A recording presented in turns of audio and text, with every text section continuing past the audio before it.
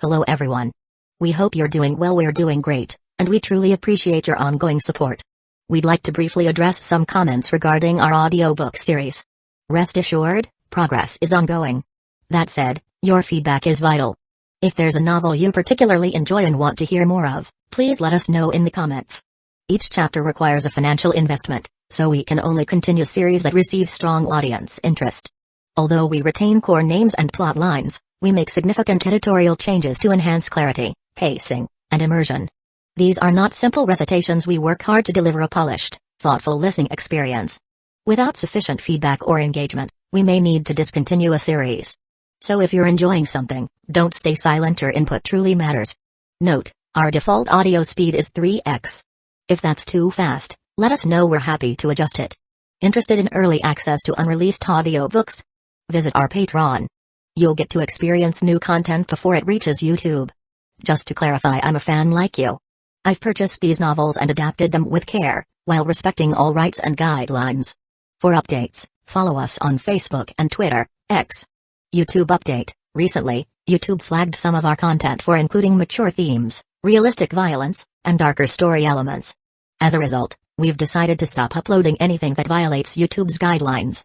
If you'd like access to the full, uncut versions including the more intense or mature content, you can find them on our Patreon page, where we upload everything first. Available now on Patreon: Shattered Innocence transmigrated into a novel as an extra. Transmigrating over 10,000 years late, I was forced to become a mighty presence. I, the celestial dragon, rule the heavens through the double gate, reigning supreme in countless worlds with peace taming, Tower of God sequence strength, cultivation when you take things to the extreme. Naruto is an Uchiha with cyst. WTF, the centuries-old ancestor in our family take concubine again. Plus 18, Ichi, reincarnated in Bleach as a wizard. Thanks for listening and happy listening. Chapter 1, Sudden Murder. Clang, clang, clang. The night was as dark as ink, so thick it seemed to devour the entire world. On the vast, endless wilderness, a train, like a steel behemoth, roared forward. The sound of the train wheels colliding with the ground was like a symphony played by an unnamed hero in the night. With each collision, the carriage trembled incessantly. Phew. Inside the carriage, Chen Meng was curled up on a straw mat in the corner, trying his best to synchronize his body with the constant jolting of the carriage, which helped reduce a bit of the nausea, much like being on a ferry. The entire carriage was extremely dimly lit. There were no windows, and 2 dim light bulbs were installed on the ceiling. The only thing one could smell was a strong, foul stench, a mixture of sweat, foot odor, excrement, vomit, and other smells, potent enough to rival a dry latrine in the dog days of summer, if not worse. He had managed to occupy a relatively clean spot in the corner, but even so, his face was still somewhat pale. 3 days. In nearly 3 days, he had only consumed 2 cups of sandy muddy water and 2 moldy slices of bread, nothing else. In this 3-meter wide and 10-meter long carriage, there were over 100 people crammed inside. Everyone here was already driven mad by hunger. If he hadn't been protecting the straw beneath him, even that would have been eaten by these starving wolves. These people were no different from madmen. It was the 3rd day since he had crossed into this world. A world reduced to a post-apocalyptic ruin, where basic order had long been lost. Just then, a burly man, reeking of filth and dressed in tattered clothes, somehow moved close to him, his eyes greedily fixed on the straw beneath Chen Meng, hoarsely saying, "Hey buddy, move over a bit, you can't possibly use such a big straw mat all by yourself, right?" Seeing that Chen Meng didn't respond, he licked his lips and looked around at the others. "What do you all think?" But the next moment, his voice suddenly cut off. Chen Meng, sitting in the corner, suddenly sprang up, pinning the burly man beneath him. Without waiting for any reaction, he tightly gripped the sharpened tree branch in his hand and stabbed it straight into the man's eye socket. Once, twice, 3 times.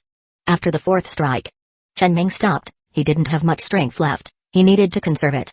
The man was struggling violently like a rooster with its throat slit. Chen Meng didn't speak, he just sat on the man, using his hands to strangle his neck. After a dozen seconds, when the man's body had completely gone limp, he finally looked up, his eyes filled with ferocity, scanning each person around him. Until everyone instinctively avoided his gaze. Only then did he kick the man's corpse aside and sit back down on his straw mat, trying to make his chest rise and fall less noticeably, not wanting to appear too weak. The people around, witnessing this under the dim light, didn't make a sound. The greed that had just surged in their eyes quickly faded, and they inadvertently tried to distance themselves from Chen Meng as much as possible. For a moment, in the originally crowded carriage, Chen Ming's spot had become relatively spacious. Phew. Chen Ming leaned against the iron wall of the carriage, hiding the sharpened branch beneath the straw mat. If he had killed the man any slower, it might have been him who died. These people were no longer human, they were a pack of starving demons. Once someone took the lead, the evil thoughts in these people's hearts would be magnified infinitely. No matter how well he could fight, he couldn't take on so many at once. This was the first time he had killed someone. It was harder than he thought, yet simpler too.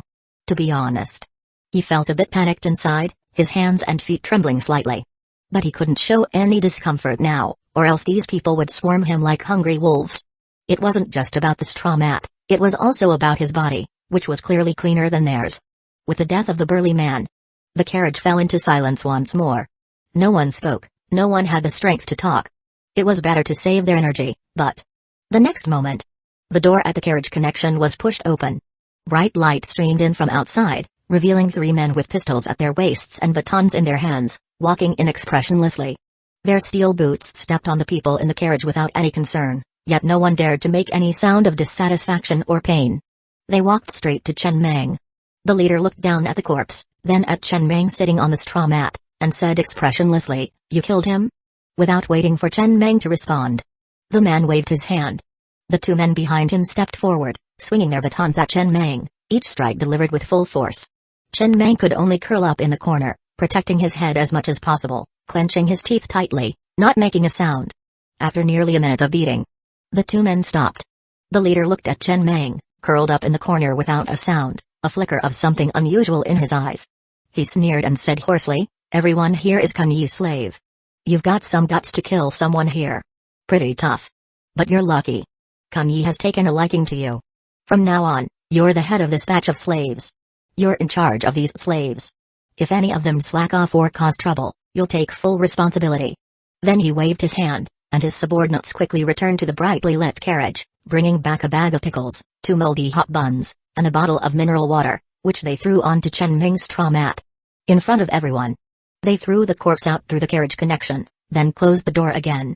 The carriage was plunged back into darkness.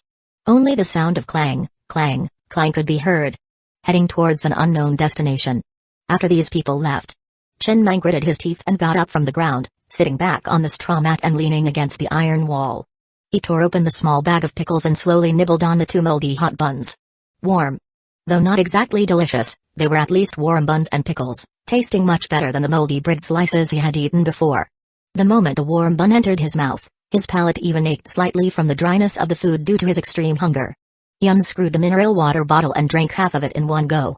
1 bun down, his stomach didn't feel full, but he did feel much better physically. Chen Ming narrowed his eyes, staring straight at the carriage connection. When the door had opened earlier, he had seen that the carriage ahead not only had bright daylight lamps but also rows of seats. About 20 enforcers were sitting there. While he was being beaten, those enforcers had turned around, watching him with amusement, laughing and chatting. He had guessed right. The reason he had suddenly killed the burly man wasn't just for self-preservation. He knew that in such an environment, the rulers often needed a lower-level manager, and he hadn't seen anyone like that in this carriage. He needed that position, and the front carriage needed someone like him. This position would allow him access to more information. From the moment he was captured and brought into this carriage, and learned that their destination was a mine, he knew that even if he killed someone, those in the front carriage would most likely not kill him. After all, killing him would mean losing 2 slaves, but not killing him would only mean losing 1. Inside the carriage, Chen Ming could vaguely see countless pairs of greedy eyes fixed on the steaming buns in his hands, the sound of swallowing rising and falling like the buzz of cicadas in summer, yet no one dared to approach. Chapter 2, No one wants to die, but someone has to die. Amidst a sea of greedy gazes, Chen Ming slowly consumed 2 steaming buns with pickled vegetables, finishing them all before downing a bottle of mineral water in one gulp. He let out a long sigh, finally feeling somewhat satiated. These past few days, he had nearly starved to the point of fainting. Earlier, he had done his best to protect the vital parts of his body. Now, although he felt pain all over, it didn't significantly hinder his movement. His joints were intact. If only he could have a cigarette right now. After a satisfying meal, he always craved a smoke. He glanced around the carriage, leaning against the metal wall behind him, silent. Being suddenly transported to this world, the events of the past few days had been too overwhelming. From a life of comfort, he had been thrust into this apocalyptic world. Survival had become the paramount concern. As for cigarettes, What was he thinking? In an environment where starvation could strike at any moment, where would he find cigarettes? Just then, Big Brother, a bald man with a mud-streaked face, approached, maintaining a safe distance before putting on a servile smile. He carefully pulled out a piece of cloth from his chest and extracted 2 slightly crumpled cigarettes, offering them with a mix of flattery and anxiety. Big Brother, want a smoke? Chen Meng looked down at the 2 wrinkled cigarettes on the cloth, then up at the bald man. He knew everyone in this carriage was on the brink of starvation, with no supplies to their names. Yet this man had managed to hide 2 cigarettes. If word had gotten out earlier, they would have been snatched away. Sure enough, he could already see several men casting greedy glances at the bald man's back. If he refused now, the bald man's fate would likely be grim. The bald man was well aware of this, his eyes filled with pleading and anxiety. After a moment's pause, Chen Meng took the cigarettes from the bald man. He placed one to his lips and wrapped the other in the cloth, tucking it into his pocket. Seeing this, the bald man let out a long sigh of relief. He hurriedly pulled out half a box of matches from his chest, flattering as he approached. In the dim carriage, he lit a match and carefully brought the flame to Chen Meng's lips. Big Brother, fire. Chen Meng, sitting on a straw mat against the metal wall, exhaled a plume of smoke, his brow slightly furrowed. He couldn't help but cough a few times. The cigarette was a bit moldy and harsh. But in this environment, what more could one ask for after a full meal and a smoke? He took another deep drag, flicking the ash onto the metal floor of the carriage, then waved a hand at the bald man and said softly, "From now on, sit by me." As soon as the words left his mouth, the greedy looks directed at the bald man quickly faded. Yes, thank you, Big Brother." The bald man's eyes filled with excitement as he hurriedly got up and carefully sat beside Chen Meng on the metal, making sure his bottom didn't touch even a strand of the straw mat. The red ember of the cigarette flickered in the dim carriage. Soon, the cigarette burned out. Chen Meng extinguished the butt on the metal floor, then after a pause, asked softly, "Where did you get the cigarettes?" He wasn't very familiar with this world. He needed to gather as much information as possible through conversation. Initially, he hadn't engaged in conversation because these people weren't in a position to talk. This bald man, who had proactively offered his allegiance, was the first person he had met who could actually converse. He didn't mind having someone pledge allegiance to him, in fact, he welcomed it. After all, the strength of one person was limited. More people meant better chances of survival. As for whether the other person was sincere, pondering that was as pointless and uninteresting as a teenager's first romantic fantasies. The bald man glanced around and whispered, "Big Brother, I used to be a deputy train conductor, though it was a small train, not as large as this one. After a disaster, that train was completely destroyed. When I was wandering the wilderness, this train captured me and made me a slave. I had a pack of cigarettes then, and I kept them, but now only 2 are left. This train has 3 slave carriages. With about 100 slaves in each, there are roughly 300 slaves in total. This is probably a level 2 train, maybe even close to level 3. Right now, the train is heading to a mine. Mining is hard labor and very dangerous. People die from time to time, but during those mining days, everyone gets enough food to eat. However, Big Brother, could you try to assign me a less dangerous task when the time comes?" Chen Meng remained silent for a long while, digesting all this information, then looked at the middle-aged man who was speaking close to his ear but keeping his butt firmly off the straw mat. The posture was quite comical, even excessively cautious, but he appreciated it. This was a man who knew his place. "Deputy train conductor?" "Yes," the bald man replied sheepishly. "I've always been a deputy. Before the apocalypse, I was a deputy class monitor in school, then a deputy manager at work. After the apocalypse, I somehow ended up as a deputy train conductor. I've never been in charge, never even thought about it. My abilities are limited. Just lucky to have always managed to get by, both before and after the apocalypse." Chen Meng didn't respond, just lowered his eyelids. Based on his observations over the past few days and the information this man had shared, it seemed this apocalyptic world had only 2 types of people, train conductors and slaves. Each train had different levels, with higher-level trains having stronger defensive and offensive capabilities. In the first 3 days after being transported to this world, they had been stationed in a wilderness area. Although they weren't allowed to leave the carriage, he could sense through the occasional gaps in the connecting areas that the enforcers were always on high alert, as if worried about some monster that could appear at any moment. In this apocalyptic world, there were essentially no settlements, all settlements were trains. The larger the settlement, the larger the train. To survive long and well in this world, one had to become a train conductor, owning a train of their own. Train conductor. He fell into deep thought, silent. This bald man had once been a deputy train conductor and surely knew more about trains than the other slaves. He was useful, someone who couldn't be allowed to die. A talented individual. Most importantly, this man had once held a high position but now, as a slave, didn't seem out of place at all, as if he were born to be a slave. Yet, when he sensed an opportunity, he immediately offered his treasured belongings to curry favor and seek protection. A seasoned survivor. The carriage fell silent again, with only the occasional sound of someone urinating in a corner. The bald man sat dutifully beside Chen Meng, resting his head on his arm for a nap, his eyes filled with unease about the journey ahead. In this world, only within the moving train carriages was there a basic guarantee of safety. Stationed in a wilderness or a mine, the danger increased dramatically, with a constant threat of being surrounded by a massive corpse tide. He didn't want to die. No one in the train wanted to die. No one wants to die. But someone has to die. Chapter 3, Survival Days reached 3, activating train conductor panel. In the night, the train continued to rush towards the distance. Chen Ming sat in the constantly undulating carriage, his expression somewhat dazed. The clanking sound was not the train wheels hitting the tracks, but the ground. In the past few days, he had noticed. This train was not running on tracks, but directly on the ground, which was quite unique. At this moment. Huh? Chen Meng was slightly stunned. He suddenly felt the birthmark on the back of his hand, which had always accompanied him, becoming slightly hot. Subconsciously looking at it, he saw a semi-transparent panel suddenly floating in front of him. Survival Days reached 3, activating train conductor panel. Receive newbie reward, a GLS pistol, with 18 rounds of 9mm bullets. Triggered newbie train conductor missions. 1. Within 3 months, own a train, reward unknown. 2. Within 3 months, have 3 enforcers and 10 slaves, reward unknown. 3. Within 3 months, kill 10 zombies, reward unknown. The shorter the time taken, the richer the rewards. After completing the 3 newbie train conductor missions, the train conductor panel will be officially unlocked.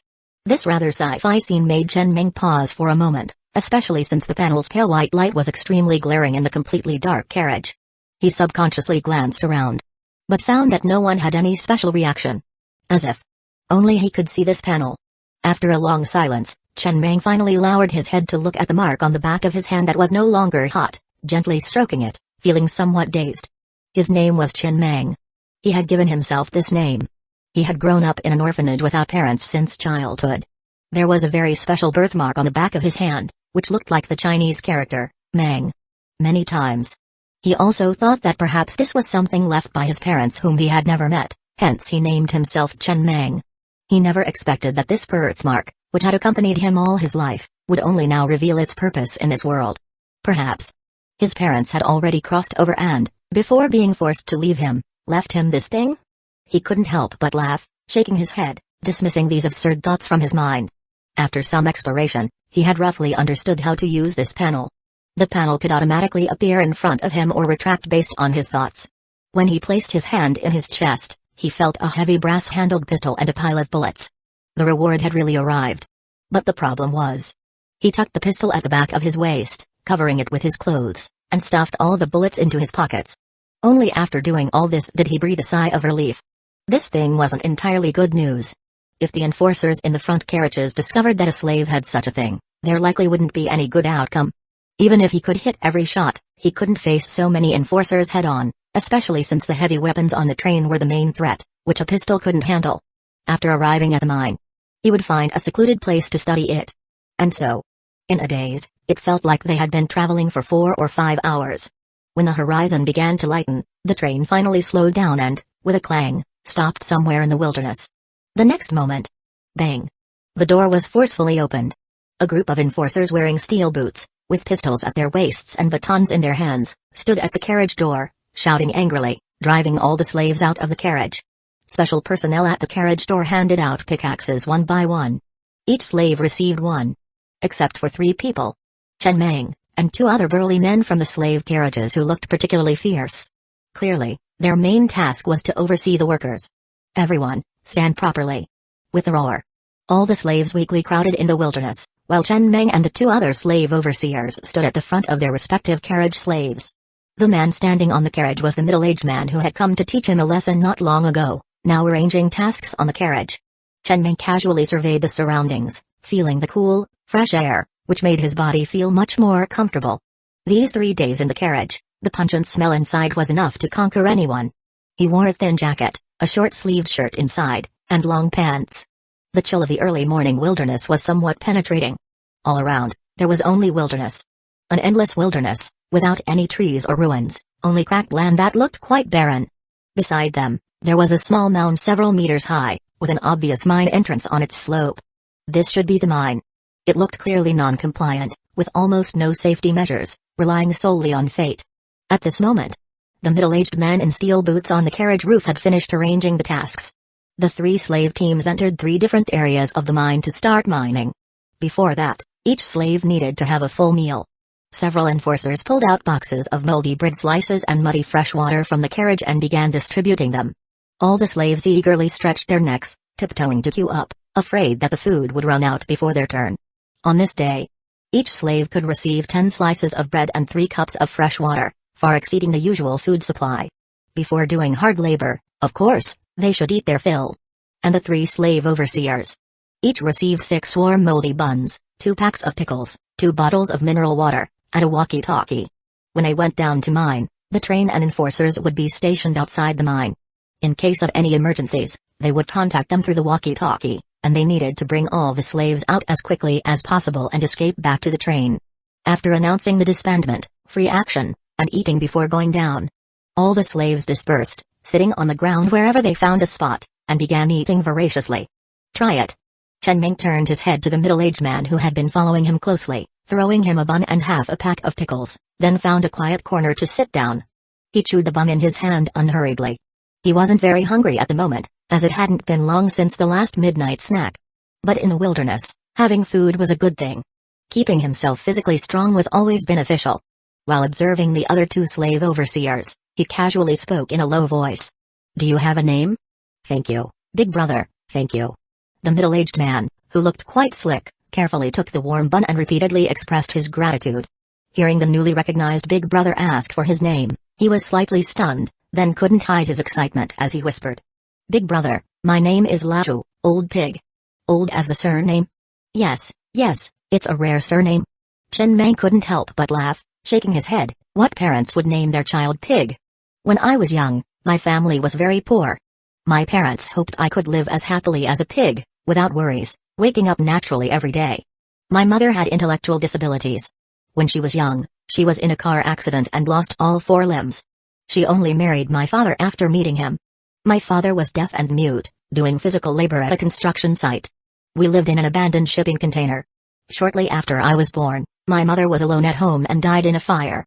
When I was 9, my father fell from a scaffold and died. But thinking about it, it's better that they died. If they had lived until the apocalypse, it would have been even more painful." The smile on Chen Meng's face slowly froze. He didn't speak, just expressionlessly took another bite of the bun and chewed. As for Lashu, he didn't seem to mind, still wearing an excited smile. In the apocalypse, names were very important. Asking someone's name, in a way, was a preliminary acceptance of that person. For example, the head enforcer of this train had not asked Big Brother's name. After all, for someone who could be replaced at any time, knowing their name was meaningless. Chapter 4, Level 1 Iron Mine. "Big brother, what's your name?" "My name is Chen Meng." "Alright, Brother Meng." After a brief exchange, the 2 fell silent, continuing to sit cross-legged on the ground, chewing their food. Chen Meng, however, was already feeling quite full. He kept 2 steamed buns and a packet of pickled vegetables in his pocket, planning to eat them later when he got hungry. His pockets were bulging with a stash. Soon. They weren't given much time. At the shouts of the overseers, all the slaves formed a long line and entered the mine. The entrance to the mine was just a small cave on a dirt slope, looking more like an animal burrow than anything else. It was unremarkable, but as soon as they stepped inside, its peculiar nature became apparent. The tunnel inside twisted and turned, descending deeper into the earth. After walking for about 10 minutes, they reached a fork in the road. Ahead were 3 paths. As previously agreed, Chen Ming led the slaves from carriage number 7 into the leftmost path, while the other 2 paths were taken by the slaves from the other carriages. Leading the slaves from carriage number 7, Chen Ming marched down the path for several dozen minutes before finally reaching their destination. The scene before them suddenly opened up. It was as if they had entered a massive cavern, with a ceiling nearly 7 to 8 meters high. The space was vast and open, and on the ground were clusters of black, protruding iron lumps, each about a meter tall. Their shape somewhat resembled cauliflower afflicted with AIDS. Their surfaces were covered in bumps. Is this the mine? Chen Meng narrowed his eyes, examining the iron lumps growing from the ground in the cavern. This didn't seem like mining as he knew it. It didn't match his understanding of what mining should be. Lao hefted his pickaxe and whispered, "Brother, you know, after the apocalypse, the world underwent some subtle, unique changes. Supernatural changes. For example, the existence of trains. As long as you possess a train token, you can summon your own train out of thin air. Resource areas like mines have also become more common. Mining in these places is different from before. There's no need for refining or anything like that. Slaves just need to take their pickaxes and keep swinging at the iron ore. An average adult male can gather about 1 unit of iron ore per hour. This mine is the most basic kind. A level 1 iron mine. We're lucky. Mining here isn't life-threatening, unlike some mines where you have to dig in lava. The danger level in those places skyrockets. This material is also the primary resource for upgrading trains. For example, Brother Meng, look at the panel for this pickaxe." Chen Meng took the pickaxe from Lao and hefted it. A panel appeared before him. Tool name, pickaxe. Tool level, level 1. Tool effect, can mine level 1 mines.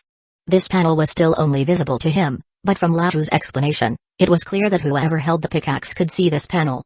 In other words, after the apocalypse, the world had undergone many supernatural changes. This helped him understand. "What are the ways to obtain a train token?" Chen Meng asked softly. "There are many ways. For example, killing any monster has a chance of dropping a train token, though the probability is low. The higher the level of the monster, the greater the chance. Right now, the most common monsters we encounter are level 1 zombies. A single zombie isn't strong. An adult with a weapon can handle one. But most of the time, zombies don't appear alone, they come in waves, forming a corpse tide. If you don't break through before the corpse tide surrounds you, the train can easily be trapped. After all, I've carefully observed the wheels of this train. They're level 1 wind and fire wheels. The advantage of these wheels is that they can maintain the fastest speed on flat terrain like wastelands, but they can't handle rough terrain. They can only move on flat ground, and these wheels are also prone to getting stuck by zombies. If they were replaced with level 1 tread wheels, things would be better in such situations, though the speed wouldn't be as fast. It's a trade-off. Another way is at the market. From time to time, some train conductors gather there to trade their goods. That's when you might have a chance to buy one, though we slaves obviously have no opportunity to go. Those are the 2 main ways for now. There aren't any other methods at the moment. Got it. Chen Ming nodded slightly, lost in thought without saying anything. Meanwhile, the slaves around him had already started swinging their pickaxes at the iron lumps on the cavern floor.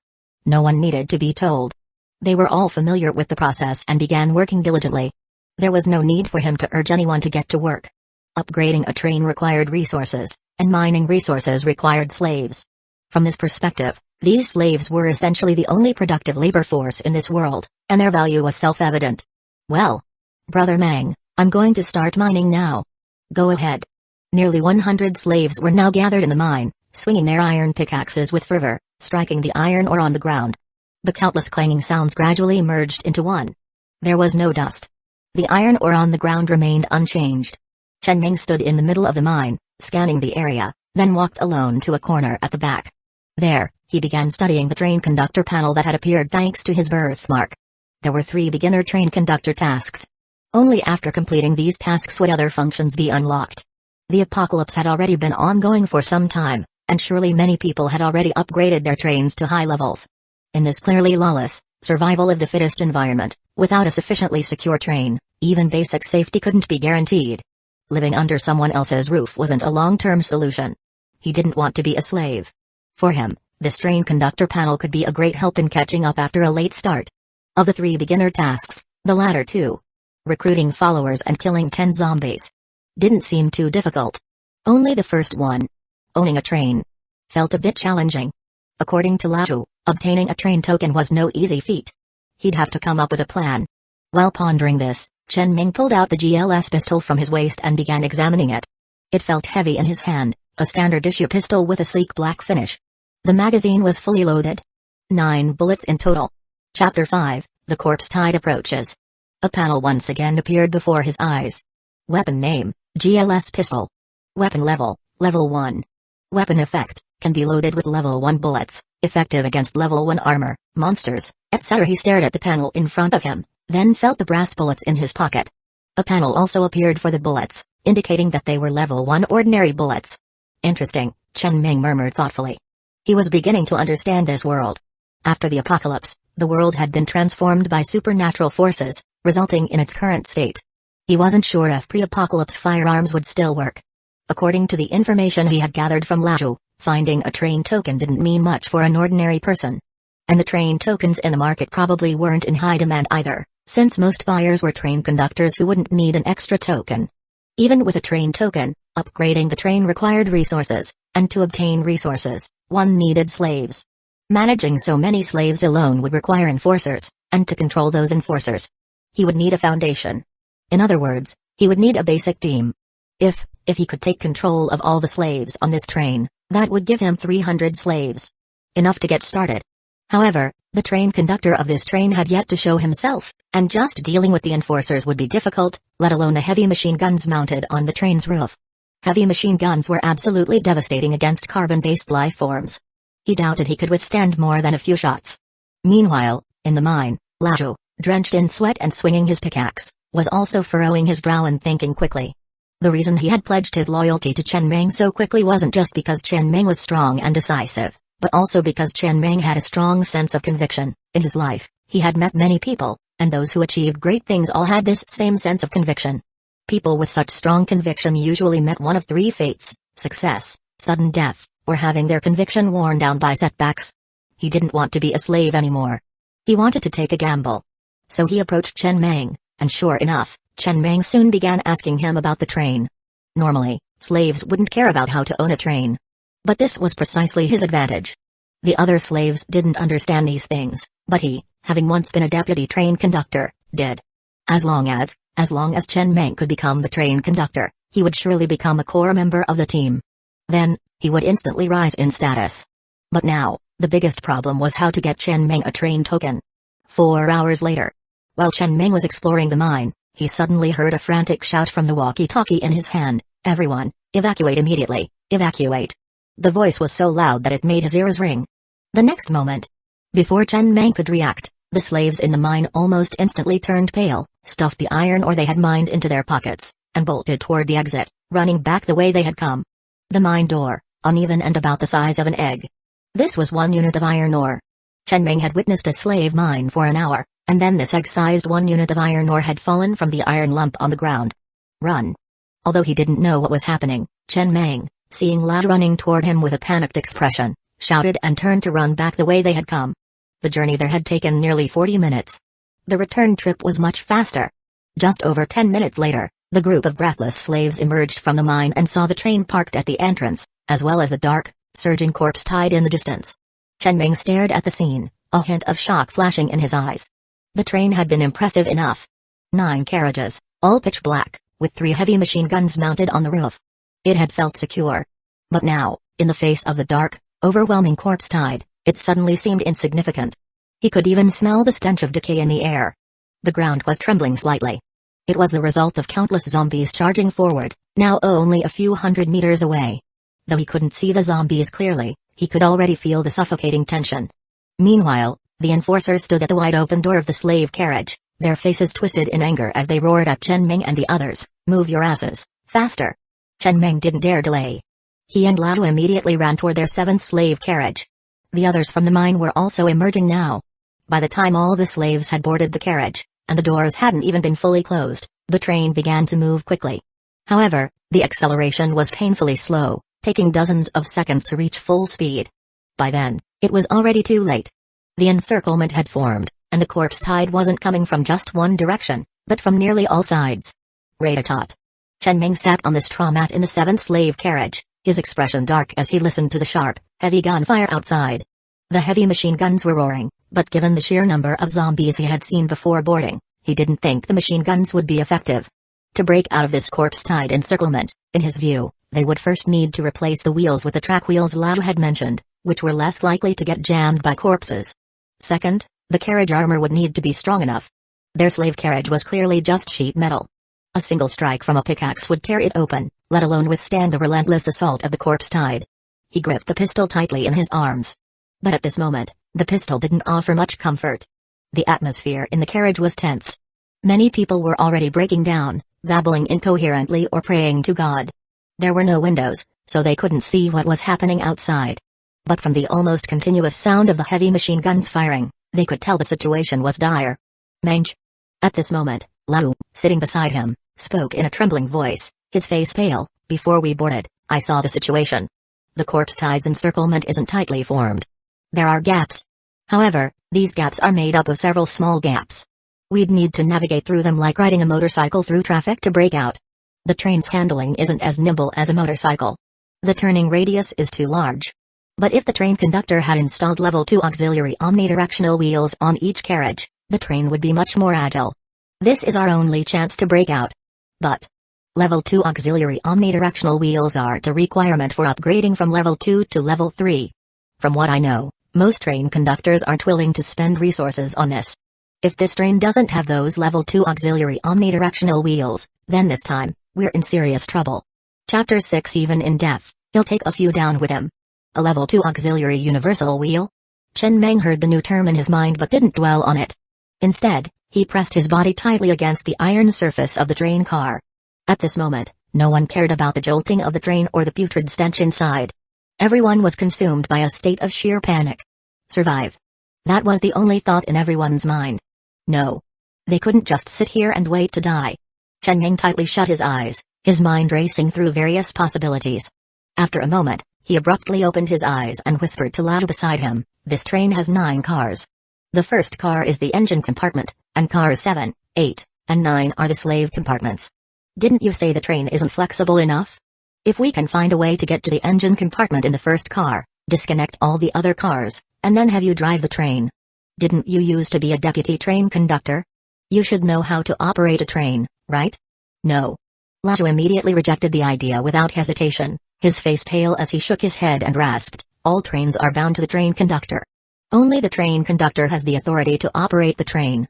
Even if we break into the control room, we can't take over the train or control it." "But, Mage, your idea is a good one. If we disconnect all the cars, it would essentially turn the first car into a universal wheel, giving us another chance to escape. Let's just hope the train conductor doesn't think of that."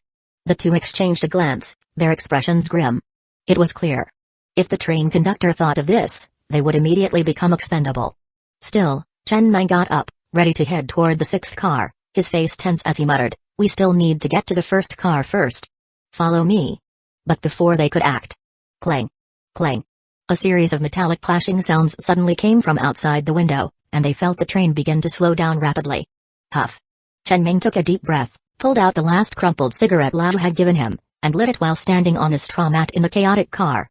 He exhaled a long plume of smoke, then calmly gripped the GLS pistol in his hand, waiting for the inevitable judgment. Death was certain. They had been abandoned. He didn't hate the train conductor, though. If he were in the train conductor's position, he'd probably do the same. He just felt a sense of disappointment in the man's lack of initiative. When they were guarding the mine, had the scouts fallen asleep on the job? Why was the corpse tide allowed to form a complete encirclement before it was noticed? How precious could resources be that they couldn't even spare the effort to build a level 2 auxiliary universal wheel? With so many slaves, weren't they worth more than a single level 2 auxiliary universal wheel? Still. Chen Meng clenched the cigarette between his teeth, loaded his pistol, and stepped over the bodies of the slaves in the car, striding toward the iron door. He yanked down the iron lever. And the train door swung open with a crash. A freezing wind mixed with the stench of decay instantly flooded the car. Though their car had lost power, it was still moving forward at a decent speed due to inertia. But it wouldn't last long. Once the door was open, they could see the corpse tide was almost upon them. Only a few meters away. Looking out, there was no end in sight. All they could smell was the overwhelming stench that made them want to faint, and they could see countless zombies charging toward the train, their faces twisted in grotesque snarls. "This is so unfair," Chen Meng muttered as he took in the scene. He'd read post-apocalyptic novels before. In those stories, the protagonists usually started by facing 1 or 2 zombies. How had he ended up in a situation like this, with a corpse tide of this magnitude right from the start? It left no room for survival. Who could possibly survive a corpse tide like this? But, even in death, he'd take a few down with him. The next moment. Bang. A gunshot rang out, and a zombie lunging toward Chen Meng now had a gaping hole in its head. Its body crashed to the ground, quickly trampled by the zombies behind it, disappearing from sight. This was the first zombie he'd killed. It wasn't because he was a sharpshooter. He'd never even held a gun before. It was just that the barrel was practically shoved into the zombie's mouth.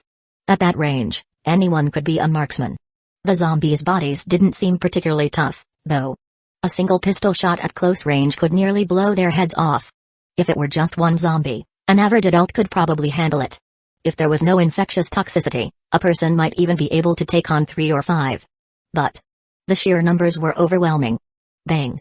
Bang! The gunshots kept ringing out, and Chen Meng quickly got the hang of it. He emptied a magazine in no time, though he wasn't sure how many zombies he'd actually killed. It was too chaotic. All he knew was that he'd fired into the corpse tide. How many he'd taken down, he couldn't say. By now, the train's speed had slowed significantly, which meant he didn't have many chances left to shoot. Chen Meng quickly ejected the magazine and began reloading it with the brass bullets from his pocket. Before he died, he'd make sure to take as many down as possible. Just then, a slave suddenly rushed over, dropping to his knees in front of Chen Meng at the open door. His face was filled with terror as he begged in a trembling, tearful voice, "Brother, can you shoot me? I want to die quickly. I don't want to die in the mouths of the zombies." "No." Chen Meng replied indifferently as he swiftly reloaded his magazine. "Bullets are limited. It's better to kill a few more zombies. That way, it's a more worthwhile death." It wasn't just here. He could hear rapid gunfire coming from the next car. The thugs in the 6th car had also been abandoned and were now making their last desperate stand. I. The man on his knees looked up at Chen Meng, his face twisting into a snarl, veins bulging in his neck as he screamed, "You're going to deny me even this request? I just want to die quickly. Is that too much to ask? You're all..." Before he could finish, the man suddenly lunged at Chen Meng, aiming straight for the pistol in his hand. But Chen Meng sidestepped the man's attack, watching as he stumbled toward the open train door. Without hesitation, Chen Meng kicked him with full force. The man tumbled into the corpse tide. A piercing scream of terror sliced through the air, but it was quickly cut short. Chapter 7. You want to attack me? Then Chen Meng turned to look at Laju, who was rushing over with a pickaxe ready to attack, and casually said, "You want to attack me? Huh?" Laju was slightly stunned and hurriedly explained with some urgency, "How could I, Mage? I was going to attack that slave. Earlier in the mine, everyone had thrown away their pickaxes. Who would carry that thing while running for their lives?" It was unclear where Laju had gotten the pickaxe from. Perhaps it had been temporarily placed in the 7th carriage by the thugs and picked up by Laju. Chen Meng chuckled lightly, not minding it. He could naturally tell, he just wanted to tease Laju before death. But this guy didn't seem to have much of a sense of humor.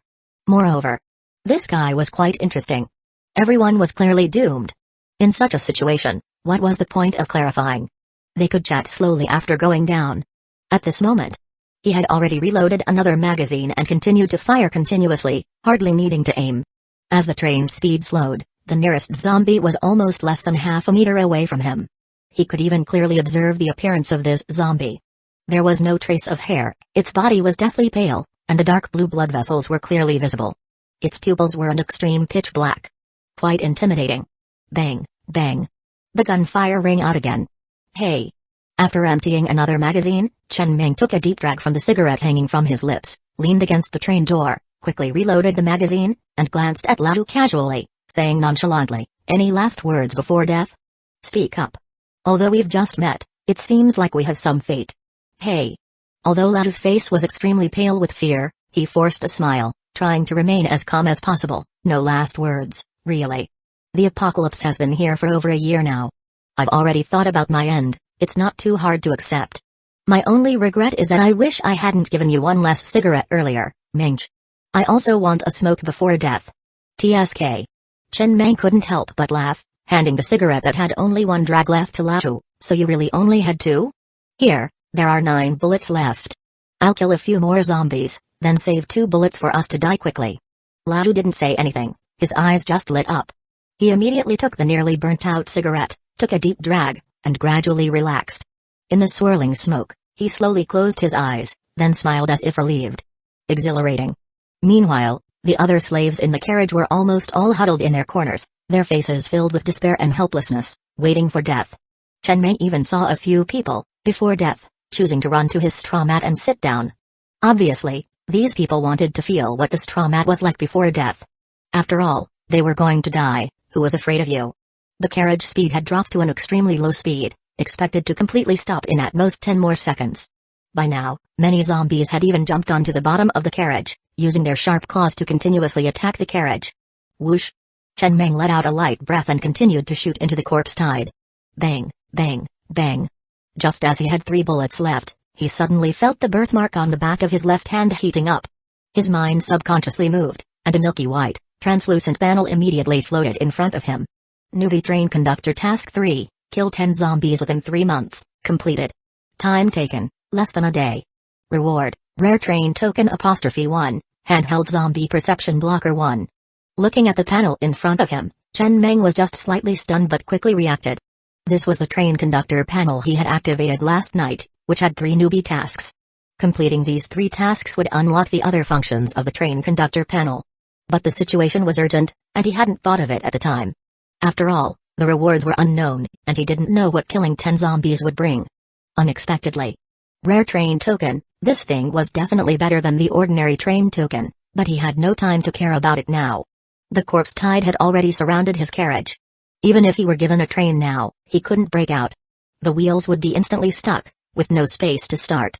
But this zombie perception blocker was different. This thing could save lives.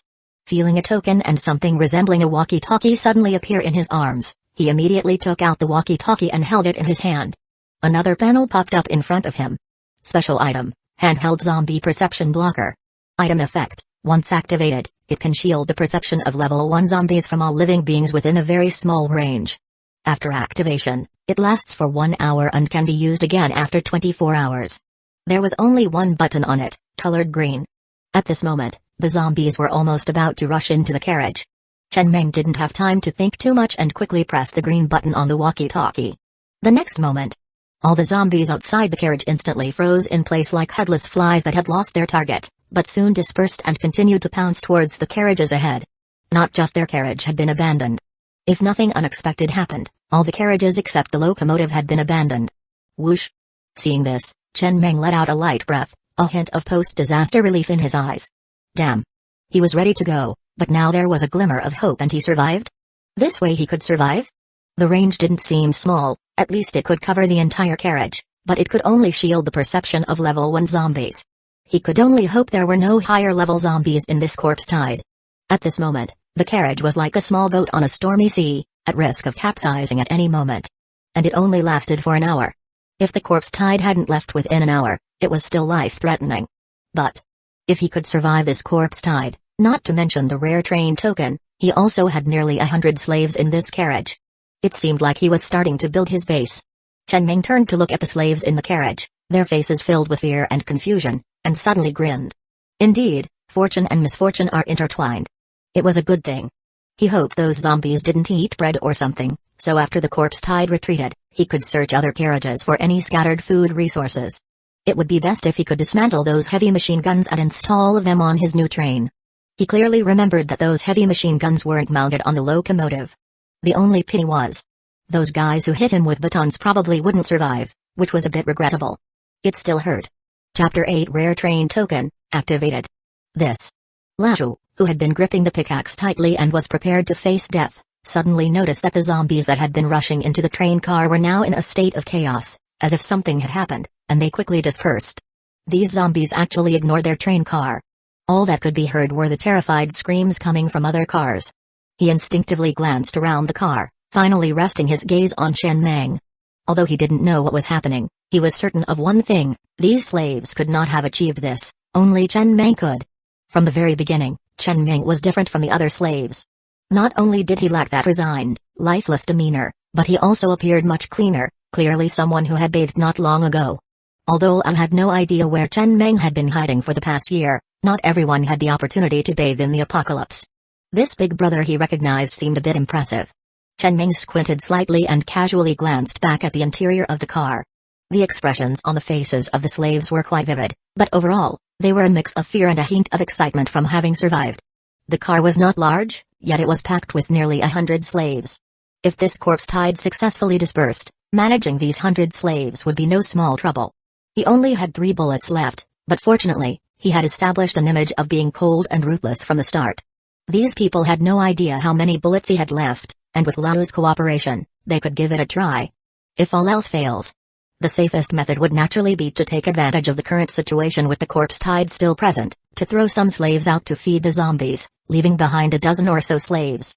This way, he could ensure complete control, though productivity would significantly decline. In the apocalypse, death was constant, especially for resources like slaves, which were even rarer. If it could be avoided, it was best not to waste them. If he hadn't inherited this train car full of slaves from the train conductor, gathering 100 slaves in the wasteland would not have been a simple task. There were basically no women or elderly, it was just a group of men. And so, after about 10 minutes, the corpse tide continued to surge forward like a swarm of locusts, merely passing over their train car. When Chen Ming jumped out of the car and stood on the wasteland, looking at the once again empty expanse, the tension that had been held in his heart finally eased. They were temporarily safe. Mage. Lao, who also jumped down with a pickaxe, scanned the surroundings and said in a somewhat helpless tone, "You've led us through a crisis, but the train head has run off. Our cars have no power, and we're stuck in the middle of nowhere. We won't last long in the depths of the wasteland." Chen Ming shook his head and remained silent, simply pulling out the rare train token he had just obtained from his pocket. It was token-shaped, pointed at the top, entirely black, with the words train token engraved in bright red. This. Lao, who was about to say something, looked at the train token in Chen Ming's hand and suddenly felt dazed, staring blankly at Chen Ming. Where the hell did this train token come from? No, wait. Even though there was a very small chance of dropping a train token from killing low-level monsters like zombies, when the corpse tide retreated, he had looked outside and hadn't seen any items drop. In the next moment, boom. Accompanied by a tremor in the ground, a train suddenly appeared in midair and then crashed heavily onto the ground. However, this train had only a train head, with no subsequent cars. It was entirely black, with a matte, frosted texture, looking nothing like a modern train head. It resembled a steam-era train head, exuding a heavy sense of antiquity. You have activated the rare train token and obtained a train of your own. Due to it being a rare train token, you receive an additional level 1 component, Core Melter. This vehicle component can only be obtained from the rare train token. Chen Meng looked at the panel in front of him. This was a panel that already existed in this world, but his train's white panel was a bit whiter. So the rare train token just added a Core Melter? He instinctively looked at the 4 characters for Core Melter on the panel. They were in deep red and prominently highlighted. Component name, Core Melter. Component grade, red. Component level, level 1. Component effect, can devour level 1 trains and decompose their car components into resource units. Upgrade requirement, 100 units of level 1 iron ore.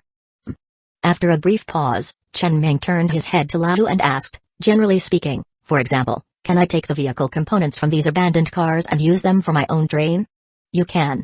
Lao, having finally recovered from the shock of the train head suddenly appearing, said somewhat dazedly, as long as the vehicle components are intact, you can certainly take them for your own train. However, if the vehicle components are damaged, they are useless and can only be left there. There's another group in the wasteland, scavengers.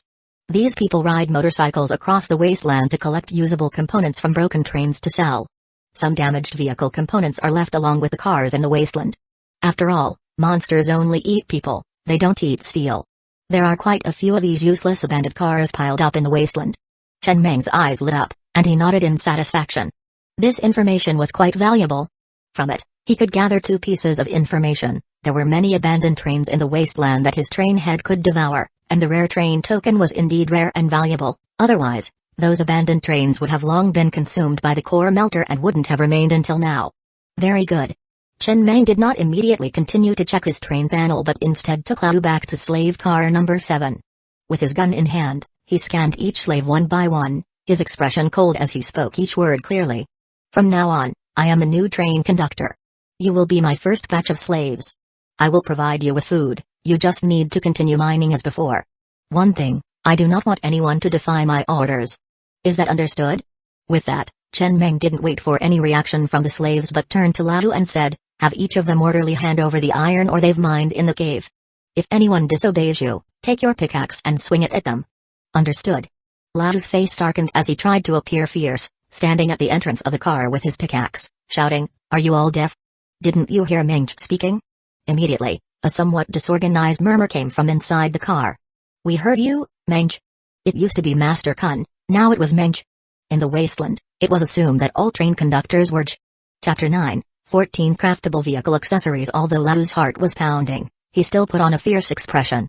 He had always been in charge of internal affairs and never handled field operations. He wasn't naturally suited to putting on a menacing facade, but with the current shortage of manpower, he had no choice but to step up. As soon as Chen Meng stepped out of the carriage, he immediately began searching the other carriages. There should still be plenty of resources in the other carriages. But before he sent the slaves to collect resources from the other carriages, he needed to gather up dangerous items like firearms first to prevent any unexpected incidents. Their current carriage was carriage number 7. Carriages number 8 and number 9 behind them were the slave carriages. He first went to these 2 slave carriages, which were now completely empty. Only scattered fragments of clothing and pools of sticky blood remained, with many iron ores scattered like stars in the blood. The carriages were almost completely destroyed.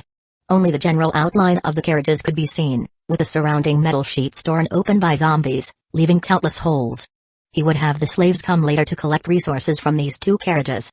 The good stuff was all in the front carriages number 2, 3, 4, 5, and 6. Carriage number 6 was the enforcer's carriage, and the people inside were also all dead.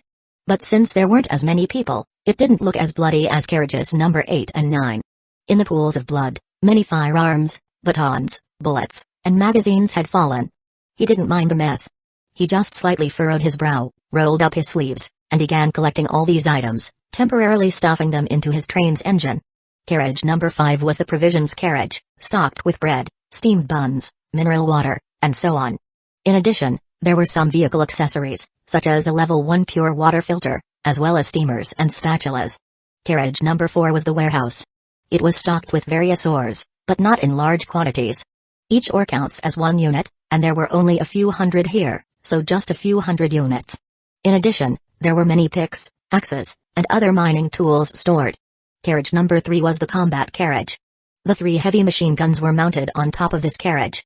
Inside, there were 2 level 1 bullet production lines for producing special bullets for heavy machine guns and pistols, and 1 pistol production line. In theory, there should have been a lot of bullets stockpiled here, but now it was completely empty, with only a few bullets scattered on the ground. And these production lines were also damaged, with 2 of the 3 heavy machine guns broken. Carriage number 2 seemed to be the senior confidant's living quarters. There were 7 single beds here, and the living conditions were clearly much better than the slave carriages. Although the carriage was in tatters, there was no blood or clothing fragments. It seemed that although the train conductor had abandoned carriage number 2, he had still taken his confidants with him. He couldn't remove the heavy machine gun from the top of the carriage by himself for now. As for the other small pistols and bullets, he made several trips to move them all to the train engine next to him. Only now did he have the time to carefully inspect the interior of his train. The train engine wasn't large. It was much smaller than the carriages, 3 meters wide and 7 meters long. The engine took up 4 meters, leaving only a little internal space, much smaller than the slave carriages. At the end of the engine, there was a steel door, which was clearly much more defensible than the metal carriages. Only someone with the train conductor's authority could open this steel door. Operating the train was also very simple. Stay in the train cabin and control it with your mind. Quite sci-fi. The train cabin was about 12 square meters, with the front covered in glass, allowing a clear view of the outside. As he stood in the train cabin, looking out at the wilderness through the glass, he suddenly felt a sense of satisfaction. On this dangerous wilderness, owning a train of his own was no easy feat. On the train control panel, there were many buttons, one of which was a red button labeled Train Panel. When he pressed this button, a detailed panel soon appeared on a nearby display screen. Train name, pending. Train level, level 1. Train accessories, level 1 geothermal furnace. Number of carriages, none. Or units, none. Upgrade requirements, must have 4 carriages, all 7 essential vehicle accessories crafted, and consume 5,000 units of level 1 iron ore. There was another red button labeled Train Crew. Here, you could appoint a deputy train conductor and train crew, and set different permissions for each member, such as the usage permissions for heavy machine guns. For example, weapons produced on this train's production lines cannot be used against the train conductor and deputy train conductor. On the train conductor has absolute authority. There was another red button on the train control panel labeled Vehicle Accessories. Pressing this button caused a series of level 1 train craftable vehicle accessories and the required resources to appear on the screen, clearly indicating which accessories were essential for train upgrades and which were optional. 13 in total. 7 of these vehicle accessories must be crafted, as the train cannot be upgraded without them. The remaining 6 accessories are optional. Wait. 14. Of these 13 vehicle accessories, the first 7 were highlighted in green, and the remaining 6 in white. But at the very bottom, there was a vehicle accessory name in dark red. However, this accessory could only be crafted by a train obtained through a rare train token. Holy cow, Chen Meng, who was continuously exploring the various functions of the train cabin, looked at the red vehicle accessory with a hint of awe in his eyes. This rare train token seemed even more impressive than he had imagined. Accessory name, Wheel Changer. Accessory grade, red. Accessory level, level 1. Accessory effect, will open up a space above each carriage's wheels to accommodate 2 sets of wheels, allowing free switching between up to 3 sets of wheels. Upgrade requirements, 100 units of iron ore. It didn't look like much, but this was definitely a good thing. There are many types of train wheels, each with different effects. But with this, he could craft 3 sets of wheels and freely switch between them without significantly affecting the original speed, allowing him to handle various dangerous environments with ease. In addition to the panel introduction, each vehicle accessory also had an animated demonstration. For example, his train was currently using tracks. After activating the wheel changer, a set of windfire wheels could extend from the side. Once the windfire wheels successfully touched the ground, the tracks would retract. This would allow for quick wheel changes without much impact on speed. Normally, to change wheels, the train would have to stop somewhere, and then the onboard mechanic would have to get out and manually change the wheels, which would take quite a bit of time. But in the wilderness, you often wouldn't have that much time. Then Chen Meng looked at the remaining 13 craftable vehicle accessories, took a deep breath, and decided to first gather all the ores to see how many there were. In any case, he would have to craft a warehouse carriage first to use as a slave carriage and take these slaves away. Then he would use the geothermal furnace to devour all the already damaged carriages. It sounded a bit like a game of Snake. Just then, Chen Meng suddenly felt the birthmark on the back of his hand getting slightly warm. Another new train conductor task had been completed, but it only showed up after he had finished exploring all the functions of the train cabin. Chapter 10, Blueprint for the Soaring Dragon Assault Rifle Production Line. Chen Meng didn't think too much about it. He stood at the entrance of the train's head, peeking toward the slave carriage not far away. Hearing no major commotion, he continued to explore. Nearly 100 slaves. That wasn't a small number. To put it bluntly, even if 100 pigs charged at him, a small handgun would be useless, let alone a group of slaves who had survived the apocalypse. However, he wasn't short on bullets now. He had just collected quite a few handgun bullets from the abandoned carriage. Then, he looked at the birthmark on the back of his hand. Soon, a semi-transparent panel floated before his eyes. Beginner Train Conductor Mission 1, own your own train within 3 months, completed. Time taken, less than a day. Reward, Blueprint for the Soaring Dragon Assault Rifle Production Line. Looking at the reward on the panel, Chen Meng couldn't help but grin from ear to ear. An assault rifle. This thing was fully automatic. Whether it was power, range, suppression, or accuracy, it far surpassed a small handgun. Moreover, according to the train rules, weapons produced on the train's production line couldn't harm the train conductor or the deputy train conductor. This allowed him to hand over weapons to his enforcers with greater peace of mind. The prerequisite was that the production line had to be built by the train conductor himself. Production lines dismantled from mother trains didn't follow this rule. Of course, he could ignore this train rule. It wasn't as if he couldn't use weapons produced from this line to harm the deputy train conductor. And he already had someone in mind for the deputy train conductor. Blueprint name, Soaring Dragon Assault Rifle Production Line. Blueprint grade, green. Besides the train panel, train crew, and vehicle components on the train's control panel, there was also a button labeled Train Rules. Pressing this button, a screen inside the train's cabin would display some basic rules about the train. These rules could better guide survivors to become train conductors. Among them was an explanation of the grades of vehicle components. The grades of vehicle components, from low to high, were white, green, yellow, blue, purple, red, gold, pink, rainbow. The lowest grade was white. For example, a level 1 train could craft 14 components, 6 of which were white. These 6 components were relatively ordinary. The higher the grade, the rarer the component. The remaining 7 components were all green. To upgrade the train to level 2, all 7 of these components had to be crafted, as they were essential for the train. These 7 components were: purified water filter, green grade component, requires 100 units of iron ore to craft. Windfire wheel, green grade component, requires 500 units of iron ore to craft. Carriage steel armor, green grade component, requires 1000 units of iron ore to craft. Circuit system, green grade component, requires 10 units of copper ore to craft. Generator, green grade component, requires 100 units of copper ore to craft. Pickaxe production line, green grade component, requires 100 units of wood to craft. Axe production line, green grade component, requires 100 units of iron ore to craft. Ores were graded, ranging from level 1 to level 3. Different levels of ores were used to meet the crafting and upgrading requirements of different levels of vehicle components. All ore units here were level 1. These 7 components were essential for upgrading the train. As for the remaining 6 white components, they could be crafted or not. Single bed, white grade component, requires 1 unit of wood to craft. Refrigerator, white grade component, requires 100 units of wood to craft. Cola production line, white grade component, requires 100 bottles of mineral water to craft.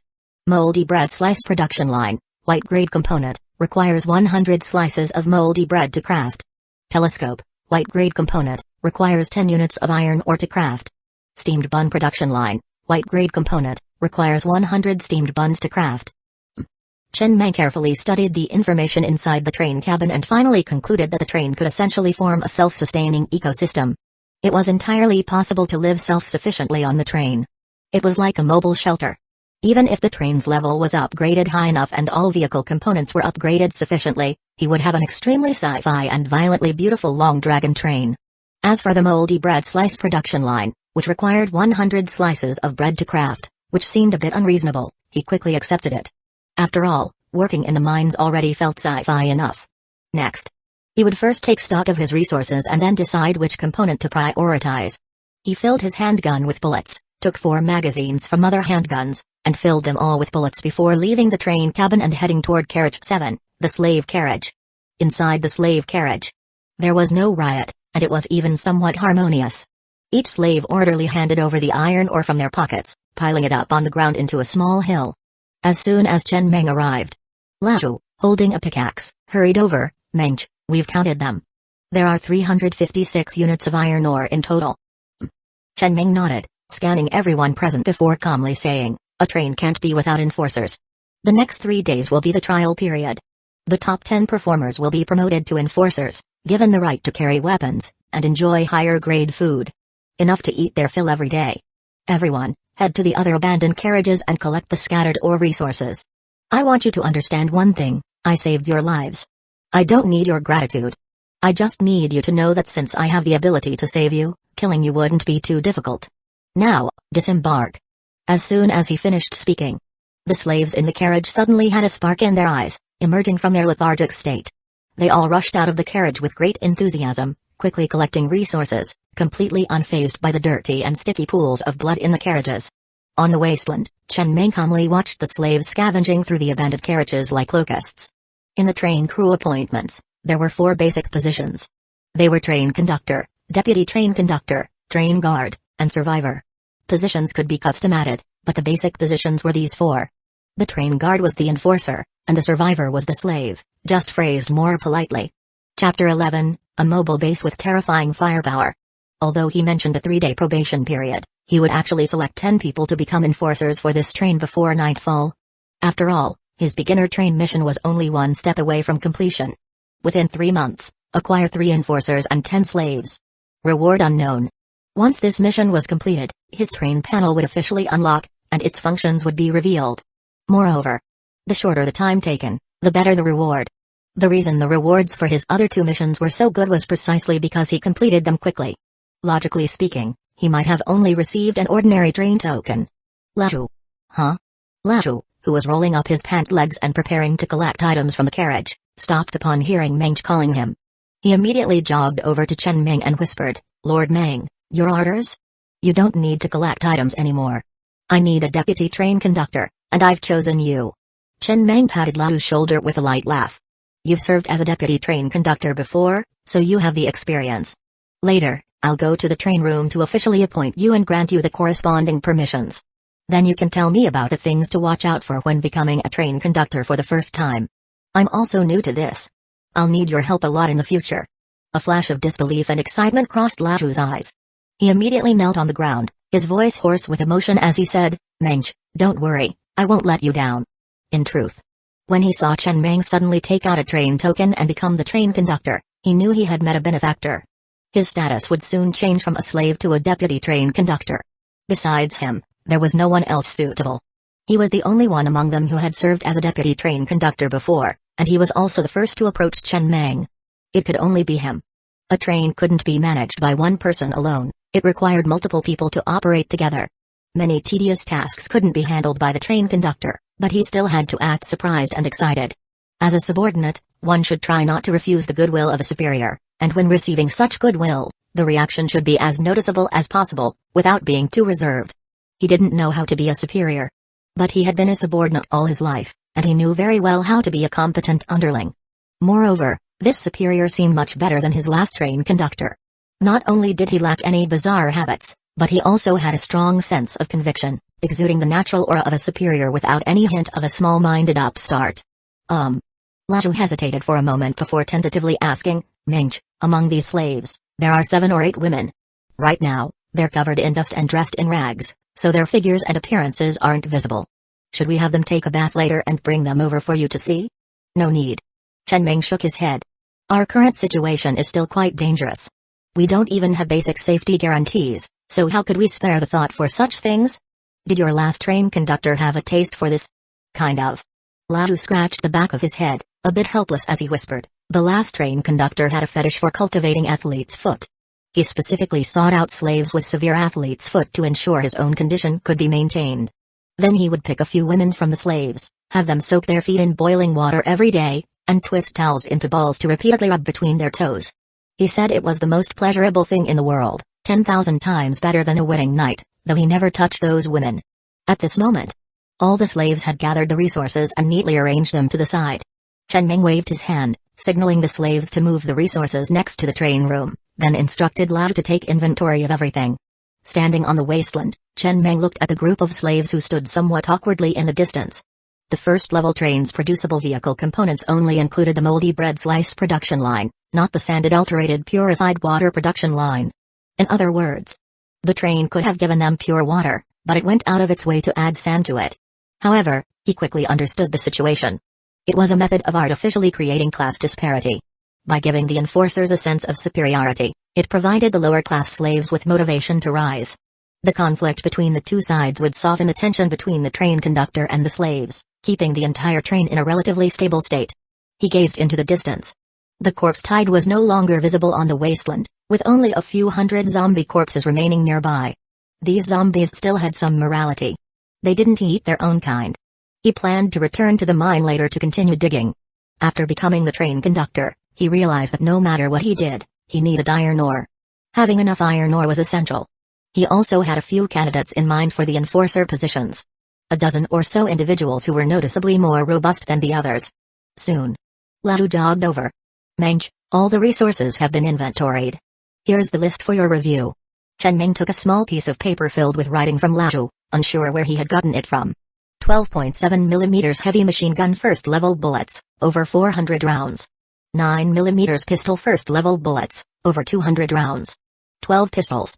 1 heavy machine gun. 1,500 units of iron ore, 120 units of copper ore, 100 units of wood. Over 600 bread slices, 300 bottles of mineral water, 100 steamed buns, 80 packs of pickled vegetables. All right. Chen Ming nodded with a satisfied expression. This way, things looked much clearer. Most importantly, he had already counted the number of pistols beforehand. If Laju's count didn't match his, Laju would already be lying in a pool of blood. He clearly remembered that these pistols weren't manufactured by the train, meaning they could harm the train conductor. As long as a gun was manufactured by the train, even if the bullets weren't, the weapon couldn't harm the train conductor.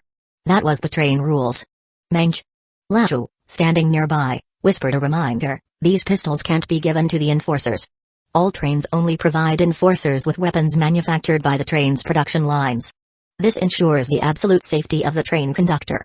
Usually, when going out to collect supplies, if an enforcer or slave finds a gun and doesn't turn it in, they're executed on the spot once discovered. Got it. Chen Ming tucked the piece of paper into his pocket before turning to look at the train that now belonged to him. He hadn't even given it a name yet. For now, a first-level train didn't have much firepower on its own. The main combat tasks still needed to be handled by enforcers wielding firearms. Only after the train leveled up and unlocked higher-tier vehicle components would it truly become a mobile base with terrifying firepower. Right now, it was just a vehicle. There was still a long road ahead. Chapter 12, Train construction: a total of 1,500 units of iron ore, 120 units of copper ore, and 100 units of wood. Chen Meng looked at the ore information on the note, lost in thought without speaking. The first thing to construct would definitely be the train cars. At least 2 cars needed to be built, one to serve as the slave car, and another to store the ores, food, and other tools. He also needed to establish a production line for the Soaring Dragon assault rifle. Without saying much, he walked alone into the train's interior, standing before the control panel and gazing at the 5th red button labeled Train Construction. Upon pressing the button, several lines of text instantly appeared on the screen. Construct a standard train car, requires 100 units of iron ore. Construct a train engine, requires 1,000 units of iron ore. This was part of train construction, not vehicle components. Building an additional train engine would allow it to be installed at the end of the train, enabling the train to reverse direction without turning, directly using the other engine as a power source. This would significantly enhance the train's maneuverability. He lightly tapped twice on the first option on the screen. In the next moment, he felt a slight tremor within the train's interior. Stepping outside, he saw that the once solitary train engine on the desolate plain now had countless white light beams emerging from the hook at its end. These beams wove together to form 2 train cars. As the light gradually faded, the 2 cars took their final shape. They were now seamlessly connected to the train engine. Looking again, his train had taken on a preliminary form. Of course, the interiors of these 2 cars were bare, with nothing but metal sheets. But that was sufficient. What better treatment could one expect for a slave car? In these times, it was already a stroke of luck for survivors to have a train to rely on. Not bad. Chen Meng stood before the train with a satisfied expression, admiring his creation. A sense of pride welled up within him, and he felt a deeper connection to this world. Perhaps one day, he could truly construct a roaring, dragon-like train that would traverse the wasteland in the apocalypse. 200 units of iron ore were consumed in this process. He then walked into the second car, pulling out a blueprint for the Soaring Dragon assault rifle production line from his pocket. It was a translucent, light blue sheet that felt like plastic to the touch and appeared somewhat fragile. Of course, he wasn't foolish enough to test its durability. With a blueprint, he could manufacture some special vehicle components. A train wasn't limited to the components displayed on the control panel. Those components didn't require any blueprints, but other, more specialized vehicle components could only be crafted with the appropriate blueprints. This production line component was of green quality. Constructing it would consume 500 units of iron ore. After spending 500 units of iron ore, the blueprint shattered and transformed into green light particles, which formed several green light beams within the car. These beams slowly wove together, creating a production line about 6 meters long. Its overall shape resembled the security inspection equipment found in subway stations. For every 50 units of iron ore consumed, 1 Soaring Dragon assault rifle could be produced. Its design closely resembled the AK-47, and it required 5.56 mm caliber bullets. Unfortunately, he currently didn't have bullets of this caliber, nor did he have a production line to manufacture them. However, on the bright side, each rifle produced would automatically come with 3 fully loaded magazines, with each magazine holding 30 rounds. This would suffice for now. He would have to figure out a way to acquire a production line for this caliber in the future. It took 5 minutes to produce 1 Soaring Dragon assault rifle. He decided to produce 12 at once, spending another 600 units of iron ore. It was worth noting that any iron ore consumed in the process of constructing items within the train would automatically be deducted as long as the ore was on the train. There was no need to physically hold the ore or anything of the sort. Afterward, Chen Meng exited the second car and stood on the desolate plain, hesitating for a moment before spending another 100 units of iron ore to construct another standard car. There wasn't enough space. His production lines, iron ore, and other materials needed a dedicated car, while the remaining living supplies, such as bread and bottled water, required another car. Now he had 3 cars. The second car was temporarily designated as the warehouse car, housing the production lines and doors. The third car was the living car, and the fourth car was the slave car. And just like that, he was left with only 100 units of iron ore, almost back to square one. Everything required iron ore, and there was never enough of it. As for the 7 essential components needed for train upgrades, he hadn't constructed a single one. There simply wasn't enough spare iron ore.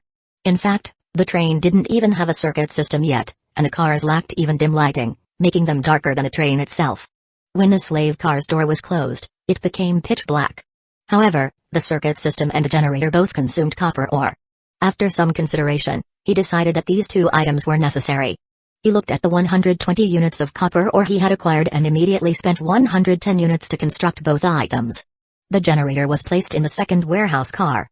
It was quite large, occupying nearly 1/7 of the car's space. But then, Chen Ming stood in the second car, expressionless as he stared at the generator. Activating the generator requires 1 energy stone. Given the train's current power consumption, 1 level 1 energy stone can provide power for approximately 300 days. Energy stone? An unfamiliar term. He immediately ran back to the train engine, standing before the control panel and reopening the beginner's tutorial to explore further.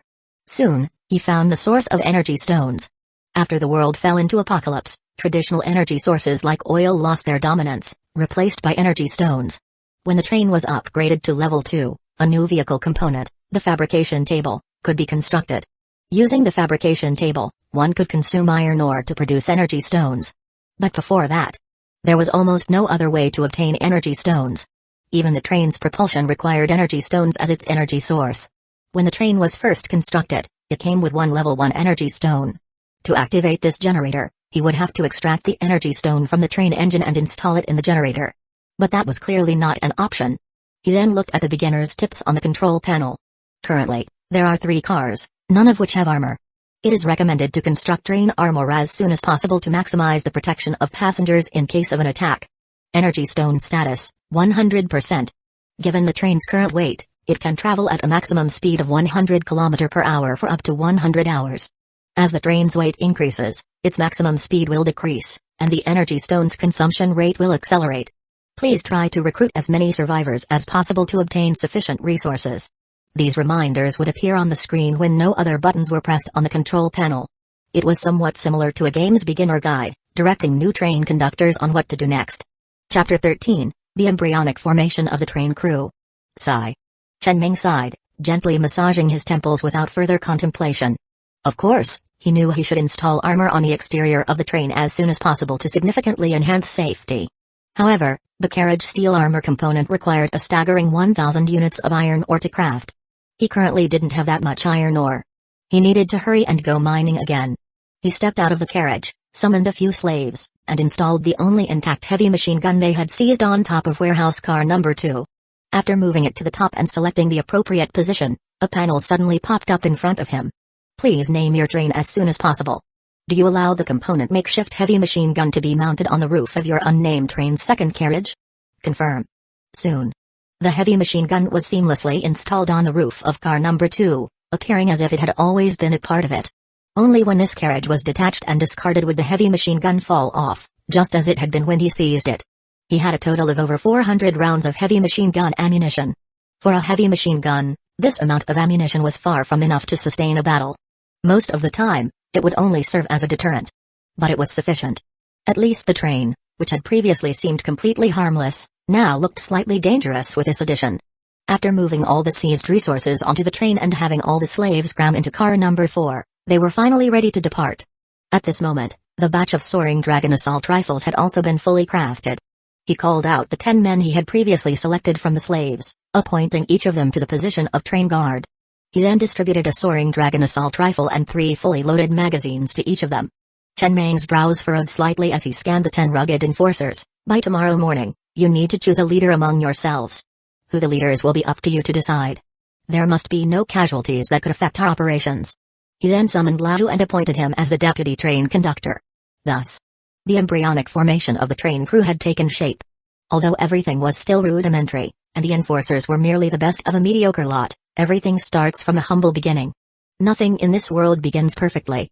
Everything starts from a simple, rudimentary form and gradually approaches perfection as it develops.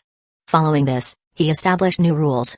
All slaves would receive 1 cup of water and 2 slices of moldy bread daily. All enforcers would receive 2 bottles of mineral water, 6 steamed buns, and a pack of pickled vegetables daily. While he believed that artificially creating class distinctions to secure his position wasn't a major issue in the apocalypse, he didn't think it was right to starve the slaves to the point of being half dead. After all, how could they have the strength to mine? He had seized a considerable amount of food from the train, which would suffice for now. Once they mined enough ore and established a food production line, they wouldn't be short on food. Afterwards, all the slaves entered car number 4, while Lao stayed with the enforcers in car number 3. The living supplies in car number 3 weren't fully stocked yet, so there was still some space for people to stay. However, chairs couldn't be crafted for the time being, so all the enforcers sat on the floor. Laju, on the other hand, had a soft bed of his own.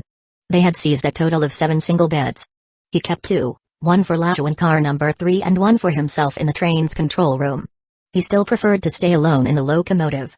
This way, even when sleeping, he could feel more at ease. After all, the steel door of the control room was relatively sturdy and difficult to breach from the outside. The reinforced bulletproof glass at the front of the locomotive would also be hard to shatter in a short time. The rest were discarded, as there was no space to install them. Immediately after. Vroom. As the train's engine roared to life, the pitch-black train finally concluded its rest period. With its wheels rapidly spinning, it shot off into the distance.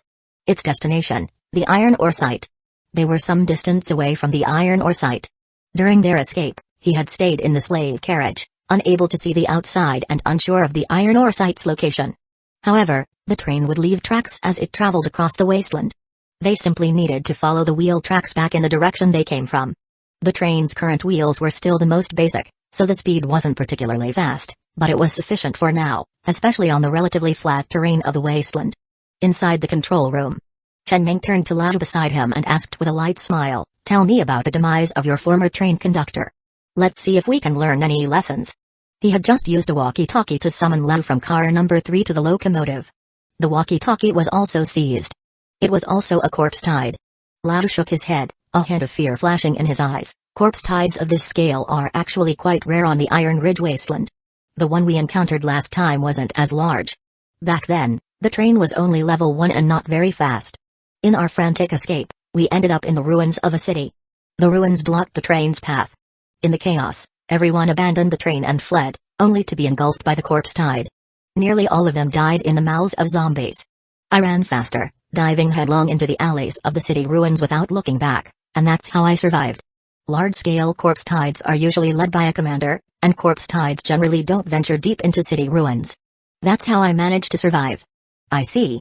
Chen Ming narrowed his eyes slightly and nodded. It seemed he had been somewhat lucky to escape death this time. A zombie capable of commanding with intelligence was definitely not level 1. If that zombie had noticed him back then, his jammer wouldn't have worked.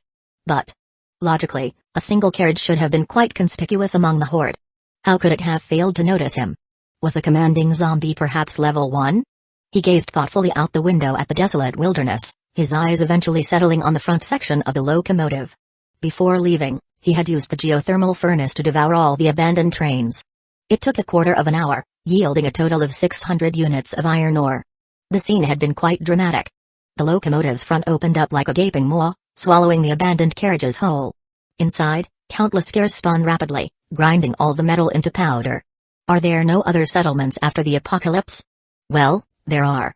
Laju paused before continuing. For some reason, many monsters are unwilling to venture deep into city ruins, so quite a few survivors are hiding in there. Additionally, from the train's radio broadcasts, I learned that there are some large settlements established after the apocalypse. Those settlements have several trains. However, they're too far away, and the former train conductor didn't plan to check them out. Oh? Chen Meng was momentarily puzzled. In that case, city ruins should be relatively safe, right? At least obtaining food should be easier there than in the wasteland. So why did all these survivors end up on the train? Laju was momentarily at a loss for words before finally murmuring, "Mage, the slaves were all captured and brought onto the train. No one willingly becomes a slave." I see. Chen Ming nodded expressionlessly, saying nothing more. It seemed that maintaining order on the train wasn't the enforcer's only task, capturing slaves was also part of their duties. As the train conductor, he still had much to learn. Just then, the birthmark on the back of his hand suddenly grew warm again. A hint of a smile appeared in Chen Meng's eyes. The final task for a novice train conductor had been completed. With this, his train panel could finally be fully unlocked. He wondered what features it would have. He hoped it would allow him to acquire more resources. He was desperately short on resources. For example, receiving 10,000 units of iron ore daily would be sufficient. He would be quite content with that. Chapter 14, My Doomsday Train Can Be Upgraded Infinitely. Congratulations on completing all the rookie train conductor tasks. You are now a qualified train conductor. Officially unlocked the train conductor panel, with the following effects. Infinite upgrades. The vehicle components of your train will have no level cap and can be upgraded indefinitely. That's it. Chen Meng looked somewhat puzzled at the semi-transparent panel before him. It didn't seem like the effect was that great. Just that the vehicle components had no level cap and could be upgraded indefinitely. It didn't feel very useful. When in doubt, ask Lao. After all, Lao had once served as a deputy train conductor, so he knew more about this than Chen Meng. This was also the main reason Chen Meng had appointed Lao as the deputy train conductor. Chen Meng already had a certain understanding of this world. This world had become semi-digitized, with many things having panels, such as the train or vehicle components. The reason gasoline had exited the energy stage wasn't because it couldn't be used, but because it couldn't be used by the train. Anything that couldn't be used by the train gradually faded from the stage of history. And his train conductor panel was something only he possessed. It was somewhat like a small plug-in in a game. To put it simply, it was like plugging in a USB drive. For now. After completing 3 rookie tasks, his cheat ability had been fully activated. However, he wasn't sure about the strength of the effect after activation. He couldn't tell if it was a minor advantage or game changer, as there were differences even among USB drives. Lao. Chen Meng immediately turned to Lao. Does every vehicle component have a level cap? Yes. Lao nodded eagerly, finally having a chance to showcase his knowledge. He spoke with utmost seriousness. Vehicle components have different rarities, such as white, green, and blue. The higher the rarity, the more valuable the component, and the higher its level cap. For example, many white components have a maximum level of 2. Take one white component I know of, called the car blade. Its effect is to attach 2 sharp steel blades to the sides of the train car. This way, if you encounter a corpse tied, the entire train will become a sharp blade, cutting all the zombies in its path in half. It's not a component that comes with the train or can be crafted. The blueprint randomly drops from killing monsters in the wild. The previous train conductor obtained this blueprint during a corpse-tied encounter. This component can only go up to level 2. Even though the car blade becomes larger and sharper at level 2, it's still just a white component, meant for the early stages when you're weak. A truly powerful train relies on high-rarity components. Chen Meng's mouth slowly opened, and he stared in a daze at the birthmark on the back of his hand. Now he fully understood what infinite upgrades meant. In other words, even a white component could be upgraded indefinitely. A level 2 car blade, as Lao said, might be something for the early stages when you're weak. But what about a level 10 car blade? A level 20, 50, or even 100 car blade? Wherever his train passed, nothing would remain. This was a sure thing. Even among USB drives, his panel was leagues ahead. My specs surpass yours. Phew. Chen Meng took a deep breath.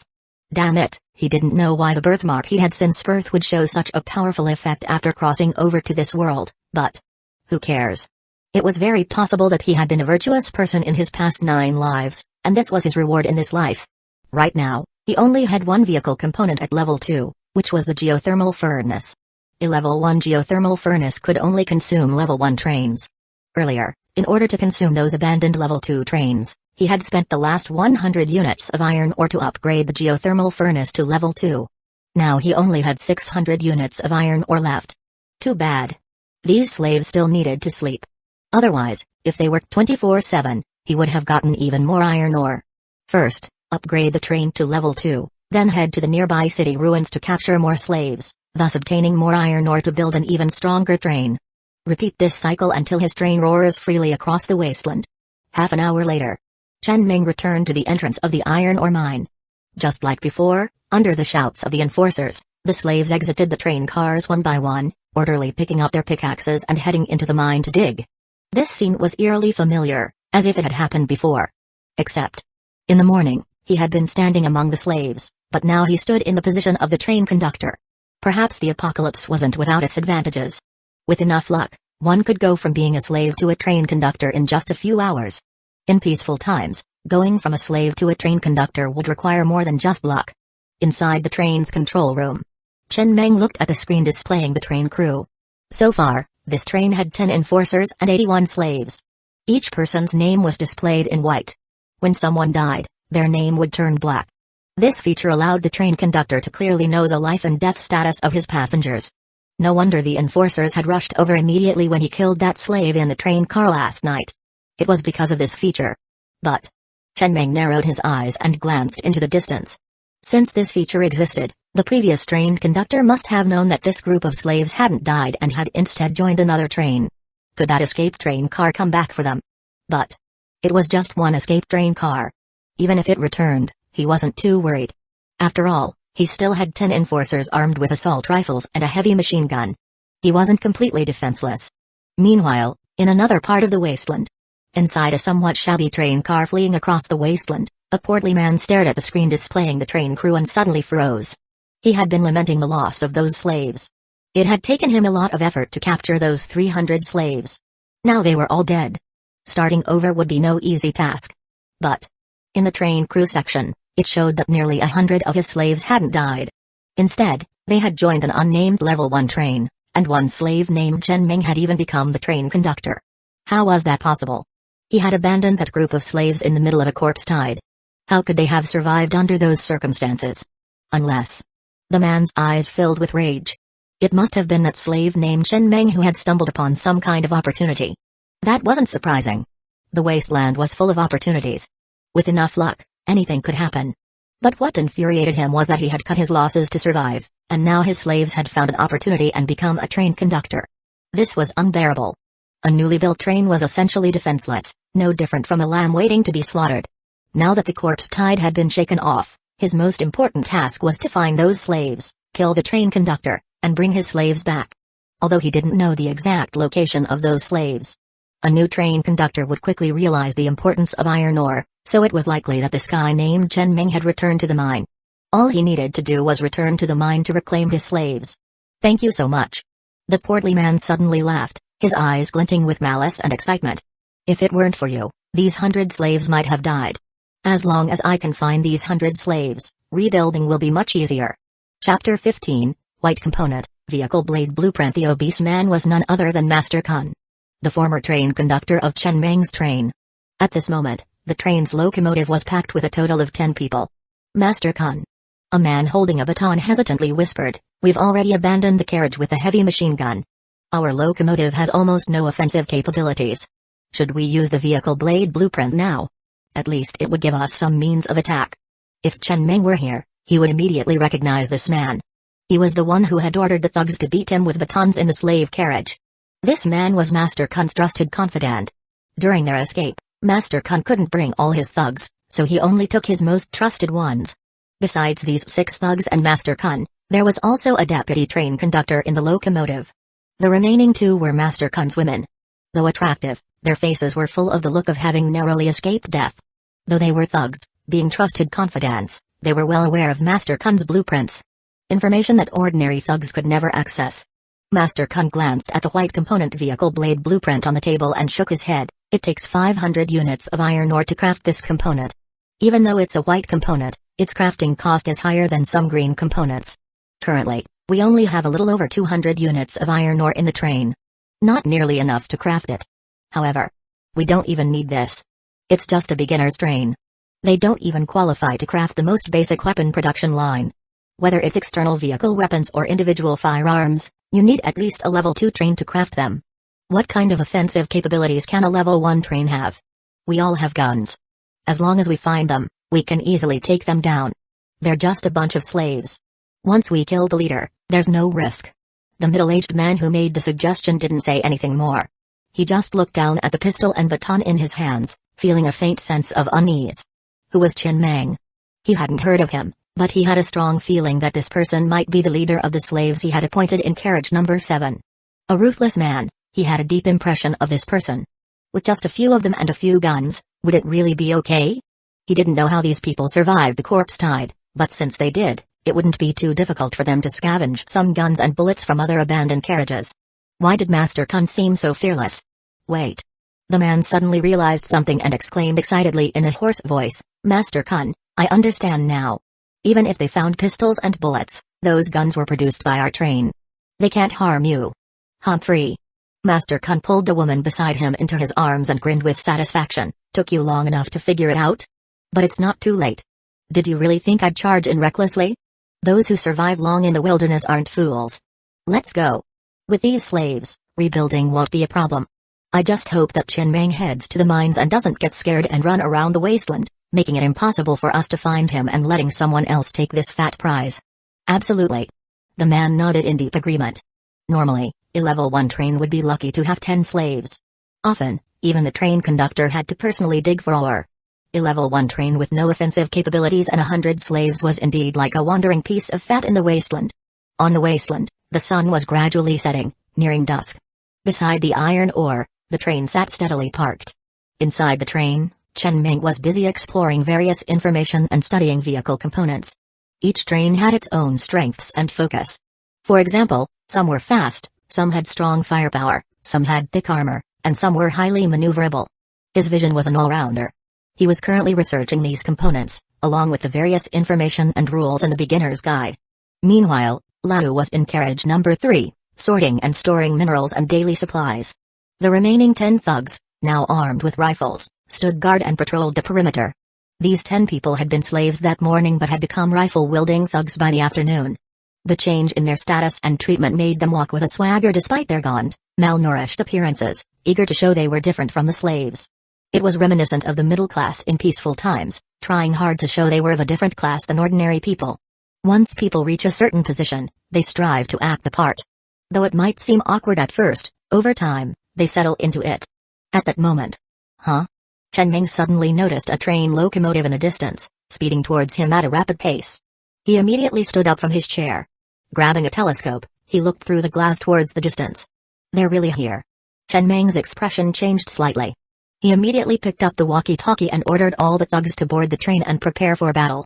This locomotive was most likely the one from the train he had been on before. After all, it was rare for a train to have only a locomotive. Even he had 3 carriages now.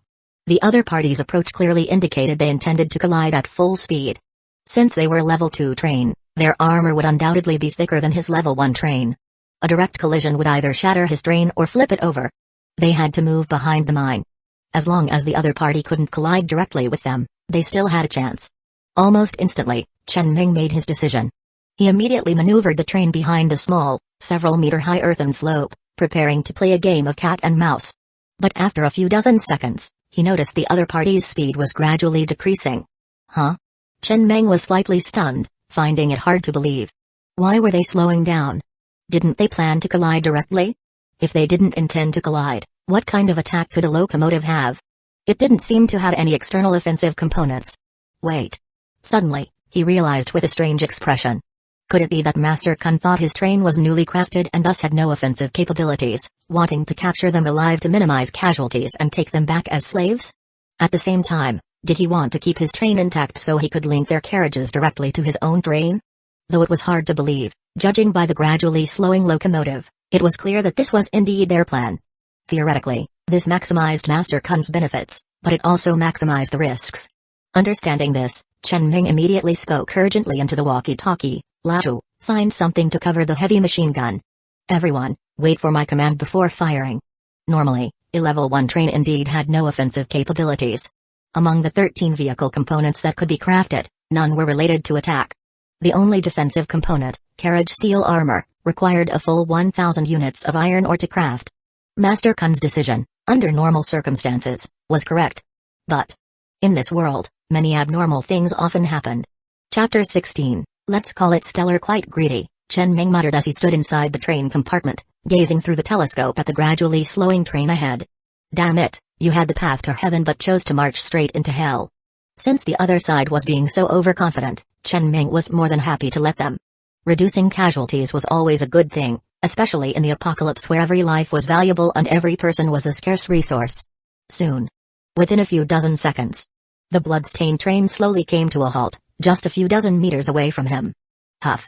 Chen Ming took a deep breath and was about to order Lao to unleash a hail of bullets from the heavy machine gun mounted on carriage number 2. He wasn't sure if it would penetrate the armor, but just as he was about to give the command, he saw 8 men step off the train. These 8 armed men walked toward him as casually as if they were out for a stroll. The leader, a fat man, wore a scornful smile on his face and shouted, "Where's Chen Ming? Tell him to come out." Wow, Chen Ming muttered, feeling a bit dazed as he looked at the group. For a moment, it all seemed surreal. How could they be so recklessly overconfident? Or did they actually have some kind of solid backing? Maybe they were wearing top-tier bulletproof vests. But even bulletproof vests don't protect the head. If he had initially thought they were just being cocky, he now suspected they might have some real confidence. After a brief hesitation, he still ordered into the walkie-talkie, "Everyone, open fire. Hold off on the heavy machine gun for now."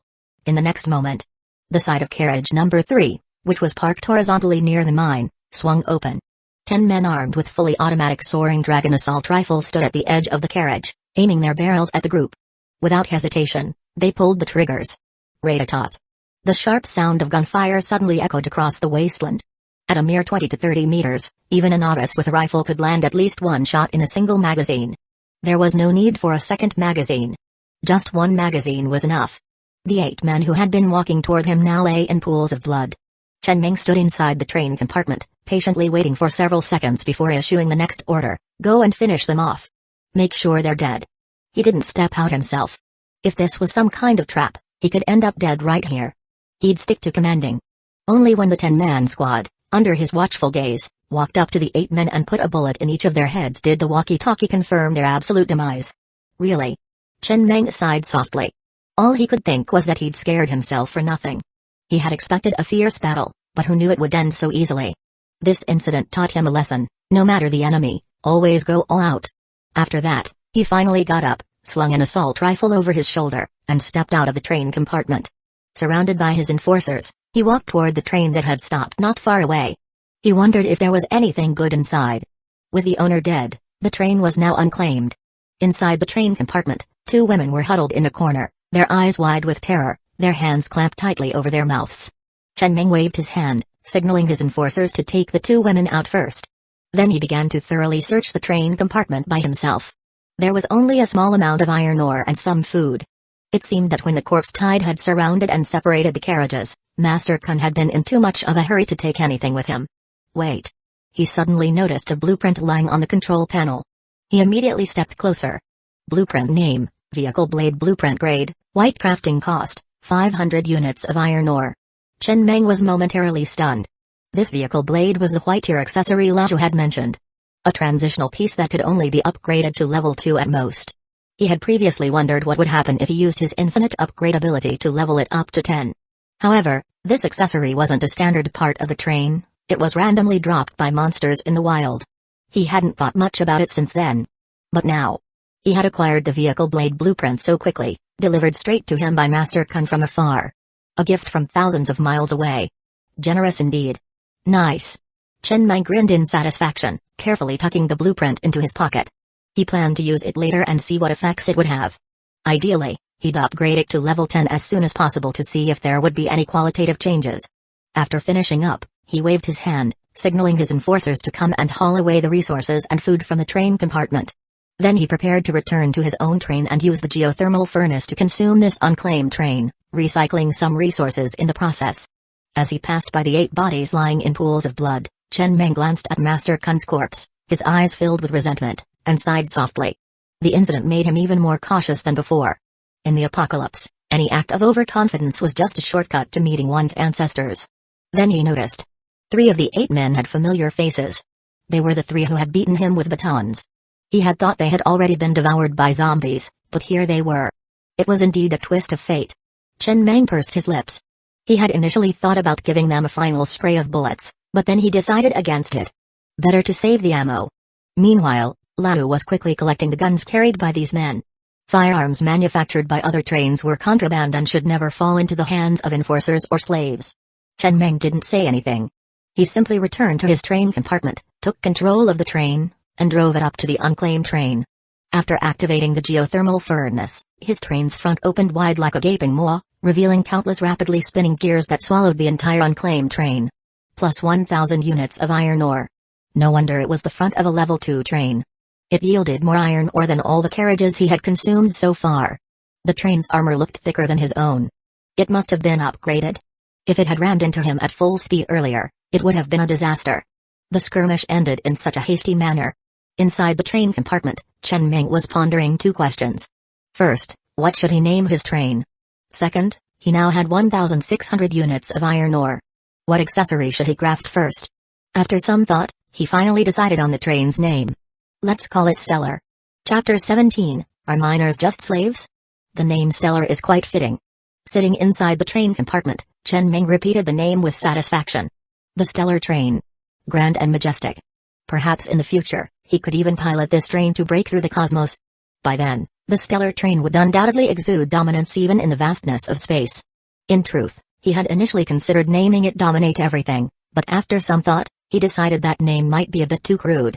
Just then, there was a knock on the train door. Chen casually pressed a button on the control panel, and the door swiftly opened. Standing there was Lao. Mage. Lao seemed to be holding something back, cautiously stepping forward before carefully speaking. I have some suggestions, but I'm not sure if I should voice them. Go ahead. Chen sat in his chair, his expression serious as he looked at Lao. After all, Lao had once been a deputy train conductor, and his advice was often valuable. Alright, here's the thing. After receiving Chen Meng's permission, Lao carefully chose his words. First, I must admit, I've seen several trained conductors, but you, Mage, are the most dignified of them all. I believe we can go far. Perhaps we can truly build an absolutely secure train in this apocalypse. But for an organization to thrive, it first needs cohesion. Not just between the train conductor and deputy train conductor, but among all the passengers on this train. Only when everyone is united toward a common goal can the organization move forward swiftly, like a carriage. If only you, Mage, are putting in the effort, it will be exhausting. In this apocalypse, trust is a luxury. Many train conductors worry about their deputies or enforcers betraying them, or about slave uprisings. So, they impose harsh rules. Violate a rule, and you're shot on the spot. They rule with an iron fist.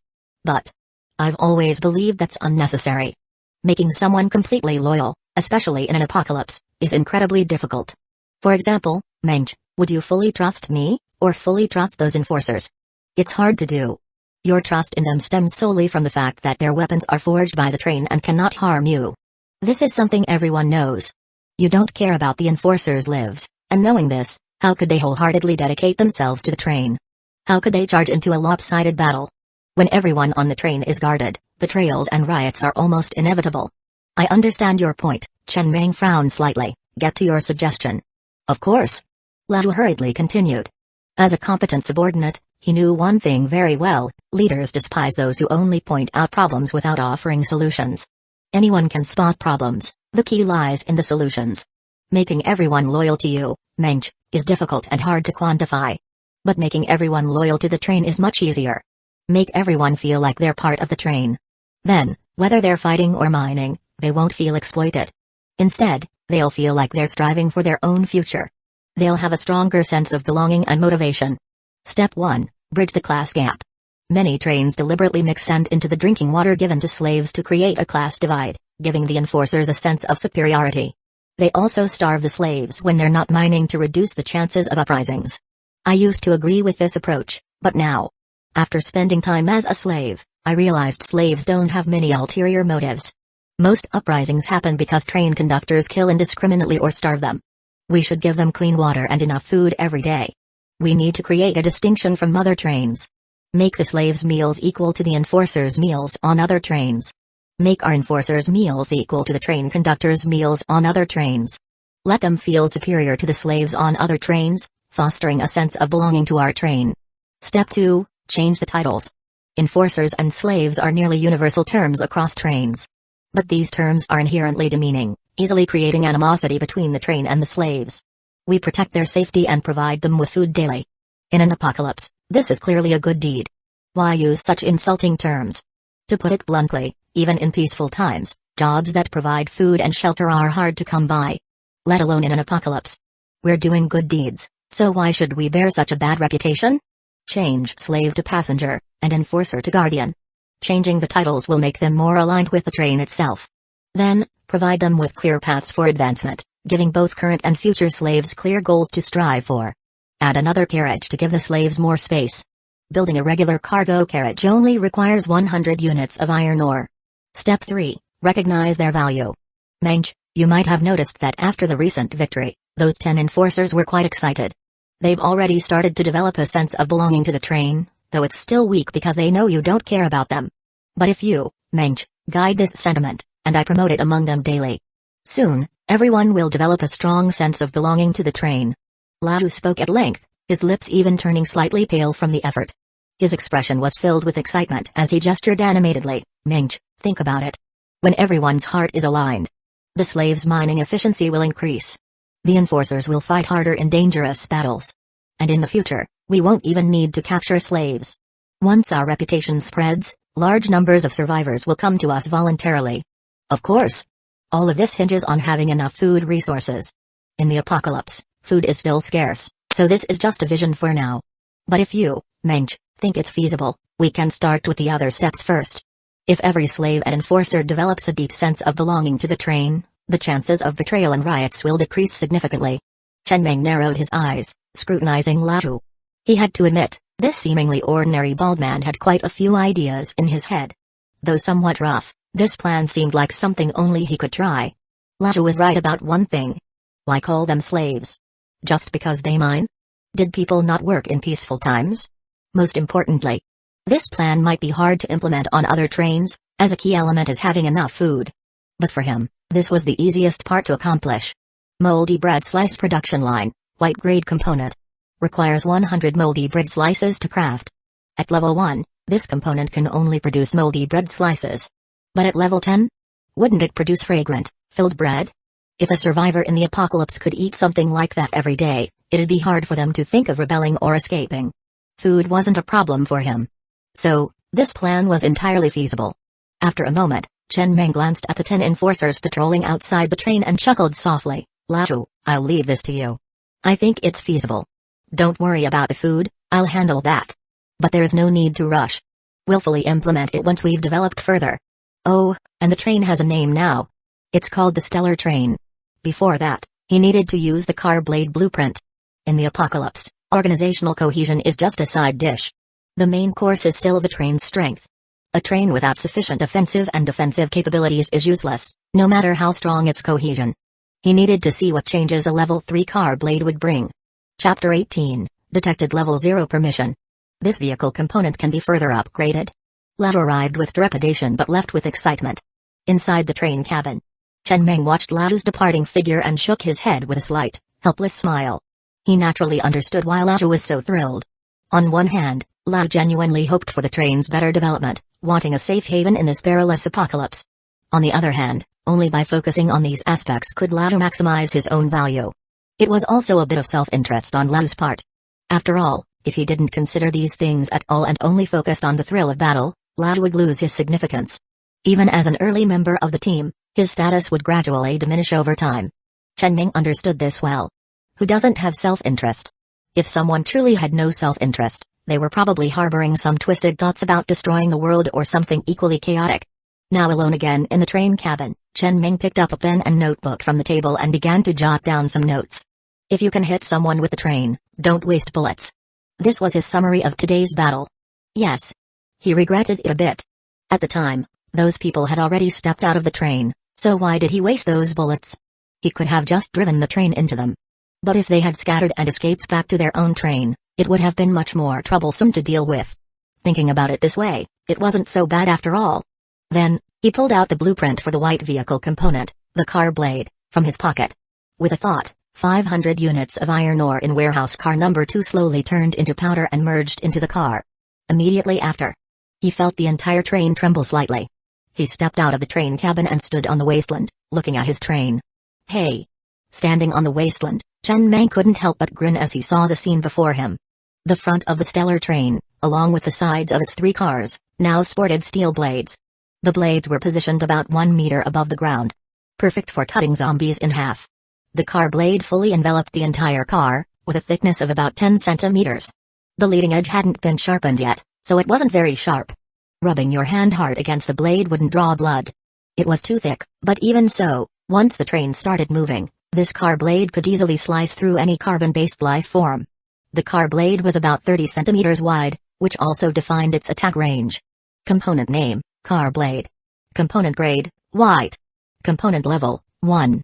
Component effect, steel blades will be installed on both sides of the car, dealing damage to enemies approaching the car while in motion. Can be retracted freely. Upgrade requirement, 100 units of iron ore. Huh? Chen Meng was slightly stunned. He had originally planned to check the component panel first and upgrade it later. After all, just crafting it required 500 units of iron ore, so upgrading it would surely need even more. He didn't have that much iron ore on hand right now. But to his surprise, upgrading to level 2 only required 100 units of iron ore. So what was there to hesitate about? Upgrade. With the upgrade, the white vehicle component car blade had now reached level 2. The steel blade seemed a bit thinner, and the edge was more pronounced. However, the width of the blade had increased by a full 10 centimeters. Now, the width was 40 centimeters. Any creature that came within 40 centimeters of the car while it was in motion would meet its doom. The panel hadn't changed much, except for one additional line of text. This vehicle component has reached its maximum level of 2 and cannot be upgraded further. I don't believe it. Chen Meng shook his head, his face filled with anticipation, and muttered again, upgrade. But nothing happened. It seemed like it really couldn't be upgraded further. Chen Meng glanced at the birthmark on the back of his left hand, placed his right hand on it, and said in a deep voice, upgrade. The next moment. Detected level 0 permission. This vehicle component can be further upgraded. This upgrade will consume 200 units of iron ore. Then, the car blade began to change again in his eyes. The blade became thinner once more, and its width increased by another 10 centimeters, reaching a full 50 centimeters. Not bad. Chen Meng couldn't help but smile. This upgrade was mainly to test the effect of the infinite upgrade plug-in. It seemed to work quite well, though he didn't understand why the panel showed level 0 permission. But that wasn't important. As Lao had said, the car blade, a white-grade component, was just a transitional piece for beginners. Even at max level, its effect might not compare to some green-grade offensive vehicle components. Even at level 3, it wasn't much stronger than level 1. But he had no upper limit. Each upgrade of this component made the blade thinner and wider. As long as he had enough iron ore, he could eventually have a car blade 10 meters wide. Like wings attached to both sides of the train, stepping on the gas would allow it to take off over any obstacle. And with no upgrade limit, if he had enough iron ore, he could refine the blade to be as thin as a cicada's wing, or even invisible, killing without a trace. Wherever it passed, nothing would survive. No, he needed more iron ore. Only then could he achieve his grand plan. Chen Meng shifted his gaze from the car blade to his train conductor panel. He now only had 700 units of iron ore left and didn't want to upgrade the car blade again. Below level 10, it wouldn't show significant effects or produce a qualitative change. One slave could mine 1 unit of iron ore per hour. Working a full 12-hour day, they could mine 12 units of iron ore. He had 81 slaves. At most, he could obtain 972 units of iron ore in a day. The mining time couldn't exceed 12 hours, as any more would be too exhausting. More importantly, it was hard to guarantee that there would be ore to mine every day. The wasteland was full of surprises, and he currently only knew of one mine. He had no means of discovering other mines. Most importantly, his train only had one initial energy stone, and one energy stone could only keep the train running at full speed for 100 hours. The train had to be upgraded to level 2 and have a fabrication table built before he could produce energy stones. In other words, if he didn't upgrade the train to level 2 within these 100 hours, his train would completely break down. He had done a quick calculation earlier. If he ignored everything else and only focused on crafting the essential vehicle components needed for train upgrades, plus the iron ore required for the train upgrade itself, he would need approximately 7,100 units of iron ore, 110 units of copper ore, and 100 units of wood. Honestly, these requirements were quite high, especially with the time limit. At the moment, he didn't even know where to mine copper or gather wood. Wasn't this a bit of a catastrophic start for a novice train conductor? He wondered how other novice train conductors managed to survive this period. Chapter 19, If the train were strong enough, why run? Among the 7 essential vehicle components needed to upgrade the train, Chen Meng had already crafted the generator and the circuit system, though he hadn't put them to use yet due to a lack of extra energy stones. As for the energy stone in Master Kun's train, Chen Meng had tried to pry it out, but it was clearly not the kind of part that could be removed. He didn't dare swing his pickaxe at it either. If it exploded, he'd be done for. Of the 7 essential components, 5 remained unbuilt: the purified water filter, wind-fire wheel, carriage steel armor, pickaxe production line, and axe production line. He needed to upgrade the train to level 2 as soon as possible to avoid breaking down midway. For now, he wasn't short on purified water, and the armor was too expensive. He had plenty of pickaxes from loot, so he wasn't in urgent need of those either. His priority was to craft a wind-fire wheel to increase the train's speed. When looting enemy trains, some components could be dismantled, like the makeshift heavy machine gun, but others, such as armor and the wind-fire wheel, were non-removable. Wait. Just then, Chen Meng had a thought. While he wasn't short on pickaxes now, upgrading the pickaxe production line might produce pickaxes that could mine faster. He quickly returned to the train compartment, opened the newbie guide on the control panel, and after scrolling for a while, finally found the information he was looking for in a corner. Pickaxe production line, green grade, maximum level of 3. With each upgrade, The pickaxes produced can mine higher level mines. So, it only allows mining higher level mines? Chen Meng frowned slightly as he read the line. It wasn't useless. At least he'd be the only one who could freely mine level 4 and above mines in the future. Others might obtain level 4 pickaxes, but they wouldn't have it as easy as him. Still, it wasn't quite what he had imagined. There was a slight gap. He wondered if level 4 iron ore could replace level 1 iron ore. Soon. He found the information he needed in the newbie guide. 10 units of level 1 iron ore equals 1 unit of level 2 iron ore. 10 units of level 2 iron ore equals 1 unit of level 3 iron ore. 10 units of level 3 iron ore equals 1 unit of level 4 iron ore. On the fabrication table, 10 units of level 1 iron ore can be synthesized into 1 unit of level 2 iron ore, or 1 unit of level 2 iron ore can be decomposed into 10 units of level 1 iron ore. This time, Chen Meng smiled in satisfaction. This meant that if he found a level 4 mine and upgraded the pickaxe production line to level 4, every unit of level 4 iron ore he obtained would be equivalent to 1,000 units of level 1 iron ore. The problem was much simpler now. All he needed was to find a level 4 iron ore mine to solve his current resource shortage. There were two main ways to find mines. Ask other train conductors through the train radio or use the resource detection radar to scan for nearby resource areas while traveling. Both of these components could be crafted after upgrading the train to level 2. In other words, once his train reached level 2, most of his current problems would be solved. After breaking down and refining the problem, he quickly arrived at the optimal solution. This made his goal clearer, preventing him from feeling like a headless fly, unsure of what to prioritize and what to do next, stuck in place. After organizing his thoughts and clarifying the logic, he looked at the 5 essential components and chose 3 to craft first. Purified water filter, wind fire wheel, and pickaxe production line. He placed the filter in the number 3 living compartment and the pickaxe production line in the number 2 warehouse car. The compartment layout wasn't perfect, but without the resources to craft extra compartments, he had to make do for now. He'd rearrange things once he had more resources. These 3 components cost him 700 units of iron ore. He was now completely broke, with not a single unit of iron ore left. Producing 1 pickaxe required 10 units of iron ore. The purified water filter could turn all liquids, such as urine and rainwater, into drinkable purified water. Its shape was rather disgusting, resembling a toilet. After upgrading to level 2, it could directly produce mineral water, with each bottle requiring 1 piece of moldy bread. The wind fire wheel had automatically replaced his existing ordinary wheels, significantly increasing the train's speed. However, the downside was obvious. It was nearly impossible to pass through corpse tides or rough terrains, with a high risk of derailing. Now, he was only 2 essential components away from upgrading the train, carriage steel armor and axe production line. The carriage steel armor was the most expensive, requiring a whopping 1,000 units of iron ore. Worse, it was priced per carriage, meaning 1,000 units could only cover 1 carriage. To armor the entire train, he'd need even more iron ore. Fortunately, covering any single carriage met the upgrade requirement.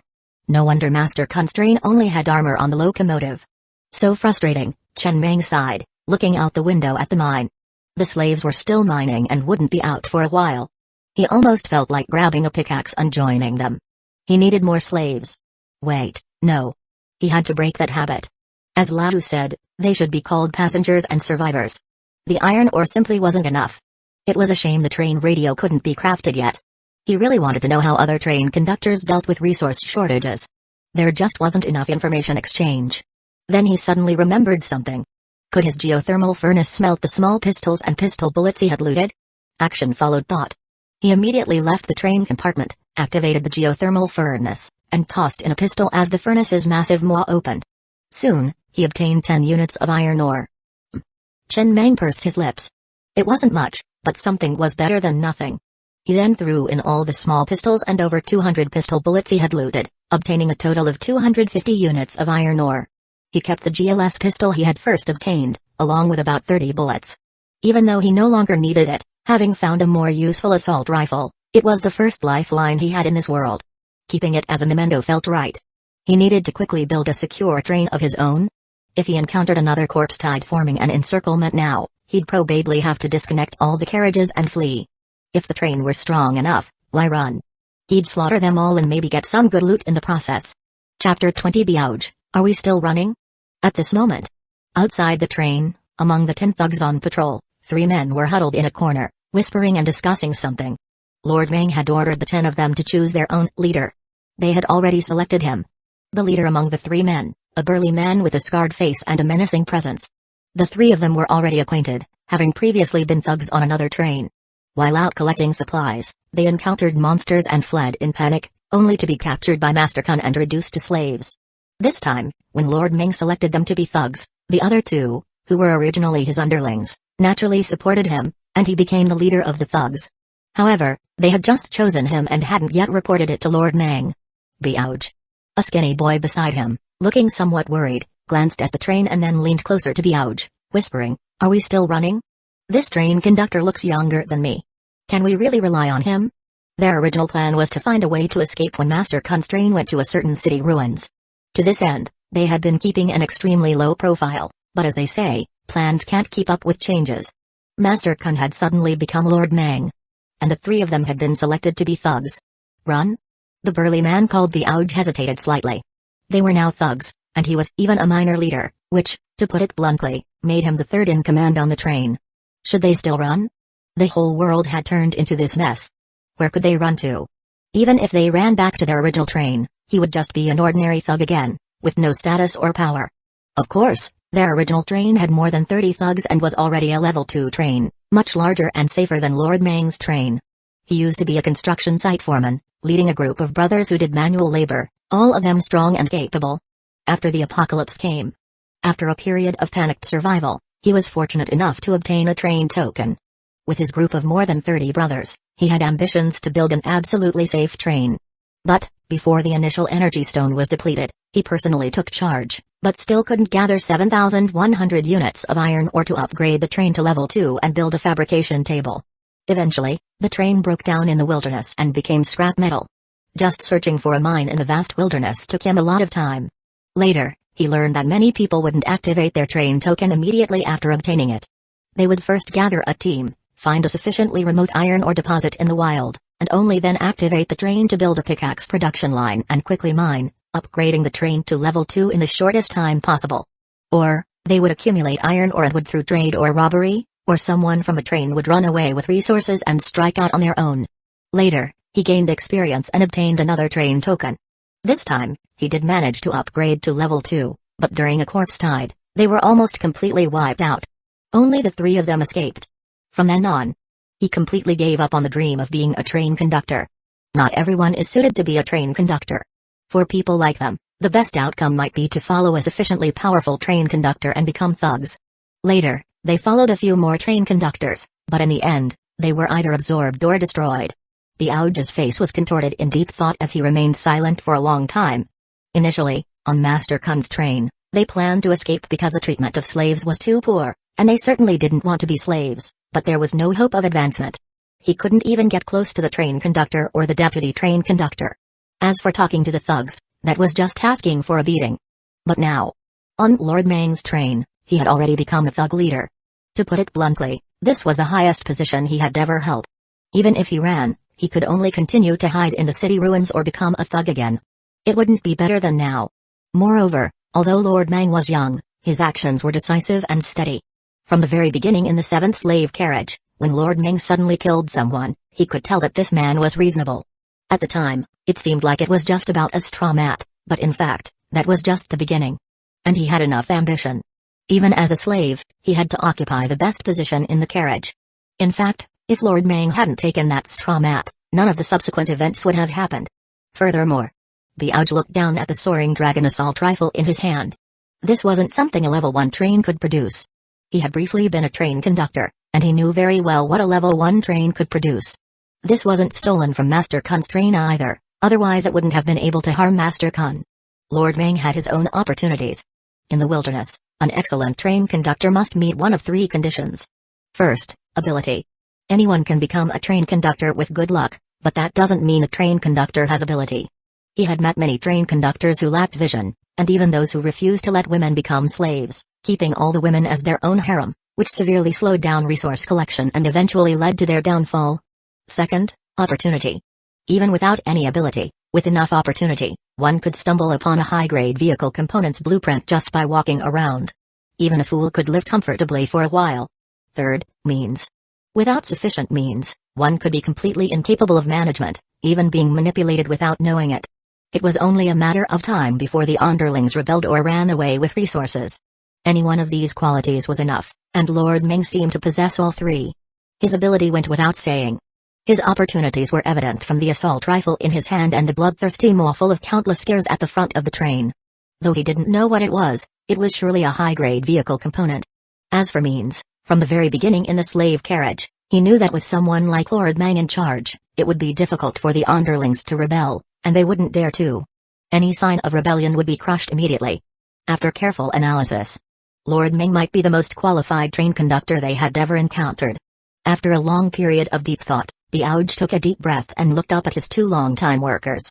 Seeing the look in their eyes, he was momentarily stunned, then couldn't help but laugh and curse. Damn it. What you two are saying and what you're thinking are completely different. Although the two of them were asking if they should run, their eyes clearly showed that they didn't want to. Obviously, they also thought that following Lord Meng was a good idea. Hee.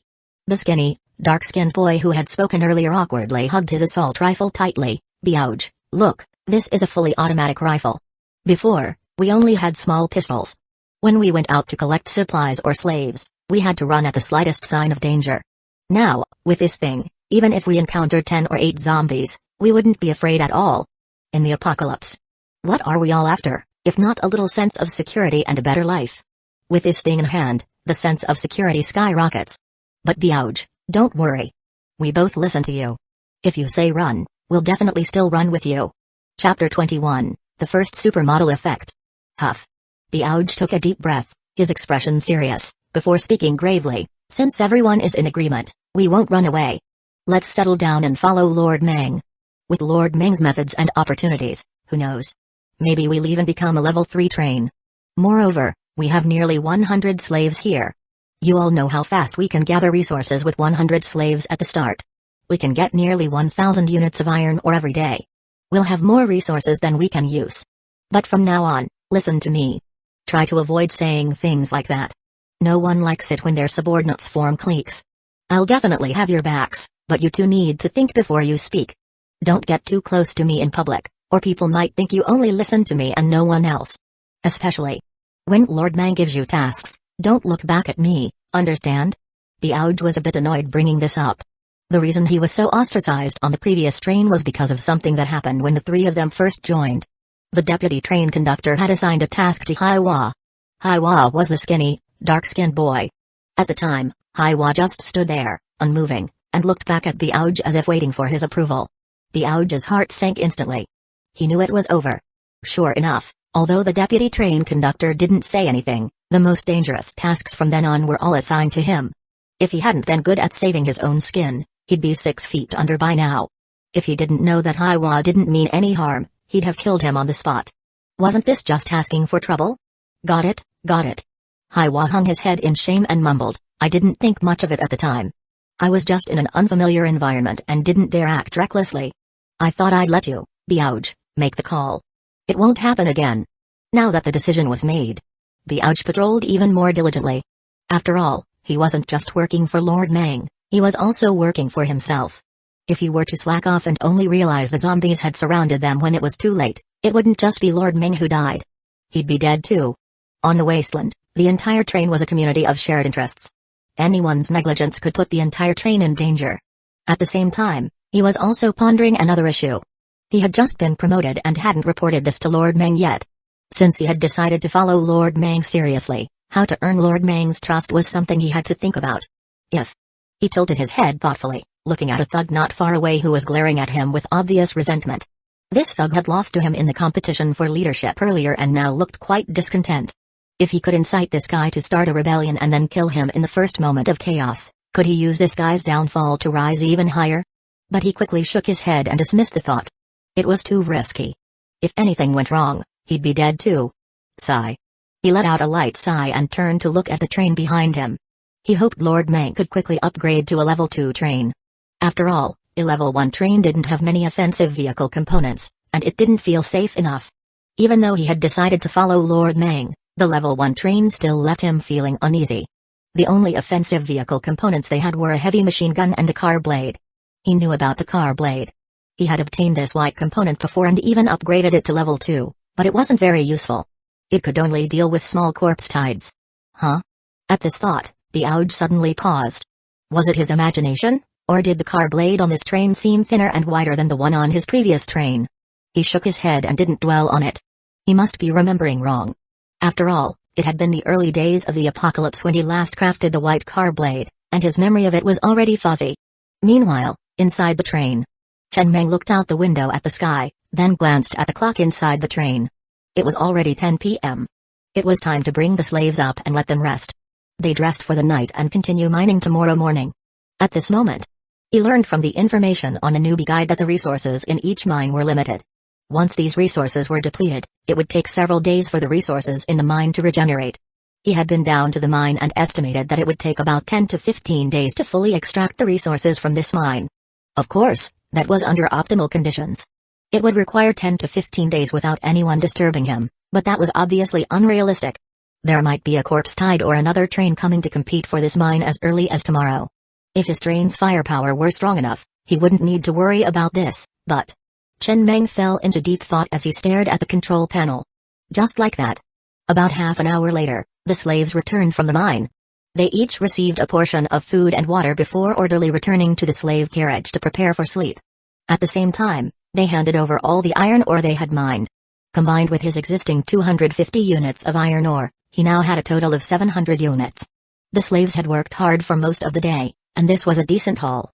It seemed like they were putting in extra effort, perhaps trying to make a good impression on their first day. After all the iron ore was stacked in the number 2 cargo carriage, Chen Meng looked at the train panel, which displayed 800 units of iron ore. He nodded in satisfaction. He decided not to touch this iron ore anymore and would use it all to upgrade to a level 2 train. But just then, he suddenly saw a line of information on the newbie guide. The newbie guide was a red button on the control panel. Pressing it would bring up a series of instructions on the screen inside the control room, teaching a new train conductor how to be competent and avoid being lost. Of course, this information was quite basic. The message was: all vehicle components will unlock their first supermodel effect upon reaching level 5. Wait. Chen Meng was momentarily stunned as he read this message. Higher grade vehicle components had higher upgrade limits, but many white and green components didn't even have a level 5.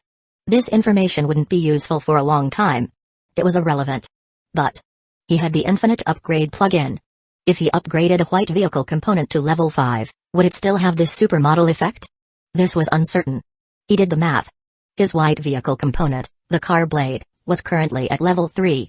It cost 100 units of iron ore to upgrade from level 1 to level 2 and 200 units from level 2 to level 3. Assuming each level required an additional 100 units of iron ore, upgrading to level 5 would cost 700 units. And he just happened to have 700 units of iron ore. If he tried this, he might delay upgrading the train to level 2 by a day. But if he didn't try, he might not be able to sleep tonight. Chen Meng stared expressionlessly at the message on the newbie guide. He knew that on the path forward, there would always be temptations. He had just made up his mind to save all the iron ore for upgrading the train. And now this temptation had appeared. But who could resist this? While upgrading the train to level 2 was important, if upgrading the car blade to level 5 could grant it a supermodel effect, then the car blade would become even more powerful. Having a strong offensive component would be a huge help. Moreover, this experiment would also affect his future resource allocation priorities. After a moment of hesitation, Chen Meng quickly made his decision. On this dangerous wasteland where threats could appear at any moment, having a powerful offensive component was more important. Besides, even if the white vehicle component didn't have a supermodel effect, a level 5 car blade would still be a decent offensive component. Upgrade. Upgrade the white vehicle component, the car blade, to level 5. Chapter 22, Master Kun Selection. The next moment, the 700 units of iron ore stored in the second cargo carriage instantly turned into powder and merged into the interior of the carriage. Chen Meng immediately stepped out of the train compartment and looked toward the car blades on both sides of the carriage. At a glance, the most noticeable change was that the blade had become thinner, the blade's surface had widened from the original 50 cm to 70 cm, and the attack range had significantly increased. Additionally, 2 new lines of text appeared on the white vehicle component car blade panel. Level 5 supermodel effect, the car blade can operate at high speed. PS, when this component reaches level 10, a second supermodel effect will be unlocked. Operate at high speed? Chen Meng looked at this line of text, the first supermodel effect he had obtained, and nodded thoughtfully. At the same time, he faintly sensed a new button appearing on the control panel deep within his mind. He instinctively pressed it. Suddenly, the blades on both sides of the stellar train carriage began to spin rapidly around the carriage, even producing audible whooshing sounds. Impressive. Chen Meng stared in awe at the scene before him. After a moment, he couldn't help but grin. The ring-like blades were spinning rapidly around both sides of the train. Even when the train wasn't moving, this component would deal significant damage. If the train were in motion, the damage would be even greater.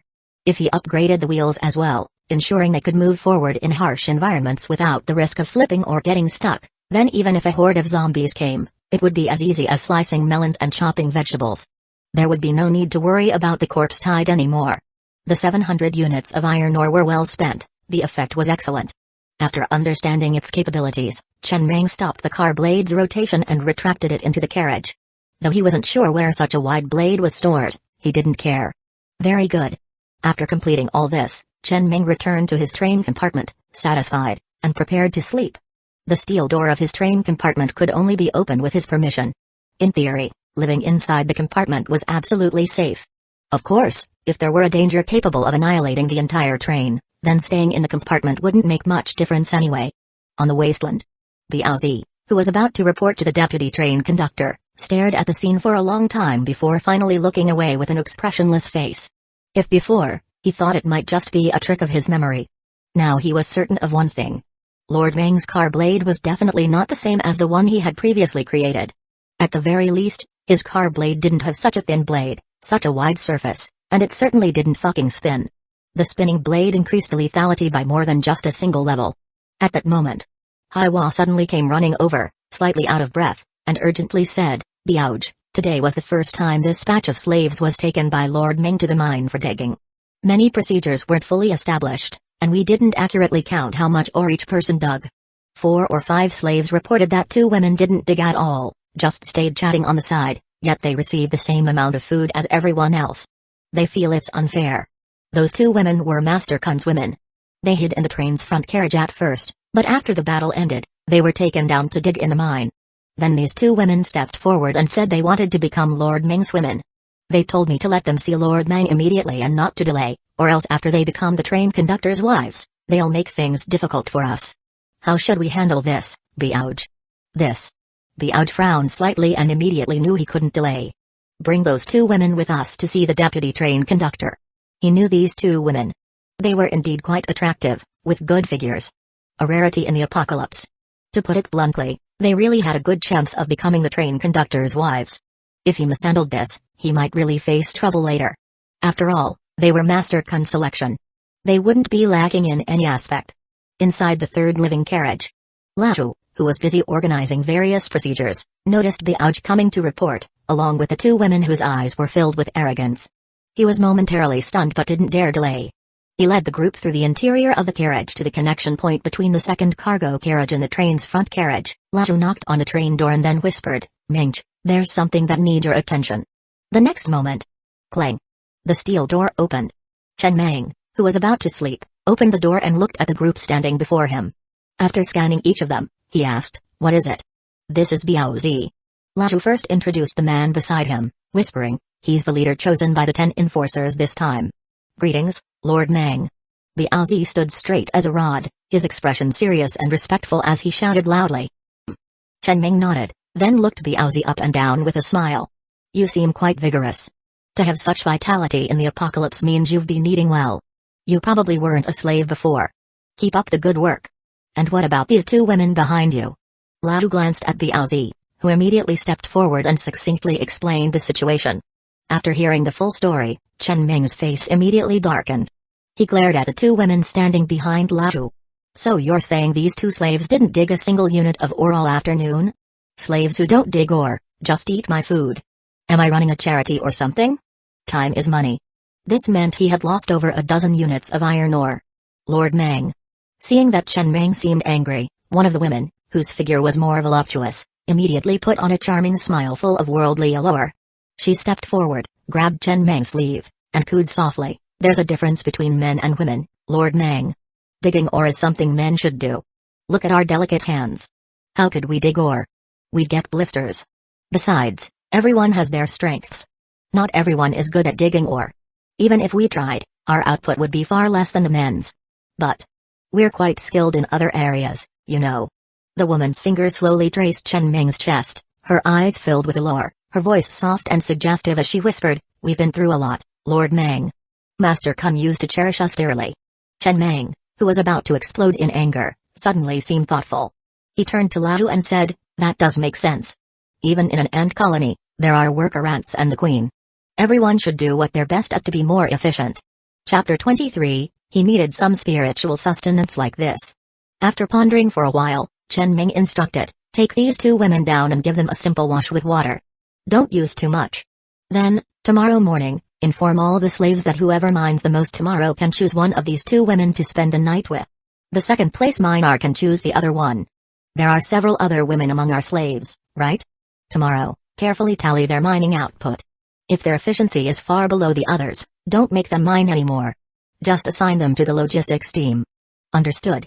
Laju nodded seriously, pulling out a small notebook from his pocket and jotting down Chen Ming's orders. Only then were the two women taken away by a few thugs. Chen Ming didn't chat much with the new thug leader. After a brief exchange and learning the man's name, he dismissed Laju and Biaozi.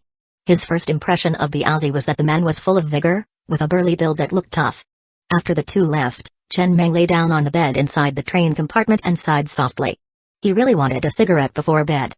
He needed some spiritual sustenance. But he hadn't found a single cigarette in Master Kun's train cabin. The guy didn't smoke. Once the train reached level 2, he would have to make a trip to the city ruins to see if he could find some cigarettes.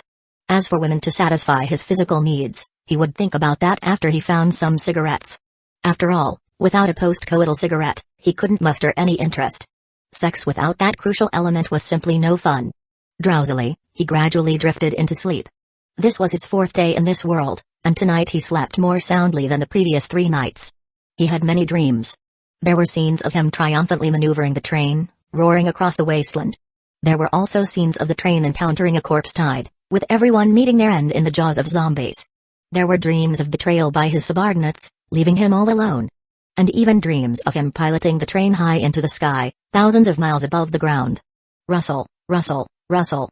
In his half-asleep state, Chen Ming was awakened by a series of noises.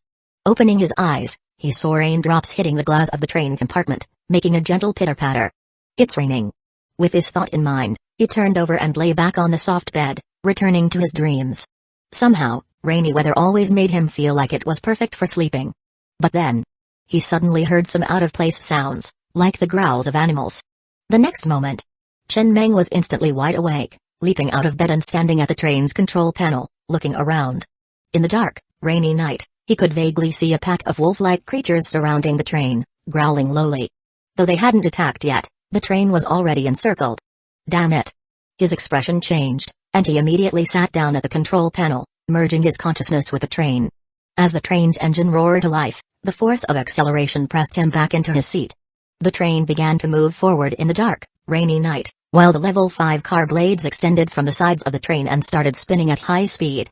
The whooshing sound of the car blades mixed with the low growls of the wolf-like creatures, instantly turning the peaceful rainy night into one filled with deadly tension.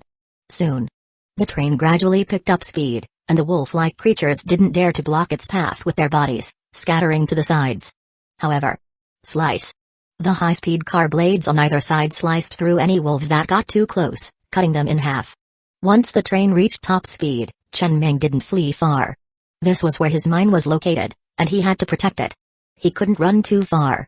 Besides, he noticed that there were only about 20 or 30 of these wolves, far from the terrifying numbers of a corpse tide. They weren't an insurmountable threat. In terms of speed, these wolves were no match for the train. Though they were agile, after several collisions under Chen Ming's control, the last wolf eventually met its end in the rainy night. With the crisis averted, Chen Ming slowly brought the train to a stop and stepped out into the rainy night, walking over to the corpse of one of the wolves. He looked down at it expressionlessly. Meanwhile, Lao, Biaozi, and a group of thugs armed with weapons rushed out from the number 3 living compartment and gathered around Chen Ming, keeping watch. "Lord Meng." Chen Ming remained silent, just staring down at the wolf corpse at his feet. He had seen this type of monster in the newbie guide. It was a zombie wolf, typically a level 1 creature that usually roamed the wastelands, feeding on carrion, such as zombie corpses, human remains, and the carcasses of other monsters. They weren't particularly aggressive. Though they lived in packs, they weren't as overwhelming as a corpse tide, and their numbers rarely exceeded 100. Even if he hadn't woken up, these wolves wouldn't have been able to breach the train's defenses or tear through its metal exterior. But this incident served as a reminder that the train urgently needed radar or other vehicle components. For now, though, they would have to arrange for night watches. This time, there was no danger, but what if it had been a corpse tide next time? If the train were completely surrounded by a corpse tide, it might not even be able to start up. Moreover, the spinning of the car blades relied on the energy stone in the train's cabin for power. Though the consumption wasn't excessive, the blades couldn't spin indefinitely. Over time, they would inevitably be overwhelmed by the corpse tide and meet their doom. Biaozi. Standing in the dark, rainy night, Chen Ming turned slightly and spoke softly to Biaozi, arrange for some people to keep watch at night. If this happens again, we might both end up dead here. Yes, this won't happen again. Biaozi replied in a low, hoarse voice, filled with shame. He had actually arranged for a night watch, but the other thugs hadn't listened to him. He had no choice but to assign his own man, Haiwa, to keep watch. But who would have thought that the bastard had fallen asleep? He couldn't reveal this. If he did, Haiwa's life might be at risk. So, he had to take the blame himself. Though Lord Mang hadn't given explicit orders, arranging for a night watch was something he, as the thug leader, should have handled on his own. At that moment, Lao stepped forward, crouched in the rain, and picked up a piece of shattered wolf meat. He sniffed it, and his brows suddenly furrowed with unease. Mage, something seems off. Normally, these zombie wolves are among the easier monsters to deal with in the wasteland. They usually don't venture too deep into the wilderness, mostly roaming around the city ruins, scavenging for carrion. Only the severely injured, sick, or elderly zombie wolves are driven deep into the wasteland by the pack. But these zombie wolves are all healthy, strong adults. They shouldn't be in this location. Unless there's a more terrifying monster in the nearest city ruins, forcing them to migrate. If that's the case, the survivors in that city are in danger. By now, many of them might already be fleeing, but the rainy wasteland can only be a gravy for them. These survivors usually hide deep in the city ruins, making them hard to find. But by now, other trains might already be on their way to pick them up. Chapter 24, Now, everyone, down the mine. If we go now, we might catch some survivors fleeing from the city ruins. No. Chen Ming stood in the pitch-black rainy night, gazing into the dark wilderness where he couldn't see his own hand in front of his face, and shook his head. We won't get involved in this mess. Tonight, we'll continue to rest. Biaozi, you keep watch. We'll start mining at dawn. I don't want any trouble before the train reaches level 2. Only when the train reaches level 2 does it truly qualify to roam the wilderness. Before that, the train is still in its infancy. It lacks not only offensive components but also many crucial ones, such as the high-beam headlights. Currently, not a single light is on in the train. The generator and circuit system have been built, but there's no surplus of energy stones. Driving at high speed in a pitch-black rainy night without high-beam headlights is extremely dangerous. It's like playing Parker with your eyes closed. Earlier, when he controlled the train to kill the zombie wolves with the car blade, he had to carefully manage the train's speed. Even so, it made him slightly nervous.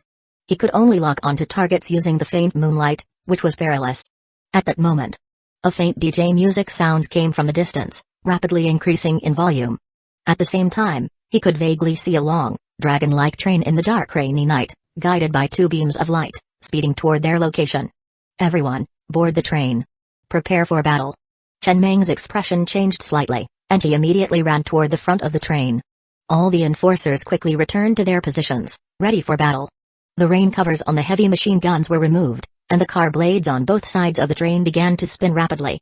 But just as he was about to start the train, the one blasting deafening DJ music had already arrived in front of them. It showed no intention of slowing down, though it didn't crash into them either. It just sped past at full speed, heading further into the distance. As it passed by, the train honked 3 times as a signal.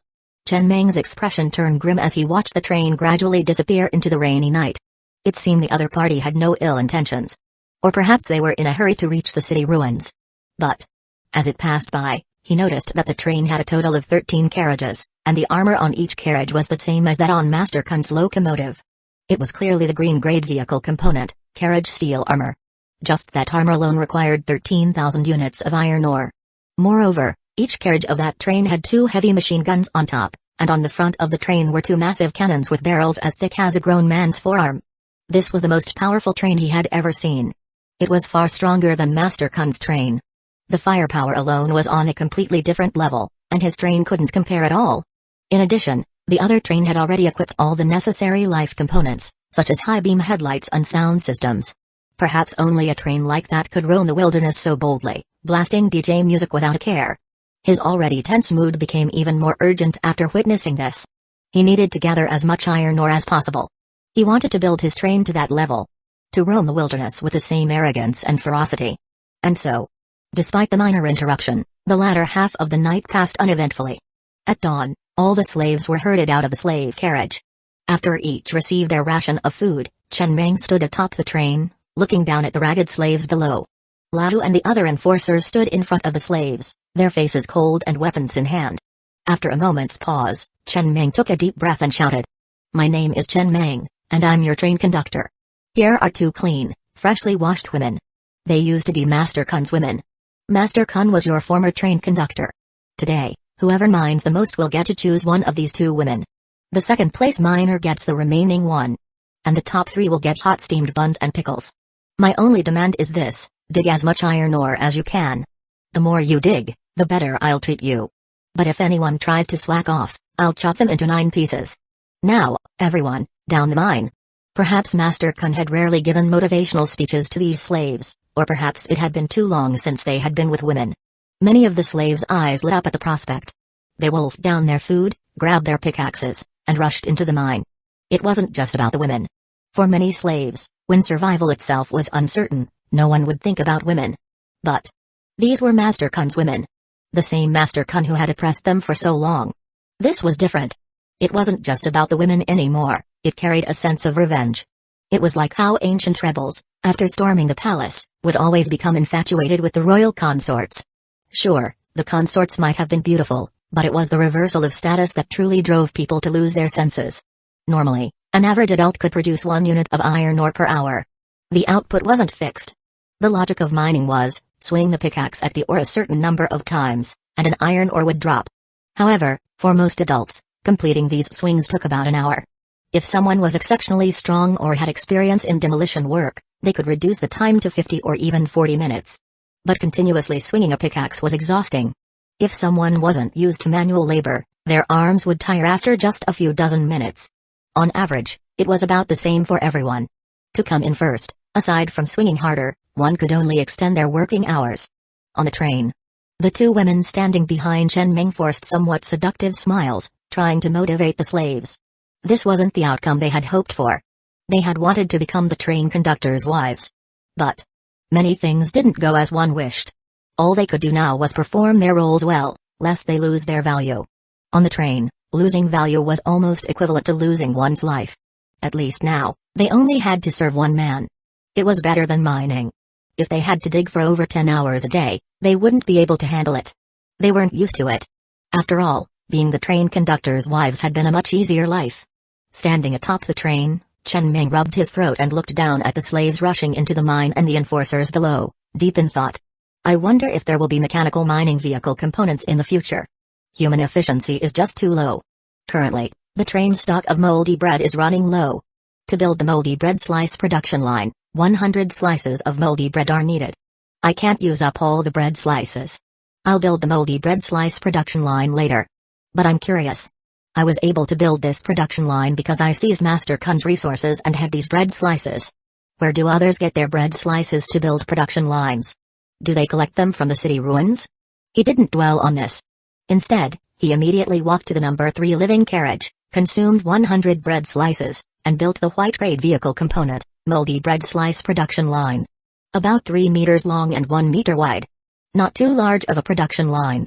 Thus, his stellar train gained another basic living component. And the components panel appeared before him.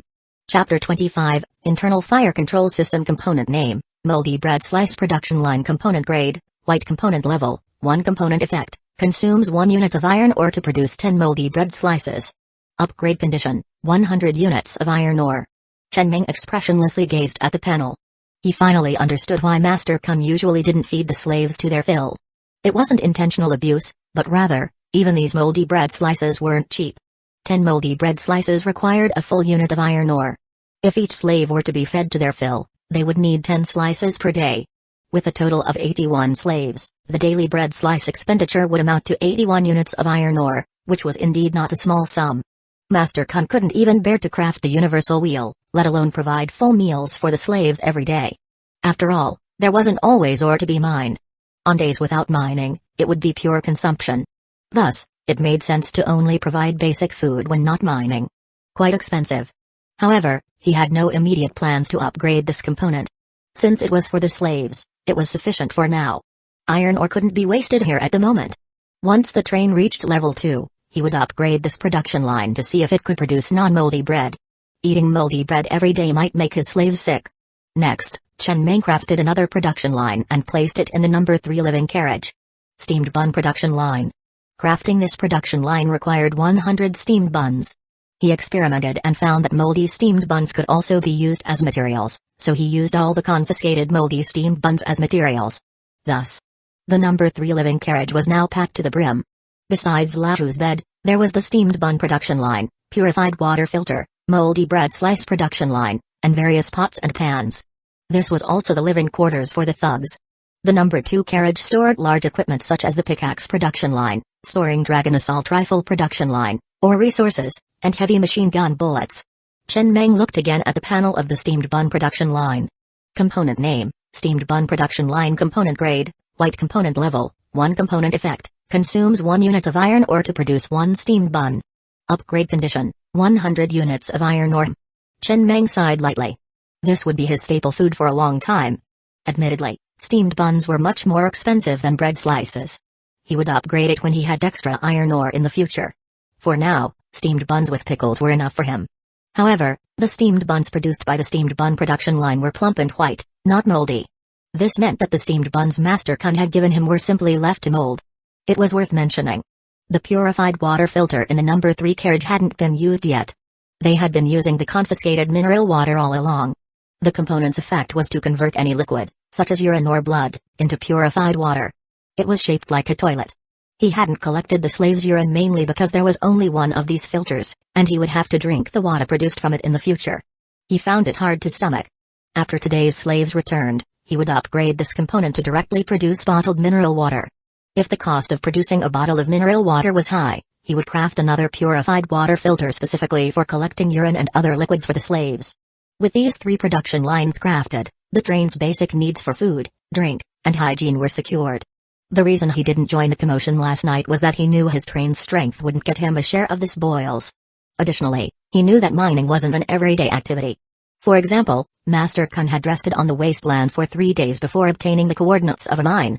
When there was ore to be mined, it was best to focus solely on mining. Otherwise, swinging here and there would leave one with nothing. While Chen Meng was planning the train's future inside, Lao was also in the number 3 carriage, organizing daily routines. Tasks that seemed insignificant but were actually crucial. Such as tallying the daily iron ore submitted by the slaves, distributing food, and taking inventory. As for Biaozi, he, along with Haiwa and another old subordinate, found the thug who had defied his orders yesterday with grim expressions. Last night, he had assigned other thugs to keep watch, but no one listened to his commands, leading to a mistake that left a bad impression on Lord Meng. He had clearly become the thug leader, but some still didn't respect him. So today, he needed to firmly establish his authority, ensuring that no one would disobey him again. The method to establish authority was simple. Biaozi found the man who had sneered at him last night and, without a word, punched him. Then, with Haiwa and the other subordinate, they proceeded to beat him up.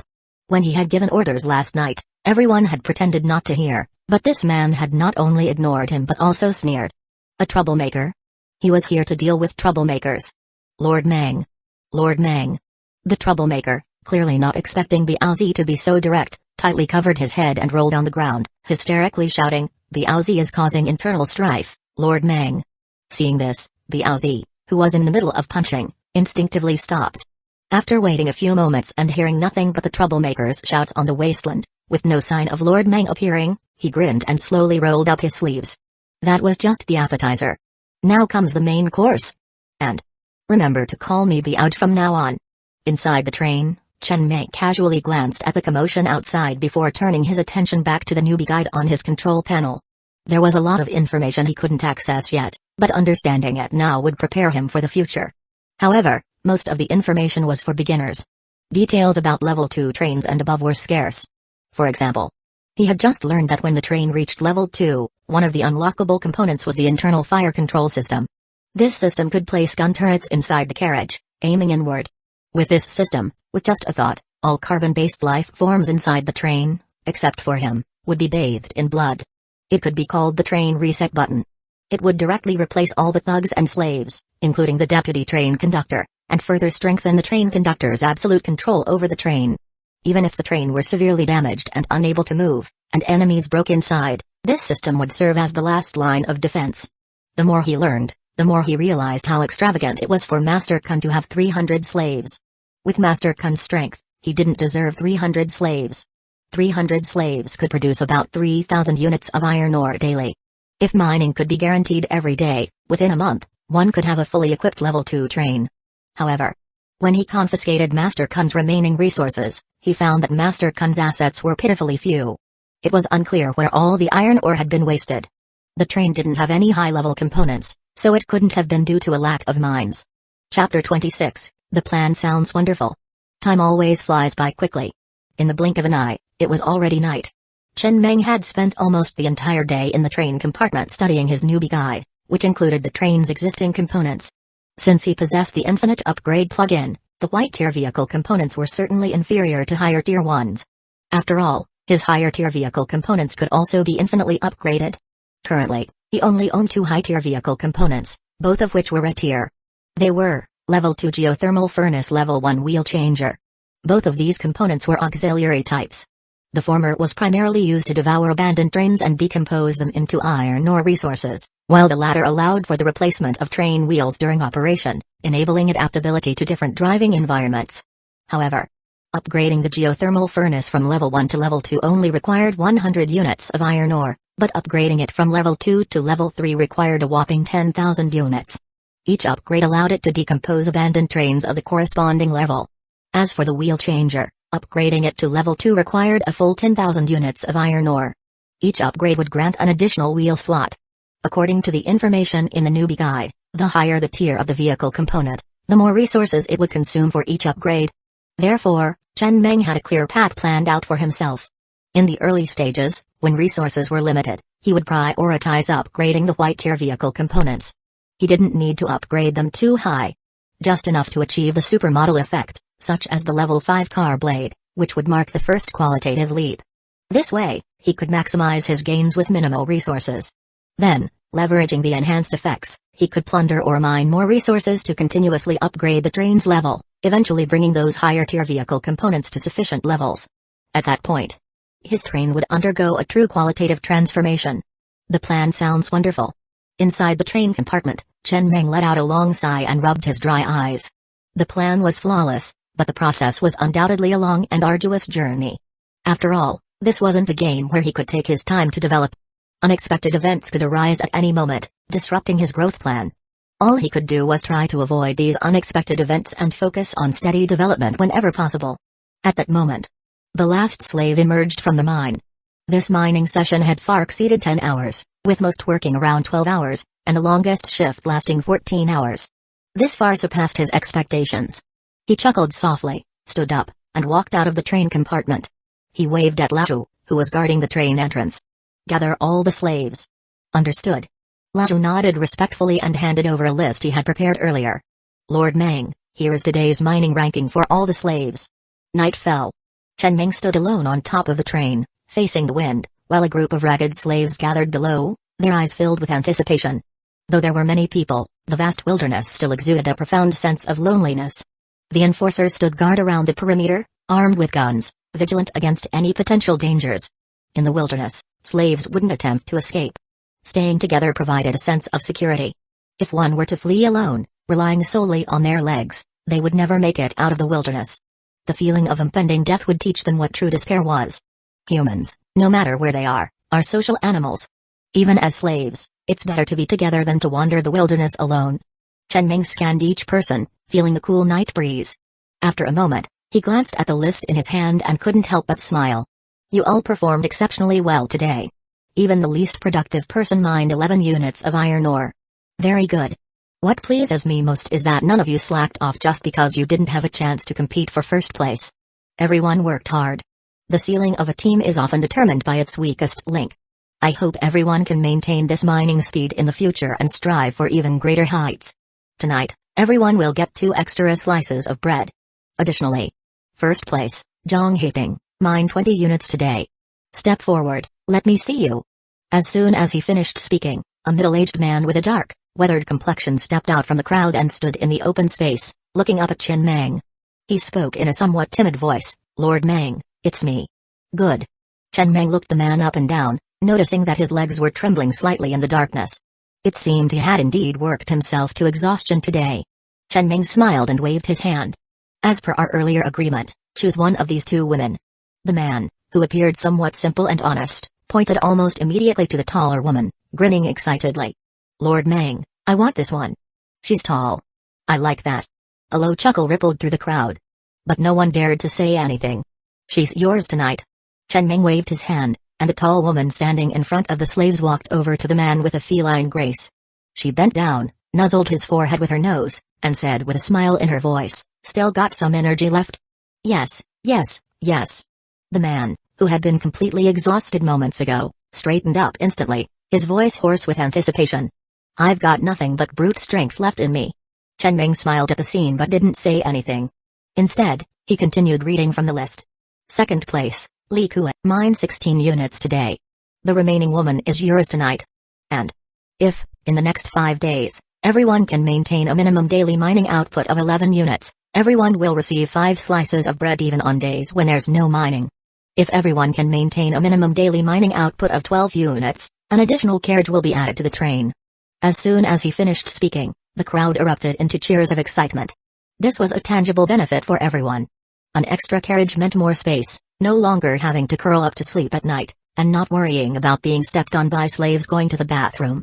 After all this, Chen Meng descended from the top of the train.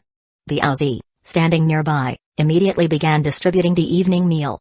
Each slave received 2 extra slices of bread, while the top 3 were given warm steamed buns and pickled vegetables. Lord Meng. Lashu, who had been waiting below, sighed with a hint of admiration. "I have to say, women are often a great stimulant for boosting morale. But Lord Meng, you're also exceptionally generous. Most train conductors wouldn't easily hand over women of this caliber to their subordinates. After all, in the apocalypse, cosmetics are hardy to come by, and there aren't many clean, attractive clothes. A woman with natural beauty and a good figure is an absolute rarity in the apocalypse. Truly precious." Chapter 27, Erect a monument for Master Kun and light an incense stick. Chen Meng glanced at Lashu, saying nothing more, and merely patted his shoulder before returning to his train compartment. The iron ore had already been moved back to warehouse number 2. A total of 1,101 units of iron ore. With 81 slaves, producing such a quantity of iron ore in a single day was undoubtedly overworking them. Got money again. Inside the train compartment, Chen Meng couldn't help but smile as he looked at the resource count on the train panel. Forget about women, if those 2 women could be sold for enough iron ore, he would have sold them long ago. Women. After a while, they're all the same. Among the 7 essential vehicle components required for upgrading the train, he had only 2 left to craft, carriage steel armor and axe production line. Crafting these 2 items would require at least 1,100 units of iron ore. Just enough. Not too much, not too little. The axe production line would produce axes for logging. This production line was the same size as the pickaxe production line and was also placed in warehouse number 2. Meanwhile, the carriage steel armor would consume 1,000 units of iron ore per carriage. Naturally, he prioritized the train's head. As the iron ore in warehouse number 2 turned to ash and merged into the carriage, Chen Meng stepped out of the train compartment and looked at the thick layer of armor on the train's head, nodding in satisfaction. He tapped it with his knuckles, hearing a deep, dull echo. Component name, carriage steel armor. Component grade, green. Component level, 1. Component effect, fully immune to damage from level 1 bullets and level 1 creatures, with some defensive effect against level 2 bullets and level 2 creatures. Upgrade requirement, 5,000 units of iron ore, worth every bit of the 1,000 units of iron ore it took to craft. Not only did it look secure, but the panel also seemed tough. Standing a few meters away, Chen Meng picked up his soaring dragon assault rifle and fired a full magazine at the armor on the train's head. Rat-tat-tat. After emptying the magazine, Chen Meng approached to inspect the armor. There wasn't even a dent. Just a few scratches on the paint. It was truly immune. His soaring dragon assault rifle production line was level 1, so the rifles and bullets it produced were naturally level 1. He even fired half a magazine at the train's windshield. Still, not a single mark. Though the windshield didn't visibly have armor, it shared the armor's strength. If all the carriage steel armor on the train were level 2 or even level 3, even if another corpse tide came, the train could remain stationary, and the zombies wouldn't be able to breach it. Excellent. Chen Ming nodded in satisfaction. The 1,000 units of iron ore were well spent, though they were gone in an instant. His 81 slaves had toiled all day, and he had spent it all in a flash. Only 1 unit of iron ore remained. Truly, earning money was like squeezing toothpaste, while spending it was like water flowing. He suddenly felt a bit grateful that he had been captured and made a slave by Master Kun when he first arrived. Without those 81 slaves, life would have been much harder. He would have had to mine the ore himself. Master Kun was a good man. When the time came, he would erect a monument for Master Kun and light an incense stick. And so, the 7 essential vehicle components required for upgrading the level 1 train had all been crafted. The final step to upgrading to level 2 was within reach. Upgrade requirement: possess 4 carriages, complete all 7 essential vehicle components, and consume 5,000 units of level 1 iron ore. He currently had 3 carriages. He just needed to add a slave carriage and gather 5,000 units of iron ore, and he could upgrade to level 2. Barring any unforeseen circumstances, it would take just 5 more days. Everything was moving in a positive direction. But it also reminded him. Once the train reached level 2, he should prioritize upgrading the Soaring Dragon Assault Rifle production line to level 2. That way, the Soaring Dragon Assault Rifles wouldn't struggle against the level 1 armor of other trains. He needed to focus on both defense and offense. Tonight was destined to be an unforgettable night. The slave carriage reeked. The 2 newly crowned grooms of the night refused to bring the women into the slave carriage, choosing to do their business right there. The other slaves gathered around, cheering and creating a lively scene. Some even took advantage of the chaos to push from behind. Biaozi and his gang of enforcers stood nearby, watching the spectacle. After a while, Biaozi couldn't help but laugh, caught up in the atmosphere. It's so lively. We never had anything like this under Master Kun. That. Haiwa, standing beside him, whispered regretfully, I suddenly regret being chosen as an enforcer. I'm strong too. If I were a slave, I'd be the one on the battlefield tonight. Biaozi gave Haiwa a disdainful look. You've got no ambition. We're enforcers, a step above slaves. If Lord Mang gives slaves this kind of treatment, we'll surely get something better, right? Haiwa scratched his head awkwardly and muttered, it's not about the food or treatment. It's just that the atmosphere is so lively. It's been so long since the apocalypse started, and we've never had such a fun moment. I just want to join in. Biaozi was momentarily stunned, then also found himself gazing at the scene with a distant look. Indeed, since the apocalypse began, it had been a long time since they'd experienced such liveliness. In the high-stress environment of the apocalypse, everyone's nerves were on edge. Every train conductor had developed some hard-to-accept habits. When someone stayed in such a high-pressure environment for too long and suddenly rose to power, without the constraints of law or morality, they were bound to resort to extreme behaviors to relieve stress. It was an objective law. But Lord Ming seemed to have no such habits. He was completely sane, without any mood swings, and didn't indulge in women. Wait. Thinking about it, that actually made Lord Ming seem even more problematic. In the blink of an eye, it was already the 5th day. The sky was just beginning to lighten at the horizon. Chen Ming had already risen early, washed up, and stood in the train compartment with his hands clasped, murmuring, Heaven, please grant me one more peaceful day. Even if it's the last day, I'll be content. The previous 4 days had all passed safely, with each slave mining at least 12 units of ore daily. It was truly overworking them. If today also went smoothly, his train would naturally upgrade to level 2, which would be a significant improvement. For one thing, with the train radio and the energy stones produced by the fabrication table, he could confidently explore the wasteland at full speed, searching for higher-grade iron ore and opportunities. These past few days had been filled with anxiety. After all, when Master Kun had started mining, the corpse tide had surrounded them within hours. It showed how unpredictable the wasteland could be. He was already satisfied with 4 safe days of mining. Of course. If today also went smoothly, he would be even more satisfied. Chapter 28, I'll offer you some incense tomorrow. Inside the train compartment, Chen Ming stood before the control console, lifting a telescope to peer into the distance. Not a single movement could be seen. Just an eerie silence. Over the past few days in the wasteland, he had grown accustomed to this. Yet, something felt slightly off. After all, back in Master Kun's slave carriage, he had witnessed the enforcers remaining vigilant at all times. Even during the train's temporary stops, Though there were no massive hordes of monsters like the corpse tide, scattered creatures were still a common sight. But these past 4 days, he hadn't encountered a single monster. It was unnervingly quiet. The train's front observation window offered a 180-degree view, allowing him to monitor the front and sides. Chen Meng climbed onto the control console and opened the skylight to glance toward the rear of the train. Still, there was nothing.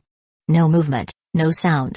After completing his survey, he finally let out a long sigh of relief, hoping today would pass uneventfully. Then, he turned his attention to the resource count on the train panel. 4,819 units of iron ore. This was his total accumulation over the past 4 days. By tomorrow, he would be able to upgrade the train to level 2. Everything was proceeding smoothly. At that moment, noise began to filter in from outside the train. The slaves had woken up and were taking pickaxes from the enforcers one by one, heading toward the mine. Over the past few days, Lao had streamlined the process, and such tasks no longer required his direct involvement. All the slaves had descended into the mine. Chen Ming began his breakfast as Lao brought over steaming buns and pickled vegetables. The best food available on the train. Sigh. He looked down at the pickled vegetables in his hand and sighed softly. Though buns with pickles weren't bad, eating them every day was becoming tiresome. He longed for a change of flavor. But then again, he wasn't even sure how the pickled vegetables were obtained. Were they produced on a level 2 train's production line, or scavenged from the city ruins? When they had seized Master Kun's train, they had acquired a decent stash of pickled vegetables. There were still over 80 packs left, but once those were gone, even this meager accompaniment would vanish. If only he could have some Lao Gan Ma chili sauce or meat paste. And a cigarette would be perfect? He hadn't smoked in days, and the itch was starting to get to him. Chen Ming chewed on his bun, lost in his thoughts as time slowly ticked by. Train conductor Zhu. Outside the train, Biaozi approached Lao, licking his lips as he tentatively asked, "I heard you used to be a deputy train conductor?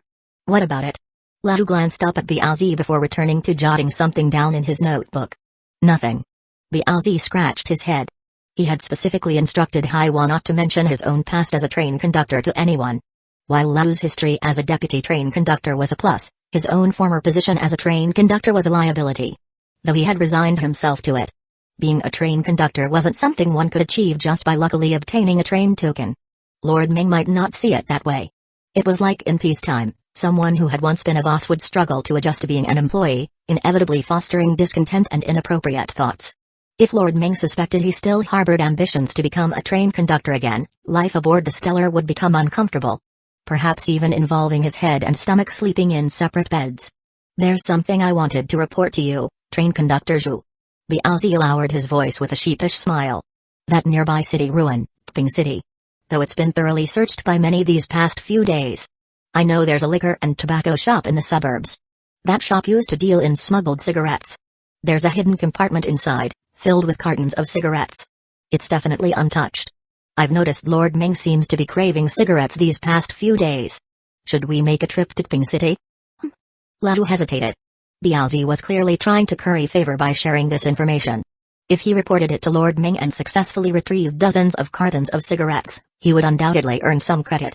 However, the train is still at level 1. Let's focus on upgrading it to level 2 first. That's our top priority for now. But I'll keep this in mind. When the time comes, if we find the cigarettes, I'll let Lord Mang know it was your lead. Thanks. Biaozi grinned and scratched the back of his head. All right, train conductor Zhu, I won't disturb you further. I'll go continue my patrol. Though inwardly, he couldn't help but grumble. Despite train conductor Zhu's harmless, obedient demeanor around Lord Mang, anyone who had survived this long in the apocalypse, and even served as a deputy train conductor, was no simpleton. If he didn't butter him up, he might find himself on the receiving end of some underhanded treatment. While becoming a train conductor might require just a stroke of luck, being a deputy train conductor truly demanded skill and cunning. Of course, becoming a train conductor might need a bit of luck, but being a competent one? That was a whole different level of difficulty. Take himself, for example. He had survived this long in the apocalypse, and he wasn't naive enough to think he was any kind of saint. A year ago, when the apocalypse struck, order collapsed almost instantly, and people gradually split into two groups. One group was the train conductors roaming the wasteland. The other was the survivors holed up in the cities. These survivors, whether lone wolves or part of gangs, banded together in relatively safe locations within the cities. Places like air raid shelters or other large infrastructure. They scavenged for supplies like pack rats, barely managing to eke out an existence. Of course, when these people were captured and brought onto the trains, their status changed. From survivors to slaves. After the apocalypse, all firearms ceased to function. Against the monsters, these people had little means of resistance, so they mostly resorted to hiding. Level 1 monsters were the most basic, like Level 1 zombies. Only Level 1 monsters could be killed with ordinary means, such as fire axes. But when it came to Level 2 or Level 3 monsters, only weapons crafted from train components or production lines could deal effective damage. To put it bluntly, this world had only two types of people: train conductors or slaves. In the blink of an eye, darkness fell, and the slaves began trickling back from the mine, like diligent worker ants returning to their nest. Perfect? Inside the train compartment, Chen Meng sat at the control console, his eyes fixed on the resource count displayed on the train panel. A satisfied smile spread across his face. After this batch of iron ore was stored in the number 2 cargo warehouse, the total count had finally reached 6,012 units. Dear heavens! Chen Meng clasped his hands together, tilting his head slightly upward as he took a deep breath to suppress his excitement. You truly listened to prayers. Today passed without incident once again. So, if it's not too much to ask, could you also bless me with 7 more days of peaceful mining here? You're the best. I'll offer you some incense tomorrow. Chapter 29. Your train has upgraded to level 2. After thanking the heavens, Chen Meng opened his eyes and glanced at the pitch-black night outside. He couldn't hold back any longer and couldn't help but grin and nod repeatedly. Finally, he had gathered enough iron ore. The train could finally be upgraded to level 2. All his conditions had been met. The only thing left was to build one more carriage. He had already promised the slaves that if they could maintain a daily mining output of over 12 units for these 5 days, he would build another slave carriage, giving them a more spacious living environment. With a thought, the 100 units of iron ore in carriage number 2 instantly turned into powder and merged into the carriage. Immediately after, several white dotted lines appeared abruptly at the rear of the stellar train on the wasteland, forming a new carriage. A few seconds later, as the faintly glowing white dotted lines gradually dimmed, a brand new carriage appeared at the tail of the stellar train, now connected.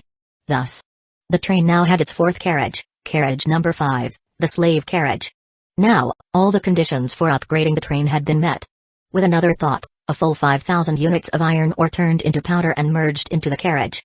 The essential resources required for the upgrade. Once all the powder had been absorbed by the train, the next moment, a semi-transparent panel instantly popped up in front of Chen Meng. Your train has upgraded to level 2. More craftable components will be unlocked, along with more personalized and practical features. Chen Meng, full of anticipation, skipped over the prompt panel and opened his train panel. Soon, an extremely detailed panel appeared on the screen inside the train compartment. Train name, Stellar. Train level, level 2. Train components, level 2 geothermal furnace, level 1 wheel changer, level 5 car blade.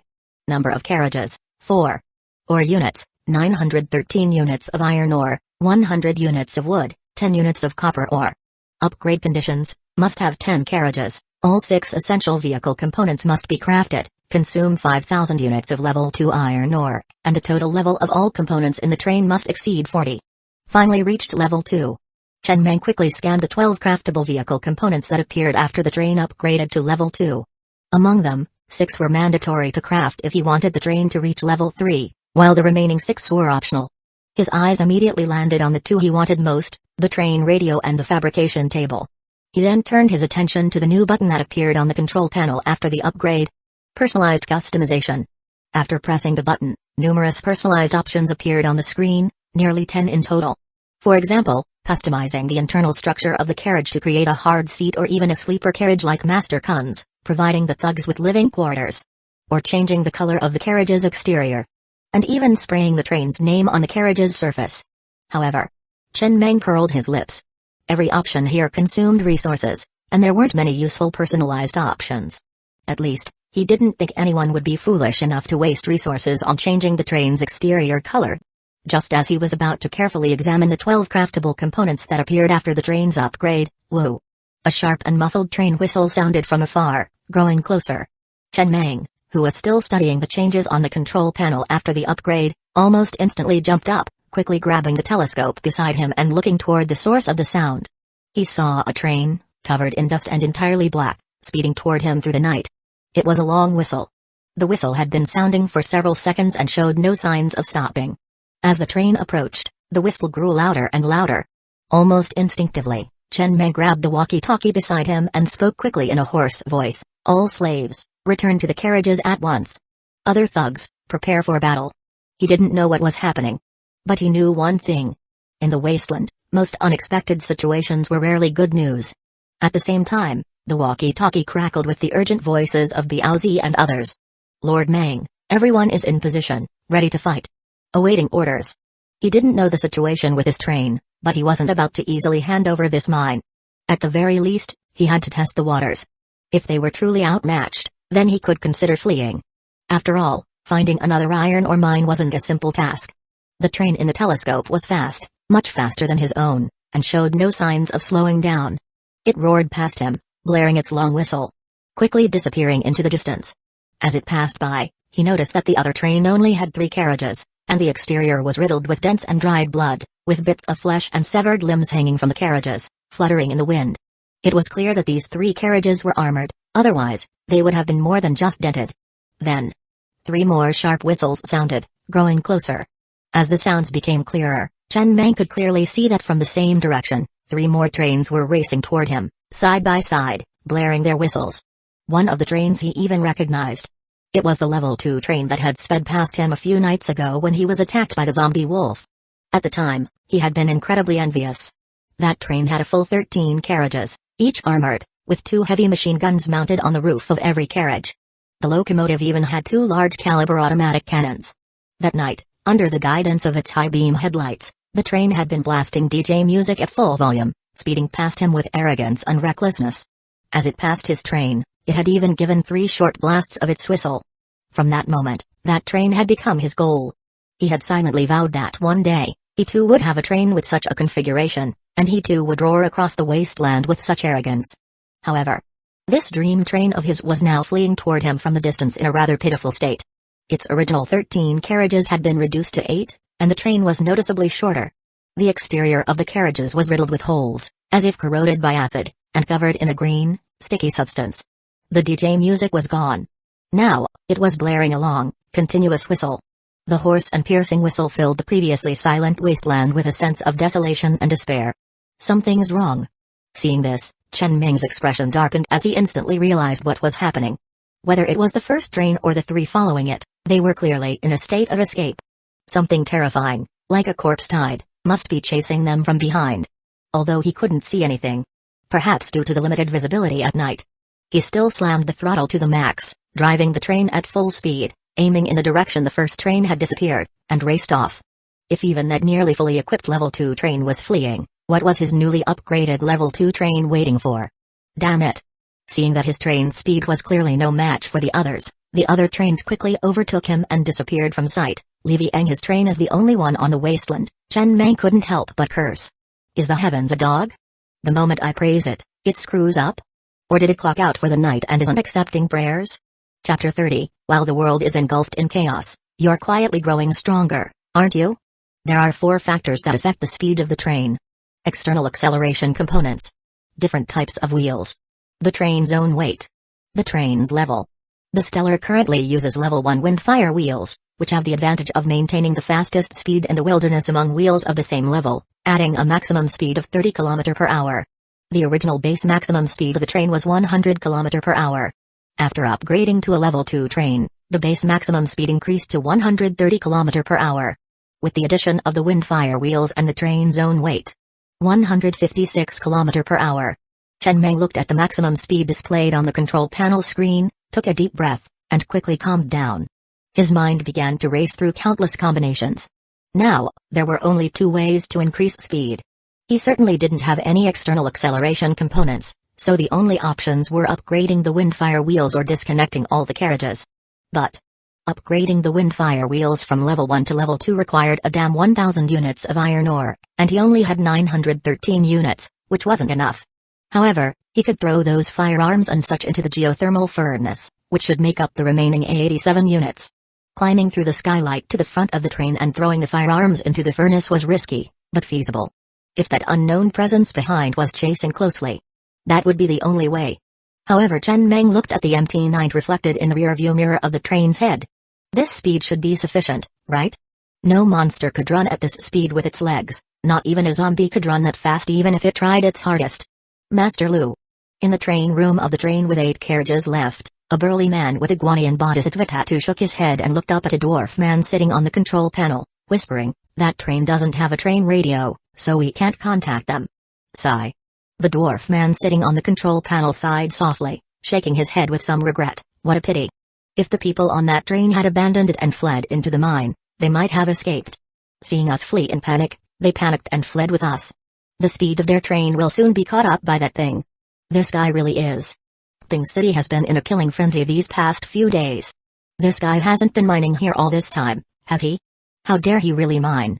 He remembered this train. A few days ago, when he eagerly went to Ping City to kill, this train was mining here. Over there, it was a bloodbath these past few days.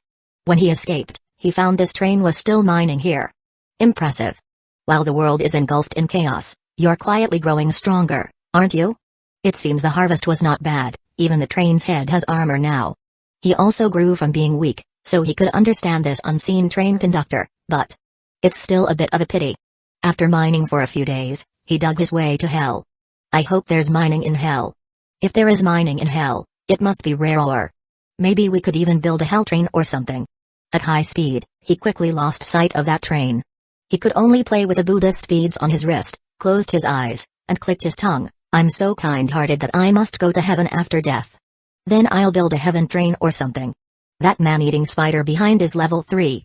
The heavy machine guns and automatic cannons in their train are level 2 and cannot penetrate its defense. They can bully the young ones, but they can't do anything to that boss. When the monster's level surpasses the level of the offensive vehicle components, the offensive vehicle components cannot cause damage. The damage will be directly ignored, not even scratching it. Even red-grade vehicle components, like a level 2 defensive turret, cannot damage a level 3 zombie. What determines the power of offensive vehicle components is their grade and level. But what determines whether offensive vehicle components can penetrate defense depends solely on their level. Upgrading offensive vehicle components not only increases their power but also allows them to effectively damage higher-level monsters. Of course, level 1 is an exception. Level 1 monsters are the most basic monsters, even ordinary weapons like fire axes can damage them. After the apocalypse, all firearms became ineffective. To have firearms that can sufficiently damage monsters, one can only use the production line in the train to craft them. Thus, the train is the only main theme of this world. Originally, several trains kept provoking at the edge. When that level 3 man-eating spider ran to one end, the trains at the other end took the opportunity to kill the boss's young, thereby obtaining the possibly dropped rare resources and component blueprints. But who knew that after too many young were killed, the man-eating spider went mad.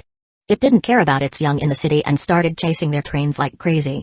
Then they could only flee. What else could they do? They initially scattered in different directions to escape, but later, the boss spewed all its webs to block other paths, forcing them to head in one direction. After running into the wilderness, they didn't need to turn anymore, just full throttle to the max. Their speed was slightly faster. It's a pity, though. The dwarf man sitting on the control panel looked regretfully at the sandy wilderness behind. The rare resources obtained from killing the man-eating spider's young these past few days were quite good, almost making up for the losses. If they could kill this man-eating spider boss, the dropped rare resources would surely be even richer. But only level 3 and above offensive vehicle components can damage this man-eating spider. Whether it's the green-grade heavy machine gun or the blue-grade automatic cannon, upgrading them to level 3 costs a lot of iron ore. He didn't prioritize upgrading these two because level 3 monsters are rarely encountered in this wilderness. However, there is a level 3 soaring dragon assault rifle production line. But the bullets fired from that level 3 rifle would be like tickling the man-eating spider. It can penetrate defense, but it's useless. White-grade offensive vehicle components don't cost much to upgrade, but white-grade vehicle components can't be upgraded to level 3. So they could only flee. At this moment, in the stellar, Chen Meng, sitting in the control room of the train, suddenly felt the ground shaking.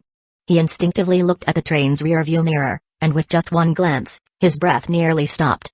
In the distance, a spider more than 10 meters tall was sprinting towards him at an incredible speed. At first glance, it looked like a small mountain running wild. Chen Ming took a deep breath, his face pale. He felt all the blood in his body rush to the back of his head, and his adrenaline surged rapidly. For the first time, he realized he might have megalophobia. He wasn't particularly afraid of spiders, but seeing such a huge spider for the first time was overly stimulating. Chapter 31 Huh? The stellar train was already moving at full speed. But the distance between the two sides was still rapidly closing, and the speed difference was quite significant. In this situation, even if he upgraded the wind-fire wheel to level 2 and sacrificed all the carriages to save himself, it would be difficult to escape. Unless the carriages he dropped could attract the other party's attention, then he might have a chance to escape. But it was highly unlikely, as the trains that had escaped earlier were missing several carriages and were still being relentlessly pursued. Perhaps it was because the stellar train was the only one visible on the entire wasteland at that moment. The enormous spider had firmly locked onto it, its 8 massive ambulatory limbs rapidly sprinting across the wasteland, showing no signs of giving up. What a lunatic. Inside the train cabin, Chen Meng glanced at the rearview mirror and couldn't help but curse angrily at the rapidly approaching, mountain-like giant spider. How the hell can a spider run so fast? Is it logical that more legs mean faster speed? Then my train has so many wheels, why can't it run as fast as him? Lord Meng. Laju, sitting beside him, tightly gripped the handrail inside the train cabin, his voice trembling with a hint of despair. This is a level 3 leader monster among the level 2 man-eating spiders. After mutating into a leader monster, its size increases significantly, making it a boss. Ordinary level 1 or 2 offensive vehicle components can't even break its defense. Only level 3 and above offensive vehicle components can effectively damage this leader monster. Generally, a level 3 man-eating spider leader monster doesn't have this kind of speed unless it's extremely angry, which would cause it to burst out with such speed. After this burst, it will be weakened for a long time. Even if we sacrifice the tail to save ourselves, our train head can't outrun it, and the level 1 armor of the train head can't withstand its attacks. We may die. Huh? Sitting at the control panel, Chen Meng was slightly stunned upon hearing Lau's words. He instinctively looked at the rapidly approaching giant spider in the rearview mirror of the train head. So, does that mean that as long as we have level 3 and above offensive vehicle components, we can effectively damage this monster? Well, his car blade is level 5. He originally thought that this white vehicle component would need to be upgraded to level 10 or even level 20 to achieve a real qualitative change. He didn't expect the world's level system to be so strict, where just level 3 offensive vehicle components could deal enough effective damage to this boss. In that case, Chen Meng narrowed his eyes. Since running away is definitely not an option, why not take a gamble? The spider's abdomen is basically close to the ground, with a total of 8 ambulatory limbs on both sides of the abdomen that are constantly running. As long as all the ambulatory limbs of this spider are cut off, the rest will be much easier to handle. Next moment. Car blade activated. The two sides of the stellar train's carriages quickly extended to 70-centimeter wide blades that were spinning rapidly and gleaming with a cold light. Then, under Chen Meng's control, the stellar train made a sharp turn towards the direction it came from. In just a few seconds, the train had completed the turn, but due to the lack of a universal wheel, the turning arc was too large, making a big circle and wasting a lot of time. By the time the turn was successfully completed, the mountain-like man-eating spider was already only a few hundred meters away from them. Lord Meng. Laju, who hadn't yet reacted, saw this scene through the train's observation room. His heart instantly leaped to his throat, and he shouted in a trembling voice, "Our train can't ram into it. Don't panic." At this moment, Chen Meng was completely calm. Sitting at the control panel, his brain waves were completely synchronized with the train. His breathing gradually stabilized as he held the control lever, ready to make fine adjustments, his eyes fixed on the man-eating spider that was close at hand. Everything around seemed to slow down. A distance of a few hundred meters. With both sides moving at full speed, it was almost instantaneous. In a flash, the two sides were already only a few meters apart. Just as they were about to collide, Chen Meng tightly gripped the control panel and slightly tilted it to the left. The entire train, like a long snake, swept past the spider's massive head, heading straight for the spider's right ambulatory limbs. As it quickly swept past, the rapidly spinning steel blades on both sides of the carriage, with the help of inertia, easily severed all 4 of the spider's right ambulatory limbs like a guillotine. Admittedly, since the steel blades were positioned 1 meter above the ground, they didn't sever the 4 ambulatory limbs at the root, but the partially severed limbs were obviously not very functional anymore. When the train turned around again to face the man-eating spider, Chen Meng, standing inside the train cabin, looked at the scene before him and smiled. The mountain-sized man-eating spider, having lost its balance, had already fallen heavily onto the wasteland. It was now struggling to get back up, continuously emitting piercing screeches. This was the first time he had seen a spider with vocal organs. Next, as long as the other 4 ambulatory limbs were severed, this spider would be trapped on the wasteland, unable to maintain its previous speed. A few more rounds, and all the shortened ambulatory limbs would be completely removed, rendering the spider immobile. The spider's 4 ambulatory limbs were not in a straight line, so to use the car blade to sever all 4 limbs at once, it required fine adjustments with the control lever, making the entire train move like a long snake, quickly twisting and advancing. Only then could it be accomplished. It was a high-difficulty maneuver, and a single misstep could lead to a crash. This was Chen Ming's first attempt at such a high-difficulty control technique, and it seemed the result was not bad. He had practiced train control a bit during his free time in the past few days. Huh? Lad looked at the scene before him. Although he quickly understood what had happened, he still murmured in confusion, "What's going on?" However, Chen Ming didn't answer the question. Instead, a glint of greed flashed in his eyes. If he could kill this boss, it would surely drop a lot of good loot. Narrowing his eyes, he immediately prepared to press on and continue the attack. Although greed had taken hold, he remained highly vigilant. He remembered that the armor of the trains that had initially fled was covered in green, sticky liquid, as if corroded. This boss's attack methods were clearly not limited to its ambulatory limbs. Moreover, the previous success was due to catching the spider off guard. Now that the spider had fully reacted, it was a different story. The 8 ambulatory limbs, in pain, continuously pounded the wasteland ground, each strike creating a large crater. He could indeed break its defense, but his own defenses were completely insignificant in front of this spider. A classic case of high attack, low defense. If he drove the train over now, his train would be punctured with many holes. But he had a better solution. Chen Ming parked the train on the wasteland, disconnected the train head from the 4 carriages behind, then disconnected the 4th carriage from the 3rd carriage, and finally connected the 4th carriage to the train head. Thus, a short and nimble train had been assembled. It would be great to have a cigarette right now. Inside the train cabin, Chen Ming licked his lips, trying to keep his breathing as steady as possible, then floored the accelerator. Next moment, the entire train, like a wild horse, charged towards the struggling giant spider on the wasteland, aiming for the 4 intact ambulatory limbs. Just before the collision, Chen Ming disconnected the carriage, and at the same time, the train head sharply turned left, moving away from the boss. The carriage, propelled by inertia, shot straight towards the 4 ambulatory limbs that were continuously pounding the ground. Slash. Slash. With several slashing sounds and the boss's roars, the 2 previously intact ambulatory limbs on the boss's left side were severed by the rapidly spinning car blade. As for the carriage, it was pierced by the other 2 ambulatory limbs, lifted into the air, and waved around before being thrown to the ground in the distance. Plan successful. Inside the train head, Chen Ming looked at the scene in the rearview mirror and grinned. It was really time for a victory cigar. A carriage only cost 100 units of iron ore. Just a few more rounds like this, and this boss would be finished. As long as the mindset doesn't falter, there are always more solutions than difficulties. As for Lashu in the train cabin, after witnessing the entire scene, he was once again filled with shock and confusion, his mouth slightly agape. Huh? Chapter 32 Dinner time. Dinner time. After repeating the same tactic several times, Chen Ming's control became increasingly fluid. As several train carriages were rendered useless, all the ambulatory limbs of the mountain-like spider were severed at the root. Its massive body collapsed onto the wasteland, completely immobilized, like a lamb awaiting slaughter. Finally, it's dinner time. Inside the train compartment, Chen Ming let out a light sigh before reconnecting several carriages that had been abandoned nearby to the train engine. He then slowly maneuvered the train closer to the enormous spider. Circling around to its rear, Chen Ming noted that the spider shot its silk from its abdomen, and its head, with its menacing mouth, looked quite aggressive. Attacking from the rear seemed the safest option.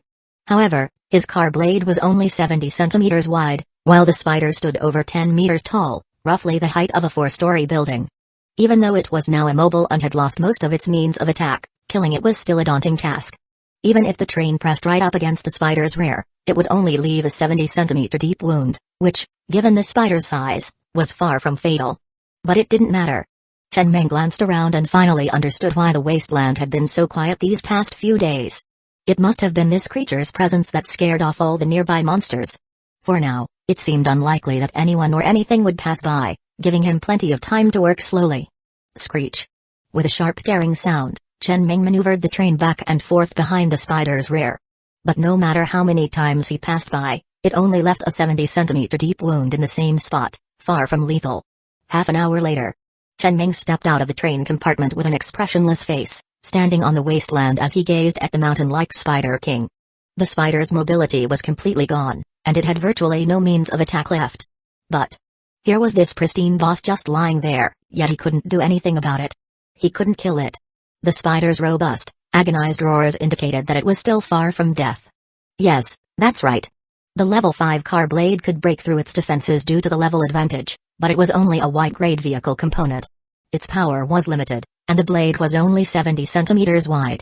Even if he upgraded it a few levels, increasing it to a meter, it would still be useless. It still couldn't kill this spider. What do we do now? Laju, standing nearby, looked at the scene, equally at a loss. This was completely beyond his understanding. According to his experience, a level 2 train encountering a level 3 leader like the man-eating spider should have fled. Achieving this much was already impressive. But now, there was clearly an opportunity to kill it. This boss was sure to drop valuable loot. Yet, even though the boss wasn't fighting back, they still had no way to finish it off. Sigh. Chen Meng let out a light sigh, massaging his temples as he pondered in silence. If only he had a level 5 automatic cannon now. A few minutes of bombardment, and he was sure the spider wouldn't survive. Leaving now would be such a waste. Lord Meng. At that moment, Biaozi proposed an idea, hesitantly saying, "Could we remove the car blade? It would be much easier to use that way." No. Chen Meng shook his head, rejecting the suggestion. The car blade's high-speed rotation was powered by the energy stone in the train engine. Once disconnected from the engine, it would lose its energy supply and stop spinning shortly after. Moreover, although the car blade's main body was in the train engine, every carriage produced would come with its own car blade. However, it couldn't be removed. Forcibly detaching it would cause it to shatter into countless fragments, rendering it useless. Wait. Suddenly, he thought of a solution. His furrowed brows immediately relaxed as he strode back into the train compartment and produced another carriage. After disconnecting it, he summoned all the slaves down. With nearly 100 people working together, they quickly forcibly removed the car blades from both sides of the carriage. The removed car blades instantly shattered into countless gleaming fragments. And there, with just 100 units of iron ore, he had obtained nearly 100 steel fragments capable of breaking through the defenses of a level 3 leader like the man-eating spider. Though small compared to the 4-story tall spider, their sheer number made up for it. Ladu and Biaozi immediately understood Chen Meng's plan. After distributing the steel fragments to the slaves, at Chen Meng's command, all the slaves charged at the spider's rear, clanging away with their fragments. Yes. They were chiseling. The scene looked like a mining operation, as nearly 100 slaves appeared minuscule in front of the man-eating spider. The enforcers didn't slack off either, with Biaozi and Ladu both rolling up their sleeves and joining in. An hour later, sitting atop the train, Chen Meng watched the chaotic scene in the distance and sighed helplessly. Killing this boss is such a pain. After an hour of chiseling, they had made significant progress, carving out a large gap in the spider's rear. The ground was covered in sticky blood and minced flesh, and everyone's clothes were drenched in filth. A foul stench hung over the entire wasteland. After who knows how long, the sky had brightened. Chen Meng, sitting atop the train with eyelids drooping, finally snapped awake as the persistent roars in his ears gradually weakened and then disappeared. The man-eating spider, with half its body hollowed out, finally collapsed completely onto the wasteland. At the moment it fell, several glowing orbs flew out from its back, landing on a clean patch of the wasteland. Not easy. Chen Meng jumped down from the train and didn't immediately head for the dropped items. Instead, he turned to Ladu and Biaozi, find a few people to collect some of the blood in buckets. Pour it into the purified water filter and get some water for everyone to wash up. Got it. Thank you, Lord Meng. Biaozi's voice trembled as he straightened his aching back, barely managing to move his neck. It had been exhausting, but the result was worth it. Of course, the slaves had it the hardest. They had been mining all day and then spent the whole night swinging away. After it was all over, many slaves collapsed on the spot, too tired to even crawl back into the carriages. Though the process was arduous, the outcome was good. Most importantly, no one had disturbed them throughout the night, or they would have had to abandon this massive prize and flee. Dinner time, dinner time. Chen Meng's eyes sparkled with anticipation as he strode toward the glowing orbs on the empty patch of wasteland. These items were likely the boss's drops. He hoped they would make up for the resources he had spent. He had lost 6 carriages, costing him a total of 600 units of iron ore. Chapter 33 Get on the train, we're heading to Ping City. Do you know the way? After the death of the level 3 boss monster, the man-eating spider, it dropped 4 items in total. 2 units of level 3 ore, Crimson Heartstone. 100 units of level 2 material, fine spider silk. A green tier vehicle component blueprint, powerful magnet. A special item, Hellstaff. These 4 items constituted the entire loot from this boss. The first 2 were rare ores, resources that cannot be mined from the mines but only have a chance to drop after killing a boss. They are often used in the crafting and upgrading of special vehicle components. However, he currently had no use for them. The vehicle component powerful magnet had the effect of absorbing all loot dropped by monsters killed by the train or its crew within a certain range directly into a designated carriage. The primary use of this component was not here but during the corpse tide. In the chaos of a corpse tide, it would be impossible to stop and collect loot. With this item, one could easily retrieve dropped items from the midst of the horde.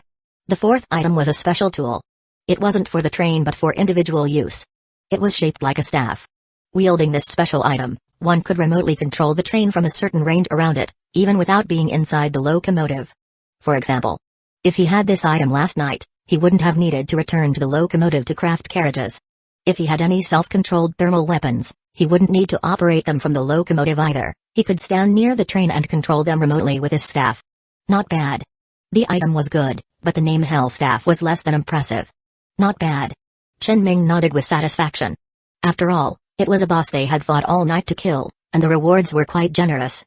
Although the rare ores were not immediately useful, they would come in handy eventually. Half an hour later, everyone had finished cleaning up. The spider's blood was plentiful, and the entire plain was dyed red. After purifying the water with the purified water filter, there was no shortage of water.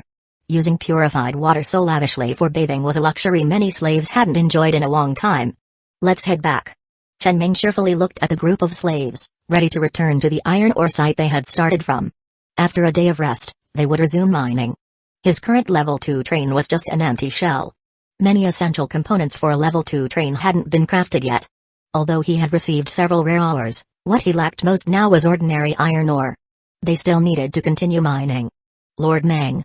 At this moment, Lao jogged over and tentatively suggested, I think the reason we haven't seen a single monster these past few days might be because this level 3 man-eating spider was giving birth nearby in Ping City, scaring off other monsters with its presence.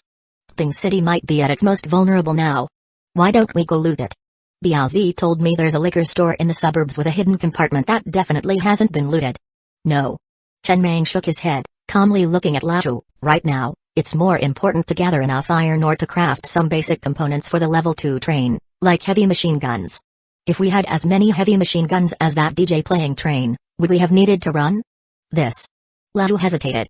He really wanted to add that the DJ playing train had also run away, but he kept that thought to himself and meekly added, there might be many man-eating spider hatchlings in Ping City now. Killing them could yield a lot of good loot, and no one would be competing with us for it. After a moment of silence, Chen Meng glanced at Lao and asked, get on the train. We're heading to Ping City. Do you know the way? Inside the train. Chen Meng sped along the plain, following the obvious tracks left by the man-eating spider during its nightly travels. By following these tracks, they would soon reach Ping City. After all, the vast plain was nearly barren, with no good landmarks, and Lao didn't know the way. He glanced at the train's energy stone. 72%. Not bad, it could still run for a while. He only had 313 units of iron ore left. Originally, he had planned to return to continue mining to craft the fabrication table, but Lao's suggestion was tempting.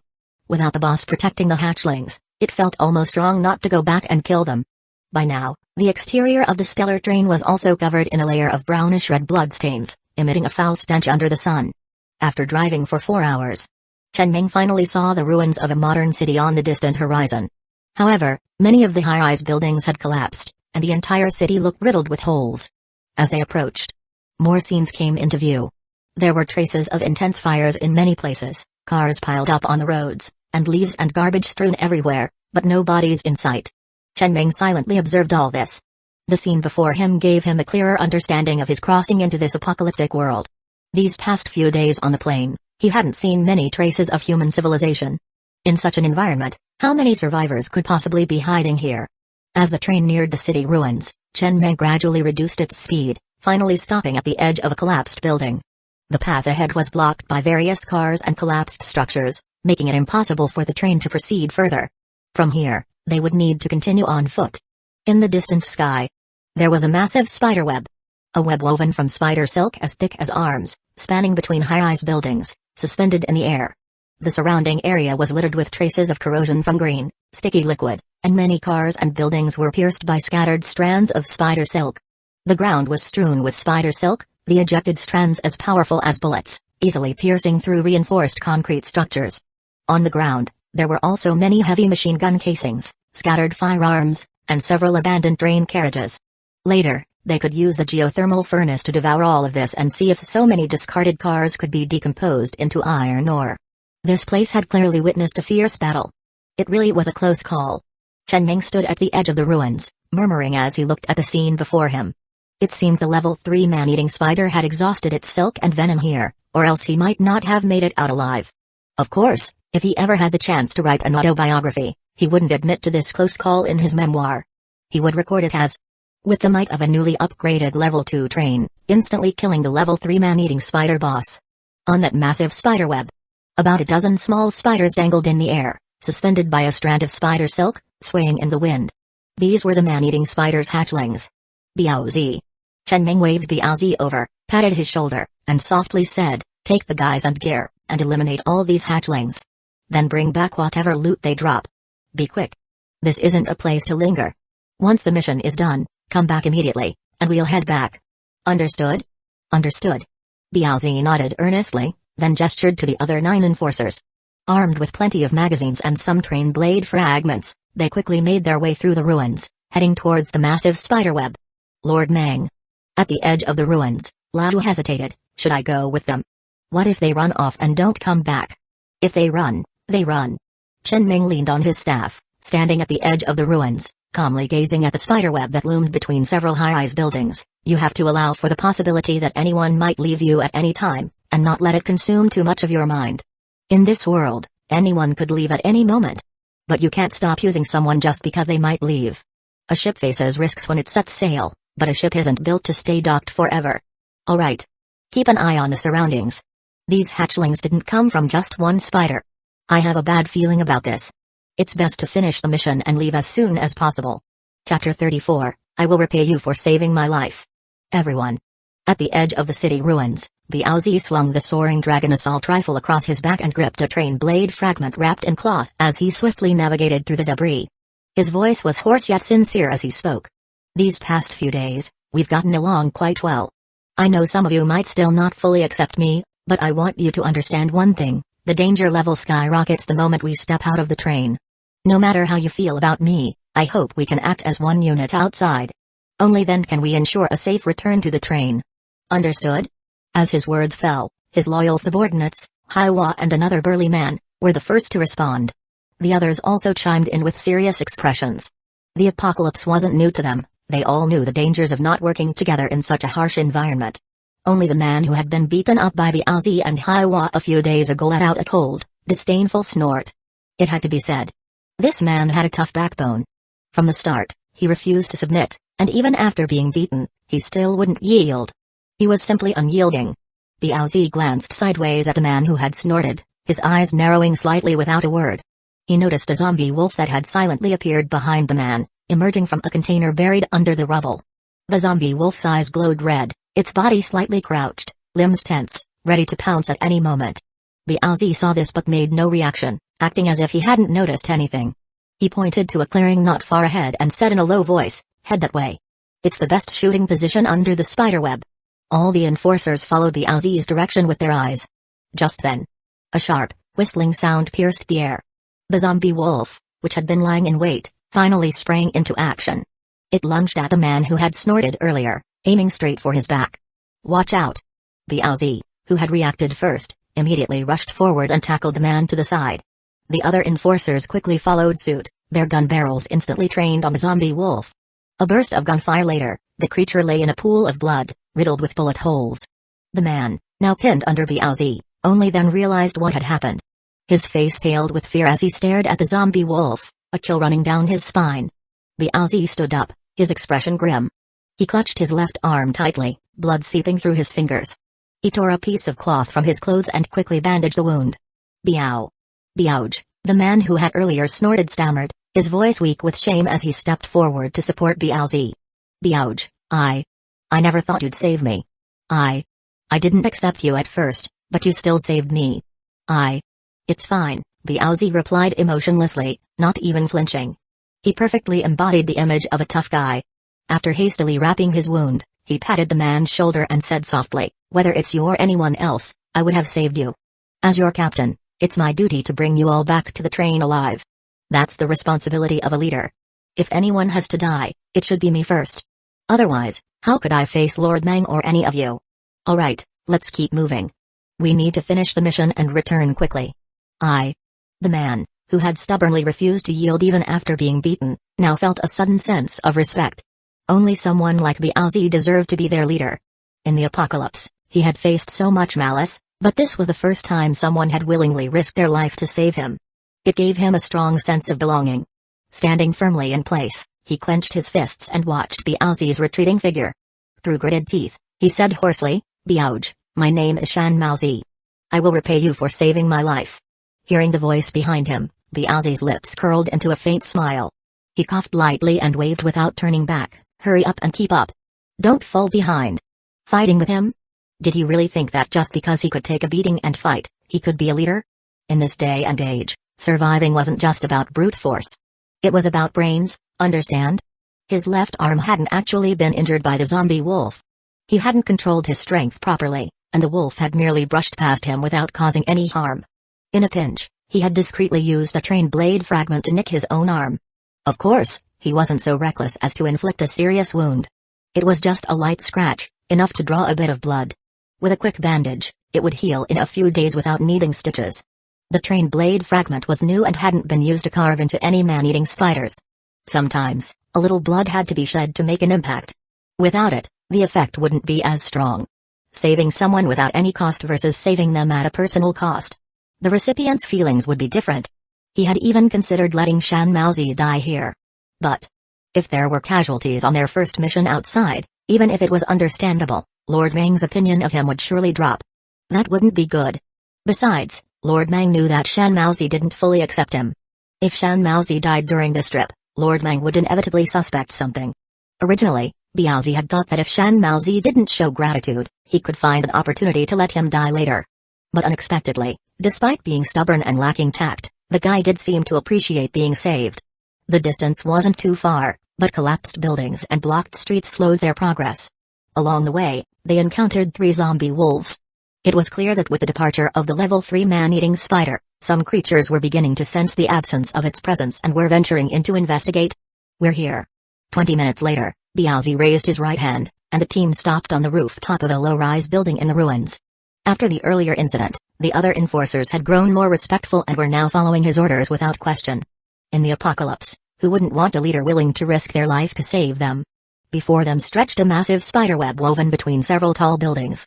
About a dozen spiderlings hung from the spider silk, swaying gently in the wind about 10 meters above the ground. Beneath the spiderweb, roughly 20 level 1 zombie wolves looked up at the dangling spiderlings, drooling with anticipation. "Biaoj," Haiwa whispered as he approached. The plan didn't account for these 20-plus zombie wolves. Something feels off. If the zombie wolves are here, other creatures from the wilderness will probably arrive soon. "That's normal," Biaozi replied, his eyes narrowing. "I've never seen a plan go without a hitch. It's like when we used to work on construction sites. No client ever paid on time. You get used to it. Let's make this quick. They're just 20-odd little wolves. Everyone, load up and get closer before firing. Keep moving quietly." They were about 30 meters away from the zombie wolves. At this distance, accuracy with bullets was hard to guarantee. Getting closer would significantly improve their chances. Chapter 35 Lord Mang, we've had quite a haul this time. After all, with 10 men armed with automatic rifles, the 20-plus zombie wolves were easily dispatched before they could even get close. However, Biaozi frowned slightly as he glanced at the men beside him. Their coordination was still lacking, and their targeting was too scattered. Often, several of them would aim at the same wolf. But there was no helping it. They would just have to train more once they returned to the train. None of them were professionals here, including himself. They could only identify and address their issues through actual combat. He then ordered all the men to aim at the spiderlings overhead while he began inspecting each zombie wolf. After finishing, he sighed regretfully. Nothing had dropped. This was his first field mission, and naturally, he had hoped for a better hull to make his report more convincing. However, Biaozi's eyes soon lit up as he noticed a liquor store not far away. The one with the hidden compartment he had mentioned earlier. He immediately dashed over to ransack it. The fight wasn't missing him anyway. The battle ended quickly. Although the targets were moving, their movement wasn't significant, making them relatively easy to hit. The spiderlings' defenses were also quite low. Upon returning, Biaozi instructed the others to stand guard while he stuffed all the glowing dropped items into a burlap sack he had picked up from a convenience store. When he saw a familiar item among the loot, he paused for a moment, then couldn't help but grin and scratch the back of his head. Damn. This time we really hit the jackpot. Lord Mang, this is a knockout. How are you going to counter this? There, lying quietly on the ground, was a token emitting a milky white light. It was none other than the train token. 30 minutes later, Chen Mang, who had been standing beneath the train, finally saw Biaozi and his team running swiftly toward him from the city ruins. He let out a sigh of relief. Honestly, this place made him feel far more uneasy than the wilderness. The collapsed buildings were everywhere, and the train could only travel along a few designated routes, unlike the vast openness of the wilderness where he could go wherever he pleased. Soon, Biaozi and the others reached the vicinity of the train. With a grin, Biaozi dumped the burlap sack he had been carrying on his shoulder onto the ground. Lord Mang, we've had quite a haul this time. It's all in here. Oh, and that liquor store I mentioned to the deputy train conductor is nearby. I took the liberty of grabbing some cigarettes while I was there. Lord Mang, see if you can make use of them. Good. Chen Ming said good 3 times in a row, smiling as he waved for someone to move the items into the locomotive. He glanced at the blood-soaked bandage on Biaozi's left arm and was about to say something when he felt the ground tremble. Instinctively, he turned around and saw a dense, black mass of zombies rapidly advancing toward the city ruins. Get on the train. Chen Meng was the first to dive into the locomotive, and the others quickly followed, filing into the number 3 living compartment. Roar. With a deafening roar of the engine, the blood-stained train thundered back the way it had come, narrowly avoiding the corpse tide. The zombie encirclement hadn't fully formed yet, and they had spotted it early enough. Given the zombies' speed, there was no way they could catch up. Inside the train, Chen Meng leaned out of the skylight, looking back at the corpse tide that loomed like a dark cloud. For some reason, a surge of exhilaration washed over him. It felt incredibly satisfying. This sensation of skirting the edge of danger was like the most addictive poison. It was truly exhilarating. Just wait. Once his train was upgraded to be powerful enough, he would drive it straight through that corpse tide and wipe it out completely. Let those bastards chase him all they wanted these days. On the desolate wilderness, the stellar train sped ahead, the city ruins growing smaller in the distance, and the intimidating black mass of zombies gradually fading away. Woohoo! In his excitement, Chen Meng cupped his hands around his mouth and let out a loud cheer toward the corpse tide. After doing so, he reluctantly pulled himself back inside the train. This was the happiest he had been since arriving in this world. Not because of the train upgrades or the loot, but purely because of the emotional high. It felt like taking shelter in a cozy little house during a thunderstorm. Humans are inherently afraid of danger, but if you have a safe haven before danger strikes, that haven becomes your sweet spot. The more dangerous it is outside, the more exhilarating it feels. Chen Meng took a deep breath as he returned to the locomotive and opened the burlap sack from Biaozi's haul. The first thing that caught his eye was 13 cartons of cigarettes. He didn't recognize the brand. They were probably a local brand from this world. He quickly tore open a carton, took out a pack, and lit a cigarette. Closing his eyes, he took a deep drag before exhaling a wisp of pale blue smoke. Watching the smoke swirl in the compartment, he felt a sense of peace. Smoking wasn't a good habit. But in the high-pressure environment of the apocalypse, one needed a few vices as a mental crutch. Finally, he wasn't short on cigarettes anymore. He didn't do anything else, just sat at the control panel and enjoyed the cigarette to the end. Then he opened the window and flicked the nearly burnt-out crimson butt outside. Gazing at the wilderness rapidly passing by, he suddenly smiled. It seemed like this world wasn't so bad after all. In this world, with enough strength, you could do anything. Life might be shorter, but it would be more interesting. Time for another one. Chen Ming lit another cigarette and took a drag, gradually calming down. With a smile on his lips, he prepared to take stock of the haul. It was worth noting that the abandoned compartments from the third-level man-eating spider and the discarded compartments at the edge of the city ruins had been devoured by his geothermal furnace, yielding 500 units of iron ore. He now had a total of 813 units of iron ore. Not bad. Devouring a regular compartment yielded about 50 units of iron ore, which was like getting a half-price return. From this perspective, the main focus in the wilderness was still on development. Plundering wasn't cost-effective, as no one stored much iron ore on their trains. They used it as soon as they got it, never saving much. Moreover, most people didn't even have repair vehicle components like the geothermal furnace, and engaging in battles always carried the risk of casualties and train damage. This made the cost-effectiveness of battles even lower. The most efficient way was to find a mine and develop it yourself. Unless Unless you completely outclassed your opponent, then the cost-effectiveness of battles would be high. After all, even if you couldn't plunder iron ore, you could still take slaves. As for the abandoned cars, they couldn't be broken down into iron ore. However, he discovered that the geothermal furnace would devour anything without discrimination. It could be used as a garbage disposal unit, clearing roadblocks. A new function, so to speak. Besides the 13 cartons of cigarettes, the burlap sack even contained a bottle of chili sauce, though he had no idea where it came from. Great find. Chen Ming placed the bottle of chili sauce aside, pleased that dinner would finally have a change of flavor. But what he was most concerned about were the drops from the spiderlings, as they were the primary goal of this mission. Soon, he finished tallying the loot. In total, 300 units of level 1 material, fine spider silk. 200 units of level 1 ore, crimson heartstone. Special item, 1 train token. Green tier vehicle component blueprint, spider leg. Chen Ming stared at the items before him, momentarily stunned. He then picked up the train token from among the ores, weighed it in his hand, and couldn't help but chuckle as he turned to look out the window, exhaling a puff of smoke. That guy. He's probably snickering right now, isn't he? Chapter 36, Accessory Name, Spider Legs. Chen Ming casually stuffed the train token into a drawer in the nearby cabinet, shaking his head with a smile.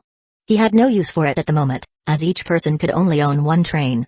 Perhaps in the future, he could trade it for something else. As for the rest of the spoils, most of them were rare resources that couldn't be produced in the mines of the wasteland. These could only be obtained by killing monsters, making them far more difficult to acquire than iron ore. However, they weren't as versatile as iron ore, as most accessories didn't require them. Unlike iron ore, which could even be used to produce bread. TSK, how nice, no worries about iron deficiency. But as for this vehicle component blueprint, Chen Ming's expression turned slightly peculiar as he looked at the lightweight blueprint in his hand.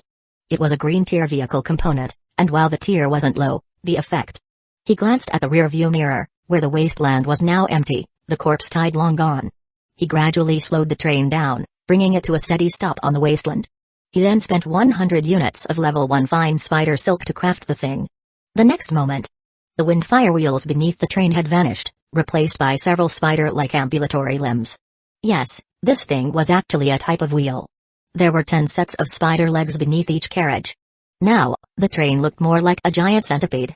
Accessory name, spider legs. Accessory tier, green. Accessory level, 1. Accessory effect, sticky spider legs allow the train to traverse harsh terrains without obstruction and freely move across slopes with a 30-degree incline. Maximum speed is capped at 50 km per hour. Upgrade condition, 100 units of level 1 fine spider silk. Hard to evaluate. Sigh. Chen Ming sighed lightly as he looked at his train, which now resembled a giant centipede. It wasn't that the appearance was particularly ugly, but it felt like it had strayed beyond the definition of a train. But the effect? Simply overpowered. Being able to move freely across a 30-degree slope didn't mean it could climb such a slope, rather, it could move horizontally across a slope with that degree of incline. Though its speed was much lower than the wind-fire wheels, with a capped maximum speed, it would be incredibly useful in certain harsh terrains. However, the resources required to craft and upgrade this accessory weren't iron ore, but fine spider silk. From killing the boss, he had obtained 100 units of level 2 fine spider silk. From killing the boss's offspring, he had obtained 300 units of level 1 fine spider silk. 100 units of level 2 silk equaled 1000 units of level 1 silk, and they could be used interchangeably. In other words, he now had a total of 1300 units of level 1 silk. He had just used 100 units to craft the accessory, leaving him with 1200 units. Since he hadn't found any other use for the silk yet, he decided to spend it all upgrading this accessory. Soon. Consume 200 units of silk, upgraded to level 2. Consume 300 units of silk, upgraded to level 3. This vehicle component has reached its maximum level of 3 and cannot be upgraded further. Detected level 0 authority, this vehicle component can continue upgrading. Consumed 400 units of silk, upgraded to level 4. He could only upgrade it to level 4, as he didn't have enough silk to reach level 5, which required 500 units. He only had 300 units left. At this point, the accessories panel had also undergone a subtle change. Can freely move across slopes with a 45-degree incline. Maximum speed is capped at 80 km per hour. Chen Ming looked at the spider legs panel with a blank expression. Once again, he felt that this accessory of his was somewhat absurd. It wasn't much different from just spinning in place. But being able to move freely across a 45-degree slope? What did that even mean? It was practically useless in the wasteland. But he wouldn't be in the wasteland forever. When he ventured into other rugged terrains, this thing would prove invaluable. Whether for traveling or escaping, it was unparalleled. Especially since it could still be upgraded. At level 13, it could run horizontally across a 90-degree slope, essentially driving on walls. At level 31, it could go full 180 degrees, driving upside down on the ceiling.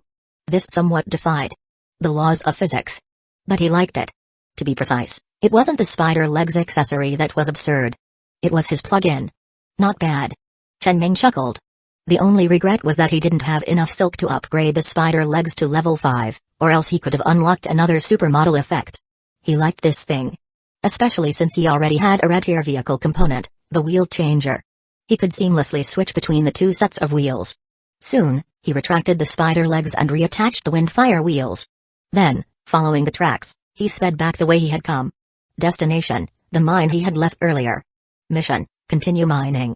In life carriage number 3, Shan Maozi stood beside Biaozi with an apologetic expression. Biaoj, let me check how serious the wound is. There's no medicine on the train, and if it gets infected or inflamed, it'll be bad. Biaozi coughed lightly before carefully unwrapping the bandage on his left arm. I didn't think much of it at the time. I just didn't want you to die there. We're in this together, after all. Just as the bandage was removed, revealing a glimpse of the wound, Biaozi's mouth twitched, and he swiftly rewrapped the bandage, his face calm as he shook his head. There's still the man-eating spider's filthy blood outside the train. It's too risky to expose the wound. If it gets infected, it'll be trouble. I appreciate your concern. It's fine. I can handle this much. Go rest. None of us slept last night, and everyone's exhausted. I'll keep watch for now, and you can take over when you wake up. He hadn't struck too hard back then. He had only grazed the wound with a train blade fragment, which meant that while the wound hadn't scabbed over yet, the blood had already clotted and stopped bleeding. There was no need to show such a wound to anyone. Shan Maozi's eyes reddened slightly as she obediently walked to a corner of the carriage, silently closing her eyes and falling asleep.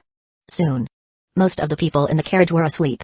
They hadn't slept during the day, had spent the night chipping away at the man-eating spider, and had gone out to kill a batch of its offspring in the morning. Both their bodies and minds were already at their limits. With the gentle rocking of the train, it was easy to fall asleep. Biaoj. After making sure everyone was asleep, Hai-Hao cautiously approached. Biaoj, you just handed over the train token like that? I saw how excited you were earlier, and I thought you were going to lead the brothers to strike out on our own again. I was even ready to call you Lord Biao again. You idiot. Biaozi shot Hai-Hao a disdainful look. Was that a train token I handed over? No, it was a letter of surrender, a get-out-of-death-free card. You don't get it at all. Chapter 37, A Prosperous Start to the Workday. Biaozi let out a cold snort before narrowing his eyes slightly and continuing, in the apocalypse, trust between people is extremely fragile. It's a difficult task to gain the train conductor's complete trust. For instance, how do we prove that we've handed over all of our gains this time? This is almost an unsolvable problem. But with the train token, it's different. We've handed over everything that could allow us to establish our own base. Do you think Lord Meng would still not trust us? Although Liu was the first to follow Lord Meng, after this incident, Lord Meng is probably 80% more likely to trust me now. Don't you think? Moreover, Biaozi sighed helplessly, I've tried to establish my own base before. You both know how that ended. Let alone anything else, all the train conductors we followed eventually died, didn't they? Being the boss isn't that easy. And this time, the boss is different. He narrowed his eyes and murmured, even if an ordinary train blade fragment is fully upgraded, it still can't break through the defense of a level 3 man-eating spider. As long as this train can develop, our status and living conditions will be much better than if we tried to establish our own base. Alright, you probably wouldn't understand even if I explained more. Just remember one thing, follow Lord Meng and work hard. Oh, Hai-Hao nodded weakly, every time you say that, the train conductor dies within a few days. The past is the past, and the present is the present. Lord Meng is different from other train conductors. 5 hours later, the train finally returned to the initial iron ore location.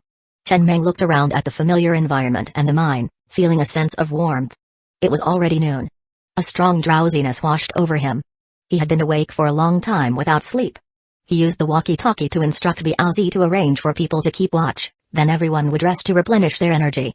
After that, he walked to the bed in the train cabin, and without even taking off his clothes, he collapsed onto it. He was too tired.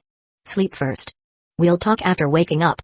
Perhaps because he had been awake for too long, when he woke up, it was already 4 or 5 a.m. the next day. Phew. Chen Meng groggily washed up in the train cabin, then jumped down with a cigarette in his mouth. He saw that the wasteland was already quite lively, with many slaves gradually emerging from the carriages and heading towards the mine. Lord Meng. Seeing Chen Meng awake, Lao, who was directing nearby, hurried over and reported, some slaves woke up earlier, saying they couldn't sleep anymore and wanted to go mining. I thought about it and didn't dare to disturb you with such a small matter, so I agreed. Over there, we're distributing bread and water to the slaves who just woke up. We should be mining a lot today. Many people went down to the mine at 2 or 3 a.m. Oh? Chen Meng's eyes flashed with surprise. So proactive? Yeah, Lao said with a strange expression. I asked a few people, and they said they were scared by that level 3 man-eating spider. They don't want to die and want to mine more or to make the train stronger, so they can be safer. That's awareness. Chen Meng couldn't help but laugh, then took 2 packs of cigarettes from his pocket and threw them to Lao. One pack is for you and Biaozi to share, and the other is for the slaves. As long as they work hard, they won't be treated unfairly. The slaves' enthusiasm must be motivated, human potential is limitless. Alright, go on with your work. Got it.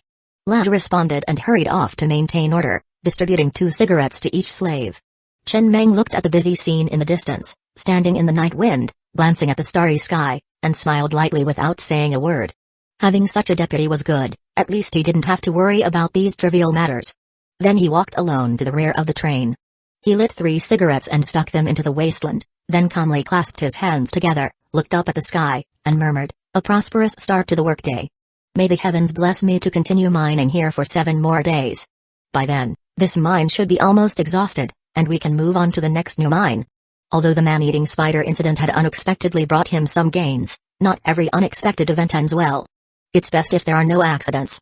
After sincerely praying in his heart several times, he took the 3 cigarettes out of the ground, patted off the dirt at the ends, and stuffed all 3 into his mouth. Leaning on his cane with one hand, he walked towards the front of the train. In the apocalypse, tobacco is a scarce commodity and must not be wasted. As long as the sentiment is there, it's enough. Smoking 3 cigarettes at once was quite intense. Back in the train cabin. After walking around and inspecting the area, Chen Meng returned to the control panel and pressed the red button labeled Vehicle Components.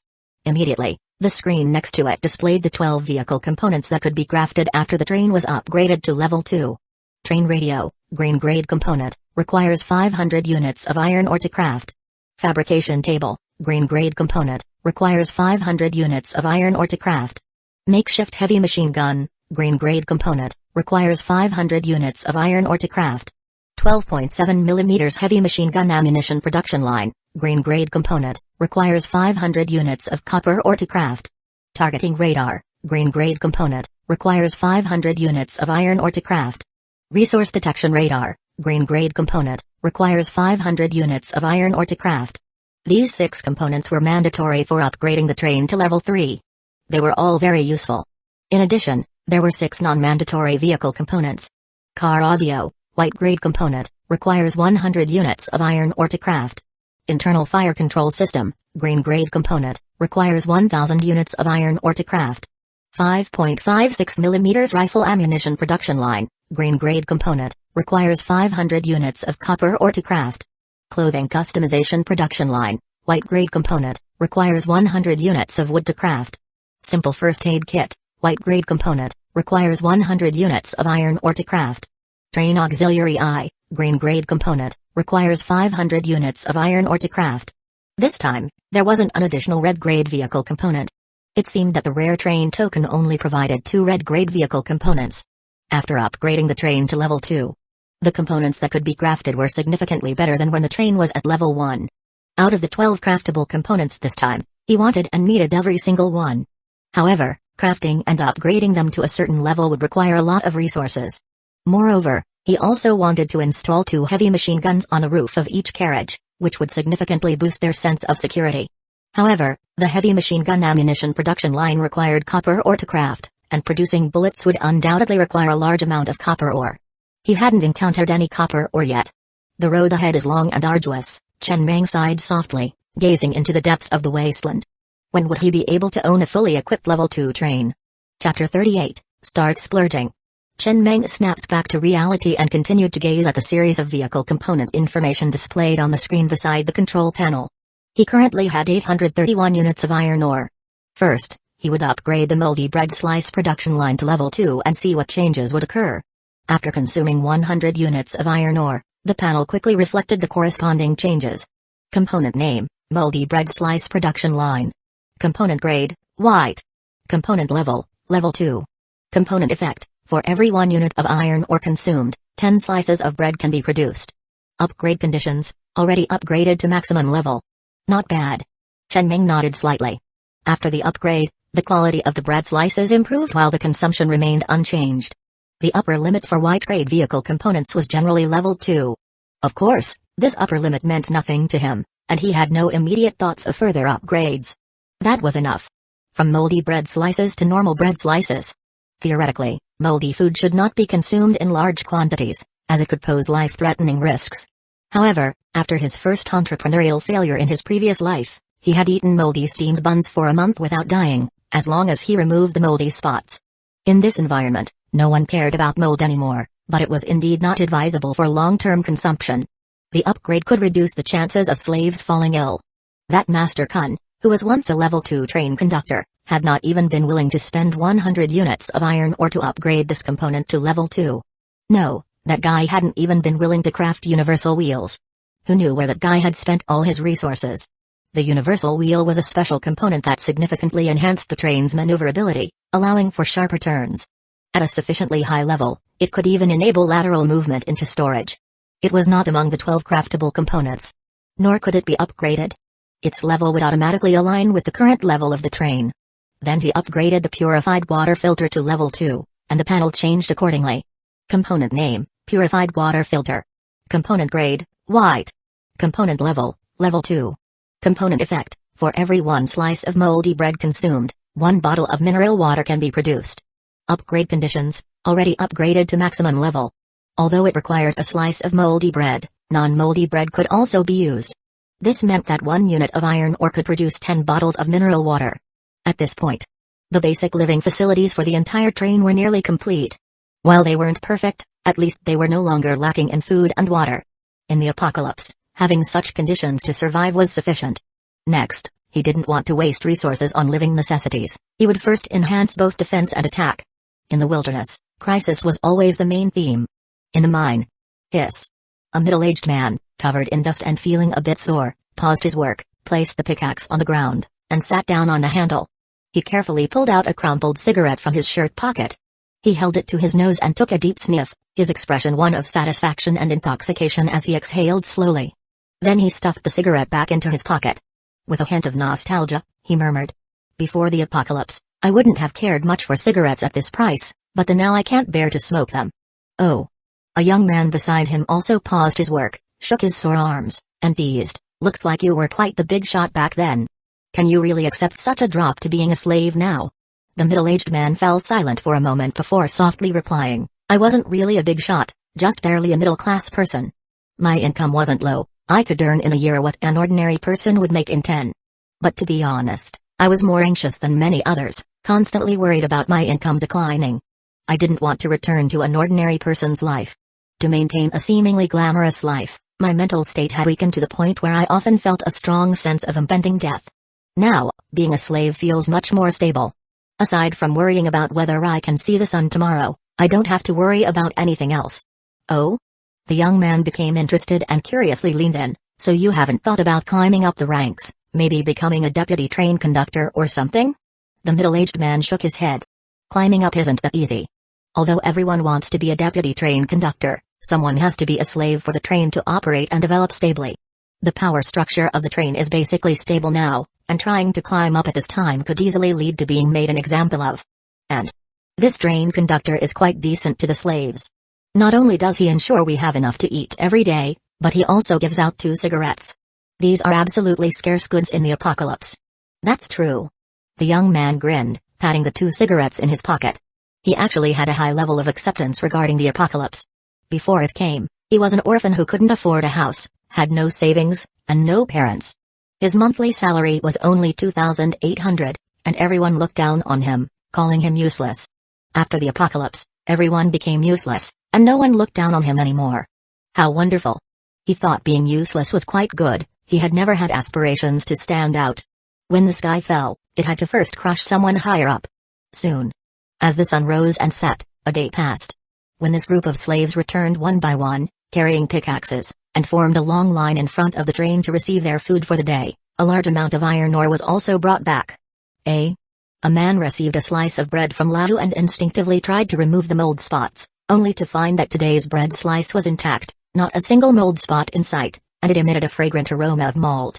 After a moment of surprise, he looked up at Laju in confusion. Here.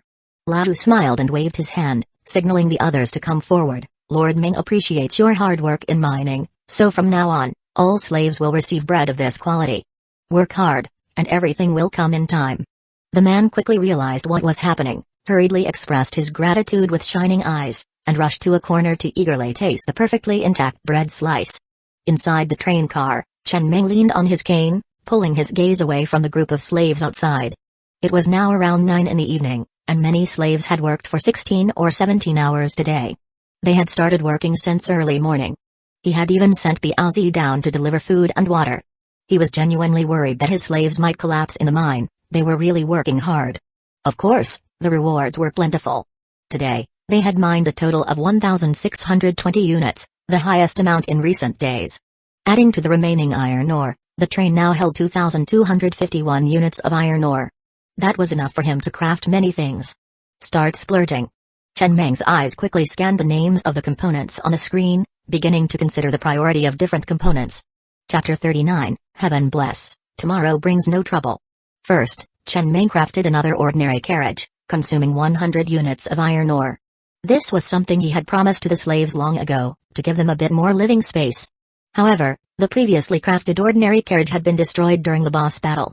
Next, naturally, was the fabrication table. After consuming 500 units of iron ore, the green tier component fabrication table was successfully crafted and placed in the number 2 cargo carriage. Currently, the only thing it could produce was energy stones. The fabrication table was level 1, and consuming 500 units of iron ore could produce 1 level 1 energy stone. Produce. Soon. Chen Ming left the train compartment and walked to the number 2 cargo carriage. From a square box-like fabrication table, he retrieved a diamond the size of a pigeon egg, holding it in his hand and examining it carefully. This was the energy stone. He then placed this energy stone into the generator. In the next moment, all the lights in every carriage of the train instantly lit up, even emitting a warm glow across the wasteland. The essence of human civilization cannot exist without electricity, and this thing made human society appear more like a true civilization. Currently, his train had no electrical devices except for these light bulbs. This energy stone could sustain the generator for about 300 days. He had no intention of producing another energy stone just yet. The energy stone in the train's engine was currently at 62%. He would wait until it was nearly depleted before crafting another one. In case of any emergencies, he could always remove the energy stone from the generator and install it into the engine. These two tasks had cost him 1,000 units of iron ore. The train radio was definitely a priority.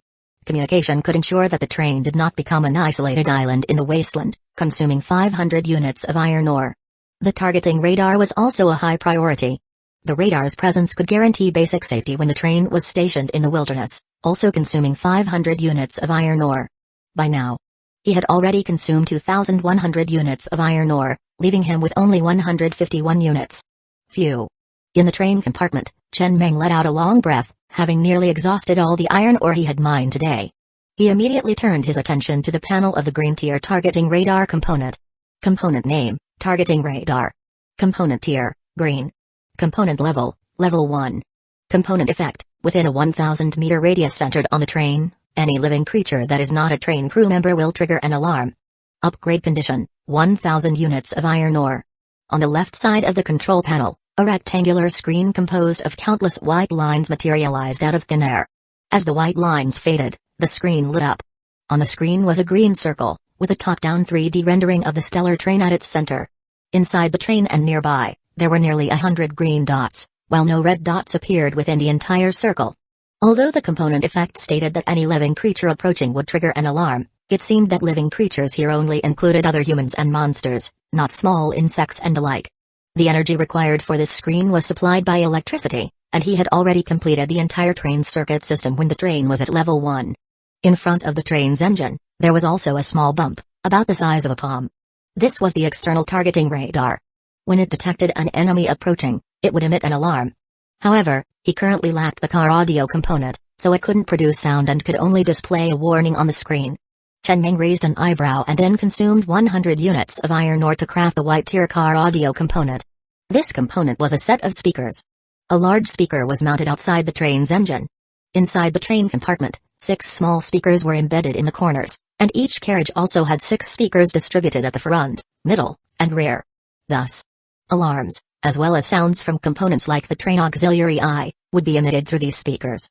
He could also use the speakers to instantly and accurately convey his commands to every train crew member's ears. He could even emulate that level 2 train, blasting DJ music and roaring arrogantly across the wasteland. Now his pockets were truly empty. Not a single bit left, with only 51 units of iron ore remaining. He needed to save some iron ore for producing food and water early tomorrow morning. Nighttime. Everyone had already fallen asleep, and a few guards were patrolling outside the train, keeping watch. Chen Meng couldn't sleep, so he leaned on his cane and stepped out of the train compartment.